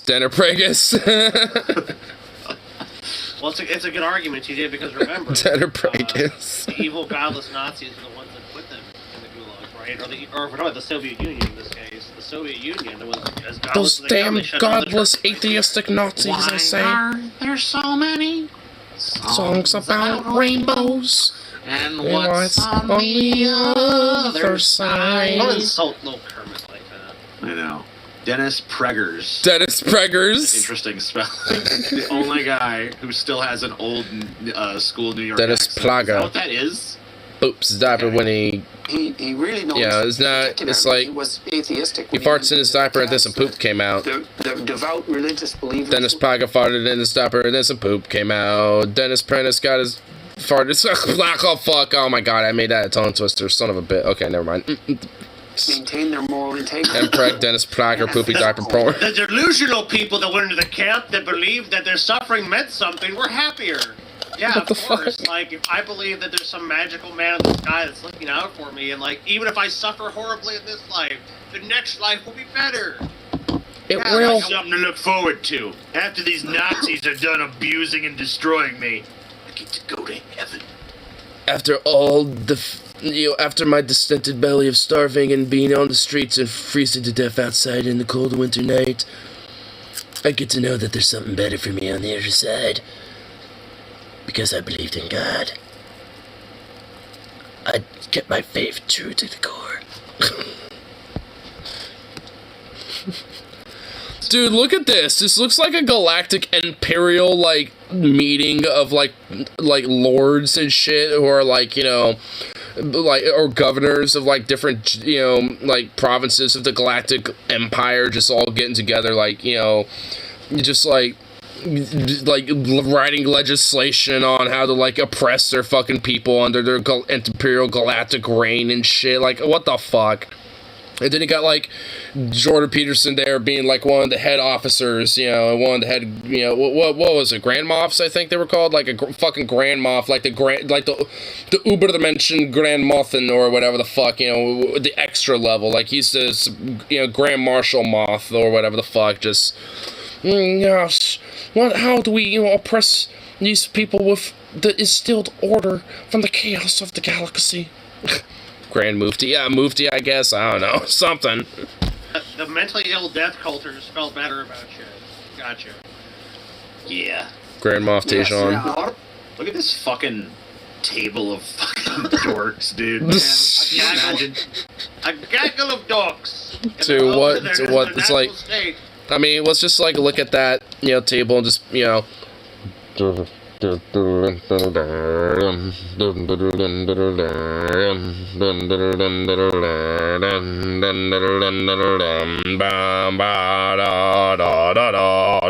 I mean, just have that theme in the background when just like just looking at that table and just like tell me it's not like some sort of like galactic empire, like, of like governors or officers just like colluding and shit, dude. Like, oh my god. The council of old crusty white men assemble.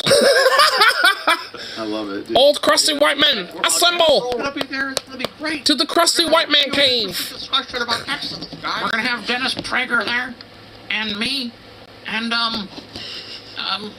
others.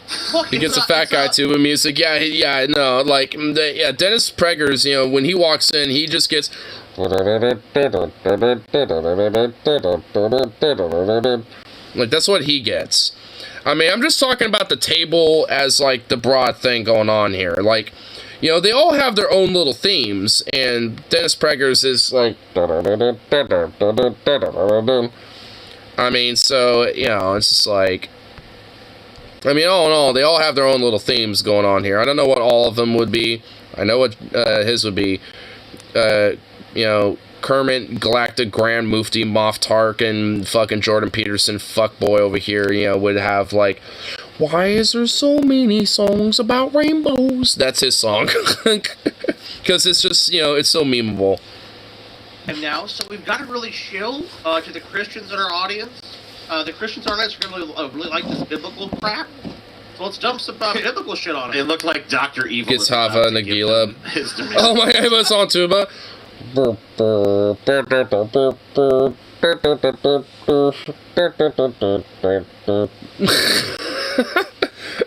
Oh my god, dude. I actually kind of want to hear, like, because it would actually probably not sound bad. It actually probably sound good, but it'll also sound kind of funny. Now I want to know if there's just a tuba version of that song. You know what? I bet there is out there. I bet there is. Let's not push this. Sometimes people just got shot. Yeah. But he saw... Let's not push this. Because, every now and then some people just got shot. It's like, where did that come from? What does it matter? They have faith, right? They have the faith in... That room smells that like room cheap stank. It smells like fucking alcohol and cheap cologne, dude. You know what it smells like? Oh, God. It smells like Dracar Noir in there. Ugh. It smells like ball sweat and Dracar Noir. That just sounds nasty. Bunch of fucking farts, Ugh. too. He looks like the kind of guy that would just be like, I'm Oh, sorry, yeah. guys. I'm You know what? gassy. I can look at Dennis Prager and I know that he has McDonald's French fry farts. Yeah. Very compelling stories of people who... This guy's laughing because he knows it's fucking true. Dude, I fucking know it, dude. Oh my god. Dude, you know it is. He fucking smells like the back of that fucking cab we got into Vegas that one time, dude. That's what Dennis Prager's fucking car smells like. You That's can't what fuck... And honestly, I imagine it smells like, McDonald's fries, like, soiled leather, and just, like, fermented tobacco. Like, I feel like that's what it would probably be like. But he fucking, he smells fucking nasty, dude. Like, there's just certain people, you can just look at them and it's like... My oh, girlfriend's great-grandparents renounced Judaism after they went through the Holocaust, so wrong on that one, Peterson. I mean, Damn. fucking painting any group of people with a broad brush and saying, like, they all did this because they were put in this situation, like, that's just not true. People are gonna have different reactions to shit. It's all the coping mechanism, and, like, people cope in different ways. Like, for people who are super religious, yeah, maybe religion gives them comfort because they believe a bunch of bullshit about their actual existence. Like, they're basically being delusional. Like, you're in a concentration camp, it's not like, well, God's testing me. It's like, no, you're just fucked. Like, it's not a good thing. Yeah, I mean, you're just doing what you can to survive at that point. A bunch of dudes plotting how to kill Superman, you're right. Look at them.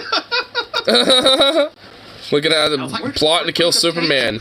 Or they're just plotting to crush the rebellion, Now, how much kryptonite have they been able to mine?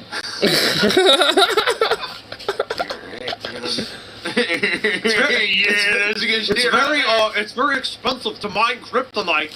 They're cutting edge technology. I'm sorry. We're gonna just go here. I forget where we were. What was that squish sound? Scotty, what was that squish meant to even be? Dude, I love it when he, like, Scotty makes his random noises, because he always does that. He always does a little squish. Like, what was that meant to be? Like, what was that supposed to represent? Save you. Dragon in the West gave us $10. Says religion has actually convinced us there's an invisible man living in the sky who watches everything we do and never will do. If you don't do what he says, he'll send you a bad place full of smoke and fire and burning and anguish where you will suffer for all eternity. Cool. But he loves you. Nice. Awesome. He loves you and he needs money. And he needs your undivided worship and undivided attention every step of the way, and you cannot covet literally anything but him. Needs money. And even then, you can't even really do that. You know, he's a complex thinker, but A complex thinker. I think he saw when I was talking about him Who the fuck are you? earlier, because Oh, that's one of the miracles he think he saw. This is gonna be my big break, honey. I just got invited on the Jordan Peterson panel.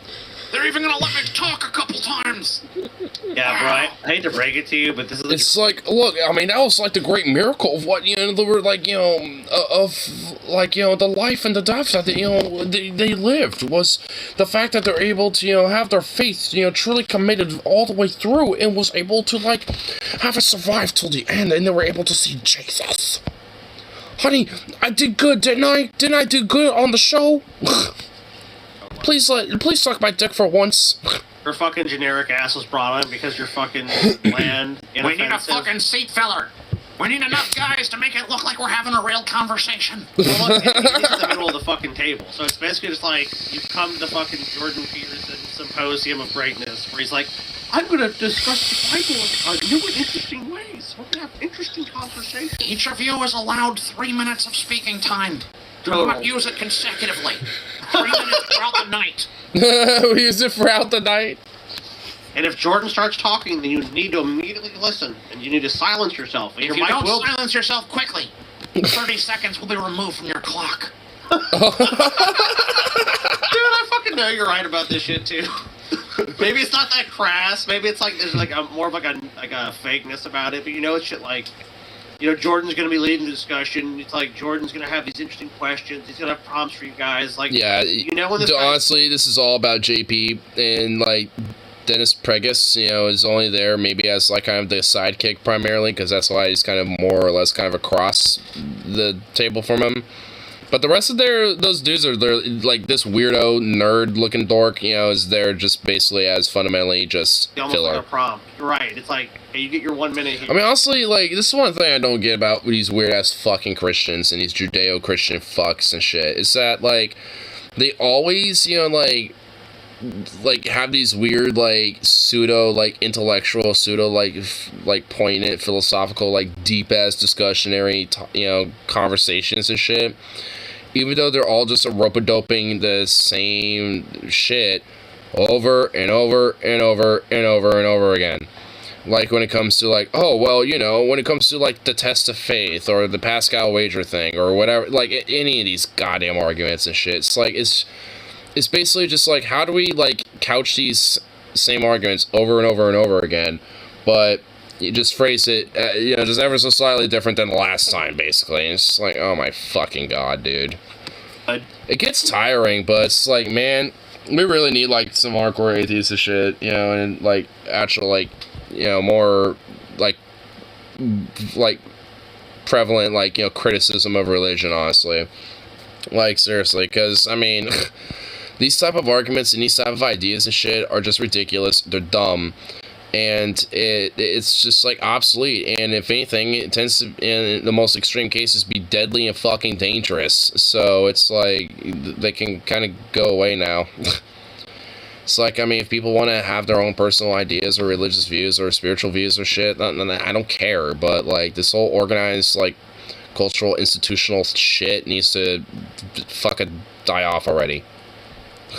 How much time they give this guy right here? Alright, it's 1 minute 40. Alright, here we go. It starts at 141. Alright, let's time it. Let's hear this guy. that's one of the miracles I think he saw when I was talking about him earlier, because he talked about how some people were hardy and robust, and he was careful to say it's not like you can hardy and robust. Yes. In a gulag, right? He wasn't being flippant about it, but he was noticing some people who had, and they wouldn't. I don't want to be flipping to the gulag. Up, Jordan Peterson's like, no, that's enough from you.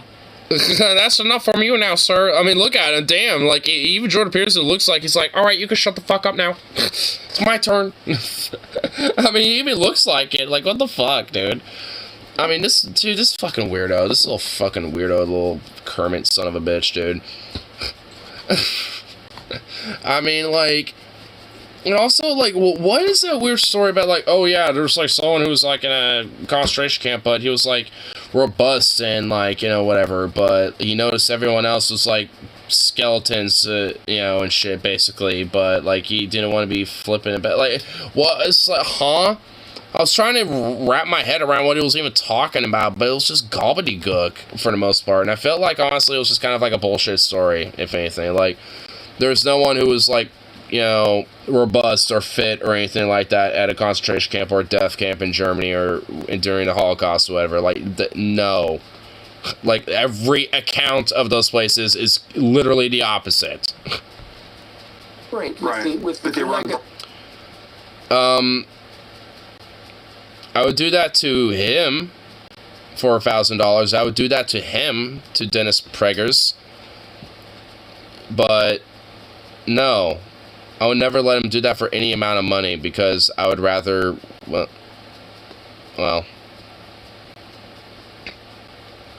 you know, have a nice helicopter ride. They would never become trustees, and they tell the... It was Cool Hand Luke. Yeah. It's also the epistemic humility. Everyone has a price. No. When George starts saying, look, 3 years from now, And that's not true.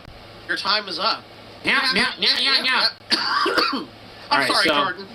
Let them speak to 209. Let's see if they let him, if he keeps going at all. I think someone else is about to take the... the epistemic humility, though, the different... Yep, someone else took over. So you got like 20 seconds. 20 seconds, basically. He got 20 seconds of speaking 20 time. seconds sound bite. To talk about, like, you know, someone being robust and fit in a concentration camp or something in the miracle and test of faith or something, I guess. At all, by the way. Peterson's actually just Jim Henson playing. That's why he sounds like Kermit the Frog. Jim Henson didn't die. He just became Jordan Peterson. Difference between the presumption that you know all there is and it's bad, and you're saying, I don't have it all. I mean, you think those last words... Peterson's right there, ready. Yeah, shut your fucking mouth, bitch. Yeah, Yeah, that's great. That's really good. Yeah, I said, fuck up. Yeah. Yeah, can we cut away for a second? I said 3 minutes. You open your mouth like that again, you're down to 2 minutes. You open it again. Stop talking. You get a visit from goons with tire irons. Honestly, like, especially from this table and this distance, like, Jordan Peterson does kind of look like a little bit of a quiet, sophisticated, cold-hearted mob boss.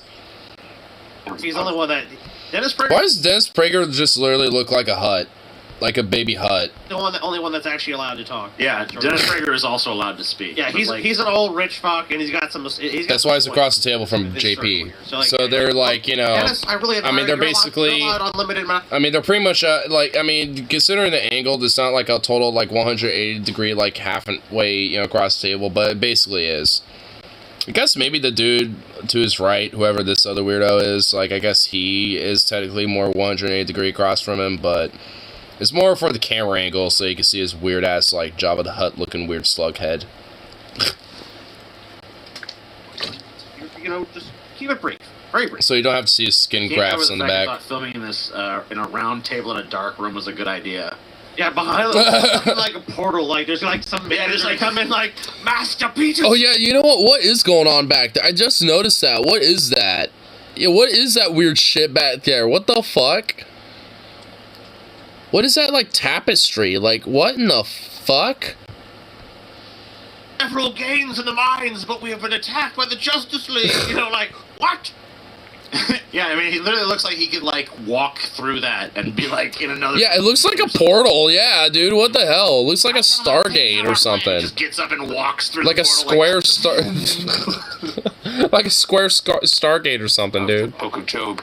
I mean, it looks like the fucking portal to the Phantom Zone or something. I know, it's weird. But I understood not. Things too wonderful me, which I knew. Oh my god, who gives a shit? Is that Michael Knowles? Is this Michael Knowles?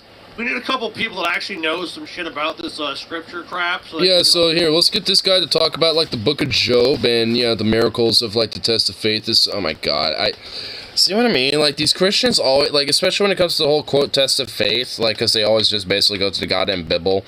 Like, especially with that one, like, the whole challenge of the faith thing, it's always the Book of Job. I mean, not always, but it's pretty much, like, the first thing that, you know, a Christian will go to. And it is so fucking annoying. I mean, if they ain't going to be using Jesus and the test of faith that he's had and shit, they're going to be using Job. And it's just, oh my god, it's so, oh my god. It gets so tiring. It's fucking weirdos, man. You see? Alright, listen, you. Your job is... And also, like, in the Book of Job, like, Satan is actually, like, the better dude, if anything. Because basically it was like, oh, hey, God, I bet that, you know, this guy would lose his faith and shit, you know, if if he had some challenges, you know, like, in his way and shit. God was like, oh, yeah. And basically, instead of, like, you know, just being like, oh, well, no, I trust him. He has, you know, I know him. He has, like, faith to me and blah, blah, blah. Like, instead of just being God and being like, lol, no. He was like, oh, really? Bet then, bitch. And just, like, decided to basically just throw the fucking gauntlet at the guy. And, like, I mean, and of course he didn't, you know, challenge his faith that much. I mean, he had, you know, he was, but he was just like, alright, I'll keep my faith. And, you know, obviously Satan was like, damn it, I lost my bet. But because, oh, you know, God wins and all that shit. That's why they go to that story, you know, but either way, Satan's technically the better guy in that story anyway, and honestly, most stories in the Bible are, but, at least in that one, because, like, yeah, I mean, he actually was, you know, having his faith challenge, and was kind of considering that, and if it wasn't for the fact that God kept being like, oh, just trust me, basically, like, trust the process, essentially, you know, then probably would have, but that's not how the Bible, you know, depicts it now, does it? You gotta keep him a loyal, obedient person that, I guess, you know, just pertains to just suffering and misery. Do you mind, bro? Halfway relevant to what the fuck we're saying, and you just say that shit. Come here. Make sure it sounds good. One of the good Bible versions, not one of them garbage fucking who gives a shit. Well, you have to remember modern Christianity. Not one of those, you know, who gives a shit verses.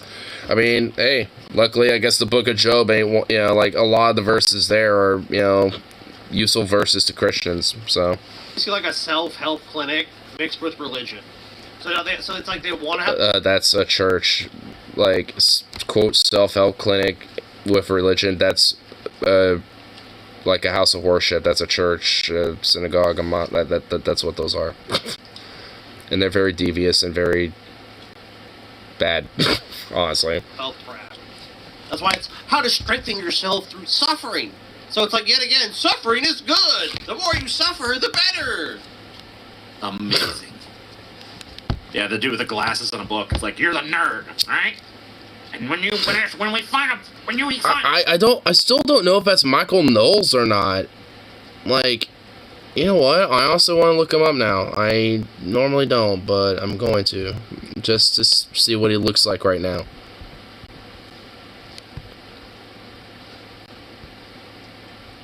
Is that him? Oh my god, he has that many... Oh, Jesus. I think that is him. I think that is Michael Knowles. But this guy's wearing glasses, and Michael Knowles doesn't. So, is that him, though? I don't know. I can't tell if that is or not. It's just a Michael Knowles clone, I guess. A clone of him. For you to fucking throw in a Bible verse, you do it. You have an ear piercing me. 4 eyes. Hey, 4 eyes. What? 4 eyes, you find another fucking Bible verse. Find a Bible passage, you piece of shit. Eat some meat. Back up our bullshit with some fucking Bible shit, you fucking faggot. Find a goddamn Bible verse or you're fired. And you better read it with some fucking gravitas this time. And do it in 20 seconds. Right. At the end of it all, saying, I didn't actually understand the whole picture. Well, that was fucking terrible. Dude, Jordan Peterson tries to interrupt. Well, you know, that's why, you know, in the book of Job, they don't let little foreigners like you ever speak. This fucking even the Bible, the guy's like, it reminds me of one of my favorite passages in the Bible. Yeah, that's great. Shut the fuck up. Anyway, I'm talking. You hear about my latest theory? It's like, Jordan, goddamn, dude. Come on. This is Jordan Peterson, let's be honest. Like, give us some. I mean, Jordan Peterson is kind of like, I mean, in the course of the video, even though I know they're doing a lot of their shit, I mean, it's like a 2-something minute video, and Jordan Peterson has been speaking the most, and like every other person's been speaking for like basically 20 seconds. I mean, Jordan Peterson is basically just like cutting dudes off, basically controlling everything. Like, he's the dude who's like, no, I'm basically just gonna let myself bloviate. I'll let you all add some stuff to just add for my own bloviation, but it's just there to be a little bit of filler while I breathe. Buddy, it's fine to interview Jordan Peterson, but it's really hard to put him in a fucking large group and have it work. Because he's trying to talk over almost everyone here. Hey, you! No, you! Fuck you! My turn! Me! Yeah. I'm the one with the spooky portal behind me. I'm the one with the spooky portal. That's a good point. There's also hope in that, you know, because one of the There's things hope. There's hope when it comes to the book of Job. He doesn't even know what he wants to say. He just wants to talk, so he's like trying to make shit up as he goes. Like, it's interesting you point that out because, God damn it, I gotta hear something. I totally blanked on what the dude pointed out. I mean, honestly, all of them are like that. I mean, you know, some of them, like that first dork, I mean, he was kind of like, you know, stuttering a little. I mean, because honestly, when it comes to shit, it's all just them literally doing mental gymnastics, even with their own selves, to try to justify their weird gobbledygook bullshit. I mean, it's easier for, you know, a little circle jerk of, you know, of rationalizing this bullshit, you know, with each other because they're all there to suck each other's cock. I mean, so it's not that hard for all of them to fucking, you know, try to rationalize it with each other. So if one of them struggles, even Jordan Peterson, you know, at least one of them can kind of fill that air, you know, potentially and be like, oh, well, you know, this, and just add more to the whole circle jerk, basically, and the conversation continues to be a mental gymnastic of rationalization of word salad bullshit. So, I mean, that's why there's always, like, you know, little Bible studies that, you know, these little weirdos do and, you know, and shit all the time and stuff, because it's basically just a little circle jerk of rationalizing and mental gymnasticking their way through believing a sky daddy. Same boat as I did. Like, I don't think he even fucking knows what that guy said. Because because the whole time the other guy was talking, he's just like, what am I gonna say? If suffering was so great, the rich would hoard it. Yeah. Oh man, I wish. Maybe we could give it to him on a silver platter. Oh. There's two options in front of you in some sense. One is you're suffering terribly and it's unjust, and you're suffering terribly because the cosmos itself is flawed in its fundamental structure. And that's really Cain's complaint against God. The other possibility is you're suffering at least in part because you're not everything you could be. And that's a terrible burden to take on. And there's the self-help dynamic you were talking about. Yep. It's like, look, sometimes life... Which also implies a lot of self-guilt and... like, kind of, like, insecurity building and shit. Because, like, oh, well, maybe the suffering that you're having in your life is because of you. And it's like, wow, gee, yeah, thanks for making me feel better about myself. You know what I mean? It's like, if anything, a lot of that type of shit, you know, just is more of guilt trippy and kind of just, like, adds more of the blame, you know, to the individual instead of, you know, like, some of the more actual causations and factors or variables that might be at play. I mean, even if it is the individual, doing like a guilt trip blame on it is not how you go about it. I mean, you know, because sometimes maybe somebody maybe not necessarily know better, or maybe they just, you know, need someone to kind of like, you know, talk them into that and, you know, and have them agree, you know, to something, or, you know, to doing a thing or some shit, because, you know, maybe they just, you know, haven't, you know, like, been, you know, have an opinion change or a mind change or something because they, you know, they've been bullheaded about an issue or something like that. I don't fucking know. Like, I mean, like, all, you know, when it comes to, like, that whole guilt trip shit, it does nothing more but add just more stigma and insecurity and just kind of more of a sense of, like, oh, well, I'm the problem, so, you know, and all this other shit. When in reality, it probably ain't. Let's admit it, you know, like God just... In fact, it ain't probably, it really isn't. You know, God's testing us. But a lot of time you're suffering is because you actually suck, TJ. Didn't get that promotion, TJ? Girl turned you down? You know why that is? You weren't your best self, TJ. Are you the best version of you? Because it's a question that if you actually answer it, most people are obviously you're going to look at it and go like, am I the best version of myself? Well, no, probably not. I'm sure I can do something better, right? So it's this question where it's like they know that these people that are buying into the shit are going to go, yeah, I'm not my best self. Wow. Maybe Jordan Peterson can help me become my best self. Yourself, it's the burden of your own suffering, but it's also unbelievably hopeful because it could be that I can help you, buddy. It's that story. I don't remember where I read it. A woman who visited a psychiatrist and who said to the psychiatrist, I really hope there's something wrong with me. And the psychiatrist said, why? She said, well, if there's something wrong with me, there's hope, because I might be able to fix it. But if there's something wrong with the structure of existence, so I'm fated to suffer in this way, then everything's despair. And the people... So, like, nihilism, basically, right? I mean, not even really. That's just kind of more of a broader sense of defeatism, too, really. I mean, but it's just like, hey, if this... I mean, because he's saying system, like, kind of mean, like... You know, the economic system, I'm assuming, as well, you know, kind of like these things.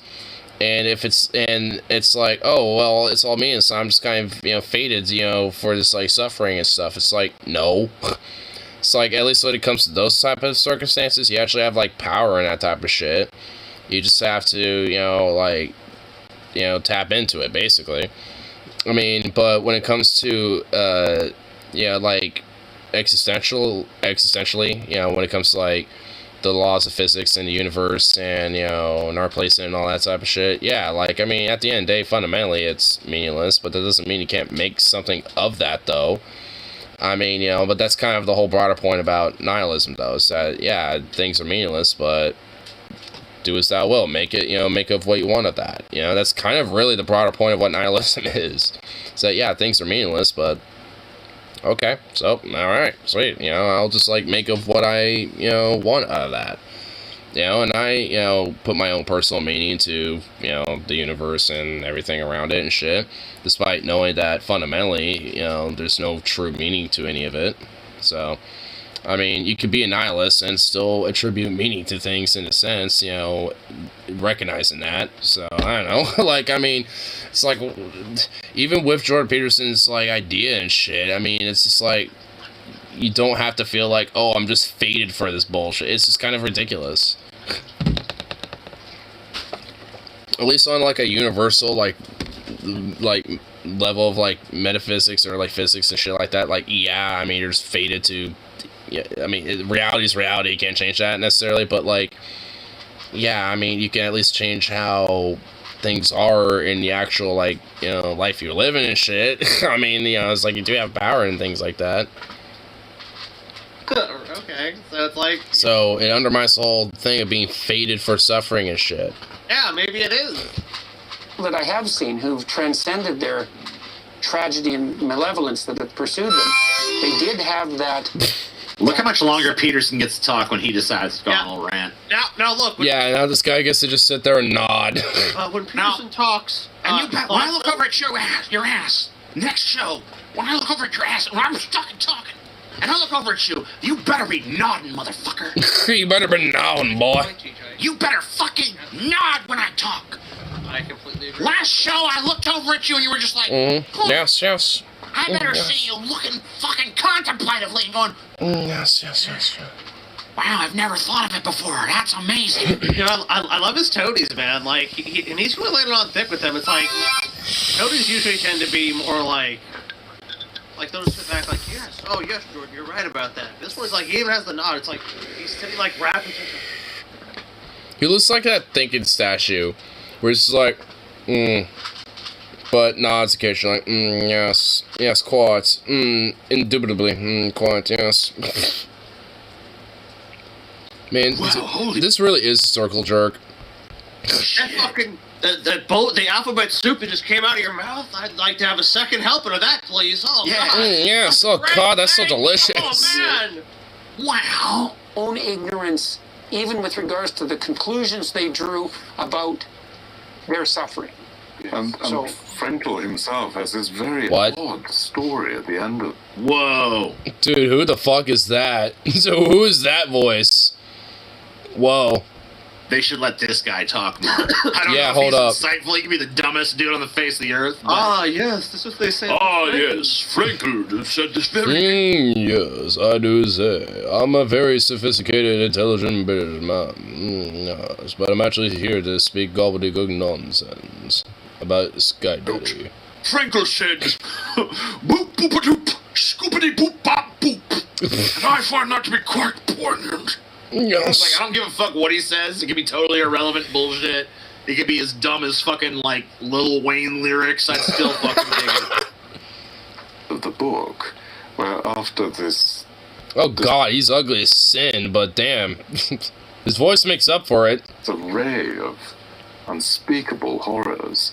He then Yeah, it's talks unspeakable about this horrors. particularly sadistic.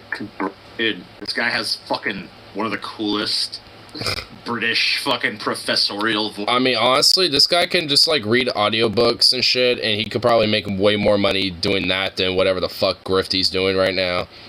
Dude, just be, like, an audiobook narrator, bro. Like, I mean, don't do this. Like, bro, you got too much of a good fucking voice for that. Dude, your voice is too good for this, bro.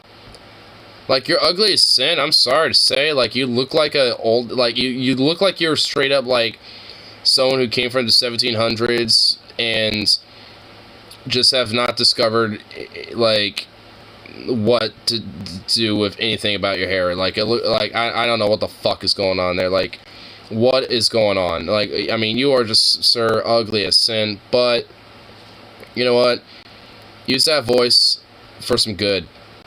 Just, like, narrate audiobooks or something. I mean, like, I don't know, like narrate, like, science fucking, like, radio shows or something. I don't fucking know. Like, anything but this. You can make more money doing that. Dude. Yeah, I know, right? Man, that's fucking cool. Brutal figure. That can't be his real voice. Come on, I don't.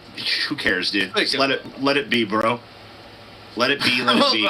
Most pretentious voice Let it ever. be, Yeah, it's let like it be. losing pretension. I mean, honestly, with a voice like that, you do kind of have to let it be.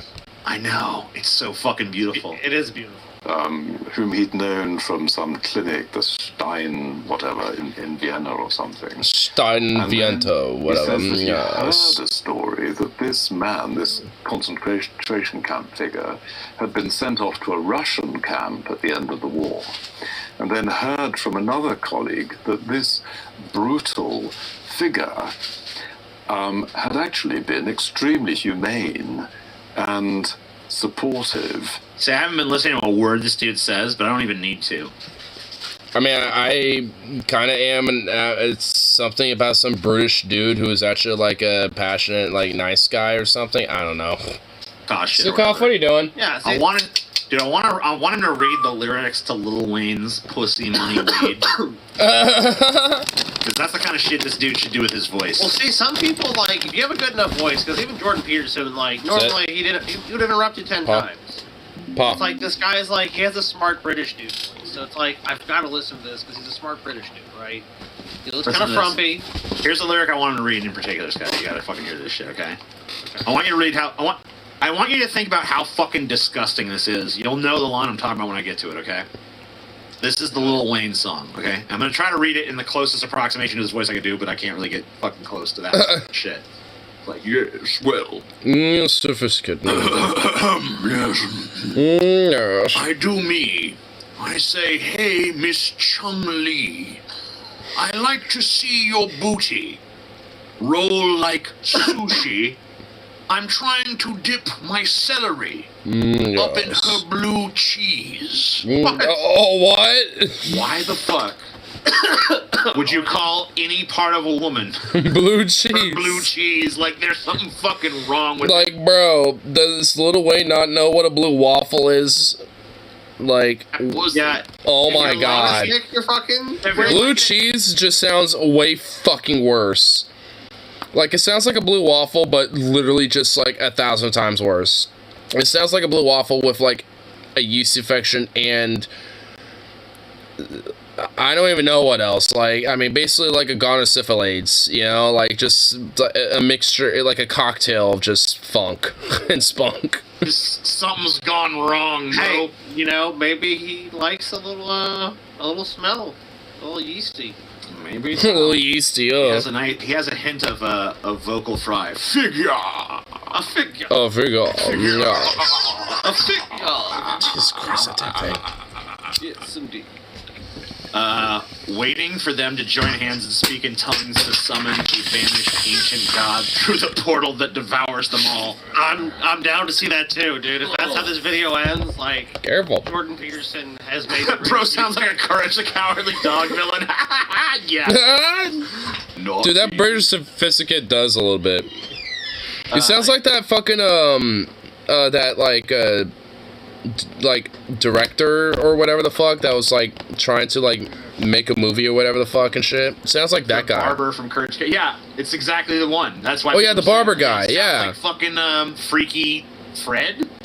Yeah, Freaky Fred. Yeah, that was his name. Yeah, Freaky Fred. I'm pretty sure it was. We have to compare. Because that you know what? I'm glad someone reminded me of that shit. Yeah, hold up. Let's see. Yeah, let's see. Hold up. Here we go. Let's see. Until one evening, 40. Hold up. Back it up a little bit. Until one evening, I'm ashamed. I got a little naughty. It's fucking. It's spot on, dude. Dude, it really is. What the fuck? Spot on, right? Figure. It's the same. Oh my god, that is like identical, dude. Bruh, this guy needs to do voice acting. Whoever this weird British fuck is, just stop doing the right-wing grifts. Stop being with these weirdos. Just do voice acting, bro. Like, you got the voice for it. Like, what the fuck?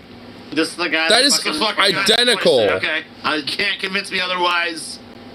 It's true. It's my headcanon. It's the quite fucking, an immoral fact. time, TJ. An immoral time. Naughty. Extremely humane and supportive as an inmate of a Soviet camp. And it's that very enigmatic ending of Frankel's book where it's almost Frankel's book. Frankel's book. Yes. Ah, yes, you see. Something about a man who went to different concentration camps in the Gulag and was very brutish and stuff potentially, but was actually a very humane man. And it was part of Frankel's book. Yes. Something I discovered when I was off out in Stein or Vienna or somewhere in Austria. Dude, Jordan Peterson looks like he wants to talk so badly right now. But he How do you can't talk over this guy. because he's British. And he's got that voice. I mean, especially as Jordan Peterson, because Jordan Peterson's got this little pussy weird voice like this. And he's Canadian. When do I come in with this, guys? Guys, when do I go? Shit. What am I gonna do? What am I gonna do with this? Motherfucker's got. Alright, after this show, take this motherfucker out back and strangle him with a fucking piano wire. I don't want to see this son of a bitch on my fucking show again, god damn it. He's exiled. He's exiled from our show. Jordan Peterson, one of the first to be sent to the Canadian concentration camps when America takes over, or will be sent to the Maple Mines?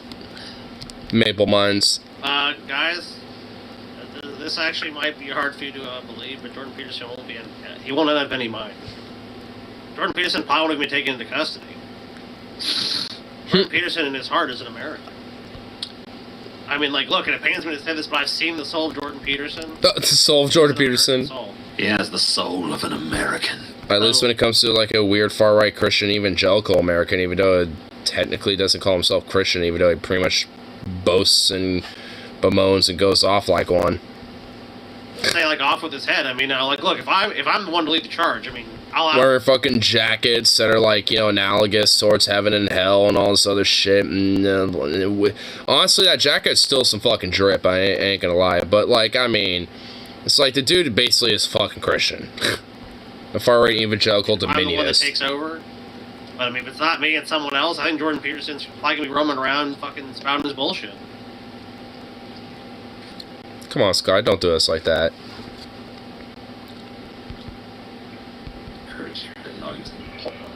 Yes, no, man. I mean, I knew probably not, but, you know. Get back more to that. Oh, shit. There we The go. exact same bald spot as Fred the Barber, too. To say, even where you're convinced that there's evil that's irredeemable, but maybe there's a still possibility. hope. There's still hope for redemption. I know that's a bit. It seems like a bit, but There's still hope. There is still hope at the light at the end of the tunnel, yes. What the fuck? Why couldn't I get a nice deep Well, voice? here's one of Canada's many internment camps story we got it covered. Well, you're not going to exist as a country, so they're not going to have anything covered. I mean, like, this doesn't exempt Canada. I mean, you guys are Well, still- hey, Scotty, he's talking about, preemptively, before America takes over Canada. Come on, Scotty. Question of Use your head. Not even a Come on question now. of, but Jordan Peterson, I mean, this guy is an American. He's bought into the American lifestyle. I mean, he's over this country. He'll probably have a couple I mean, he kind of has. slaves. He'll probably feel bad for you guys, too. He'll probably treat you well. I mean, as well as Jordan Peterson can treat somebody. Just wait until they realize Han Solo has managed to escape. It's gonna be hard. It's gonna be a hard one. They're gonna be like, "Where was that? Wasn't there a little guy protruding through there?" Which brand of evil is irredeemable exactly? I don't know. What do you mean? I mean, that's kind of a false, it's kind of like sliding, a premise in a little question, what do you think? Which, form of evil is irredeemable, is, implying that, there is a true concept of evil.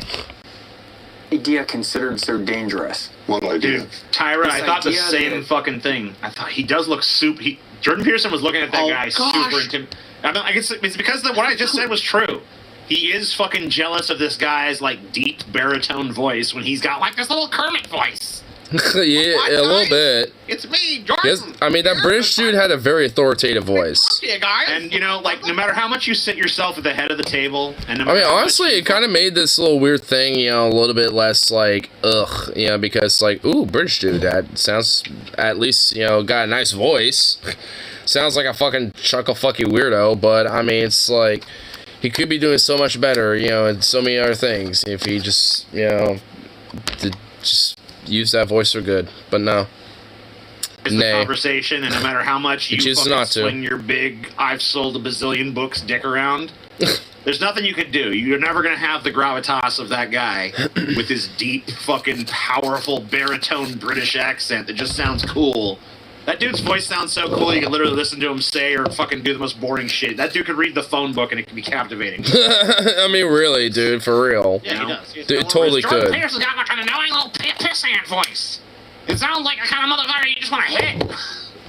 Because even when we want it to be, we want it to be. Yeah, good old knuckle sandwich. Or dude, yet again. Or 2 or 3.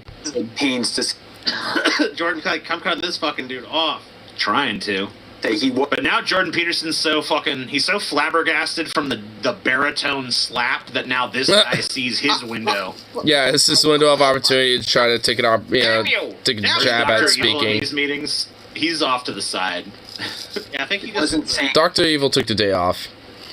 that anybody could, right through the inner light of their soul, come out positively in a gulag. But there's such a resistance against this notion. It's it's almost outside the Overton window to say you can alleviate some of your own suffering by your orientation towards the world. It's almost considered a dangerous proposition now. Hey, that's a pretty compelling argument, Scotty. How do you explain that? If Peterson was American enough, he wouldn't be cucked by the British.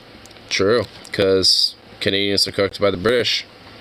And also, it's just dude, what this weirdo is saying, it's just this dangerous proposition of potentially, what is even, fucking, somehow potentially viewing the world in a, different light, given the, misery around you or some shit. The weird circle jerk of this type of shit is just, so absurd. Apparently Metal T joined Atomic Terror on guitar. Yeah, Harley told me about that the other day. Yeah, he's part of them, and, with Fun for the Rest, and I think Harley was saying he was trying to get into, another band, too, or some shit, or something like that. He just keeps, getting into different music projects. Good point. I mean, what's going But on hey, good there? on him, though. That's cucked by the British, man. I don't. I mean, we just saw it happen. How do you not believe and it? we have to go to pains to make caveats Your about interpretation of the event. Yeah, well, it's a tricky business. When my daughter was young and she was really ill, I told her when she was very young, I said, You need to have nothing but meat, have an all carnivore diet, and then grift it like I do with my 12 rules for life. Ever. Because you'll confuse yourself, then you won't know what... Jordan Peterson voicing BBC's Blue Earth versus Attenborough doesn't sound so appealing. Makes me want to pollute the earth more, in fact. Yeah, that sounds like an awful possibility. Get better at basic. I changed out a whole pick, and I got way better at pick style. Nice. Ugh, kill it. No one wants a Canadian doing that job. Come on. You At least not Jordan Peterson have a hard Canadian. time doing things, but if you use your illness as an excuse, if you corrupt yourself morally, which you have in some sense every right to do because of the depth of your suffering, and which would be... Which is what you've been doing, Jordan Peterson, like all the time because you're a freak. Perfectly understandable under the circumstances. It will do nothing at all but make the situation far worse. Yeah. Why? Exodus. That was the most... I mean, we literally spent the entire conversation making fun of, like, the appearance and the voices and everything else other than what they were saying, because what they were saying was so bereft of anything even resembling a point. I don't think a single cogent point or interesting thing was brought up in that entire conversation. Why would... I really don't think there was. Like, I only saw, like, the last, like, 40 minutes of this little fucking stream and shit. I didn't see this chunk. I just knew there was a whole Jordan Peterson segment, and oh my god, there really was, like, there wasn't much of a point at all besides just, like, the test of faith. And basically, suffering is good, and, you know, and, yeah, that. Dude, fucking Christians are just so goddamn weird, man. Especially these far-right Dominionists, because they're the really, like, seriously, the most, like, gun-ho and fascistic, you know, about this whole, like, suffering and misery shit, and how it's very good and all this. Like, oh my, ugh. So, ugh. I'm just glad that it's slowly but surely going into decline. Yeah. It's also why they're so fucking militant now, because it's kind of like the last breath of control to kind of keep, you know, whatever of that, you know, they can left in society, and, you know, force that on everybody else, essentially, to try to bring it back up. Which ain't gonna work.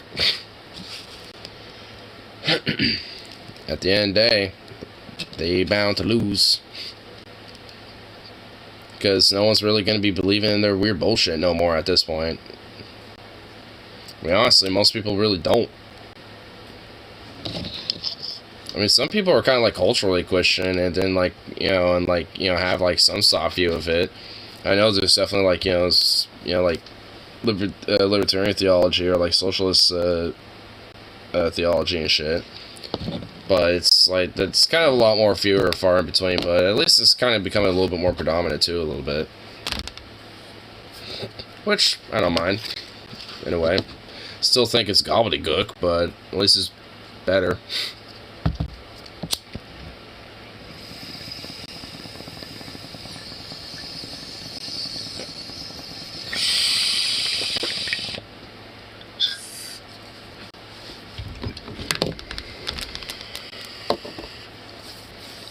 Anyway, I'm gonna get myself some food and all that fun shit, so I'll call it good, yeah? So, peace out.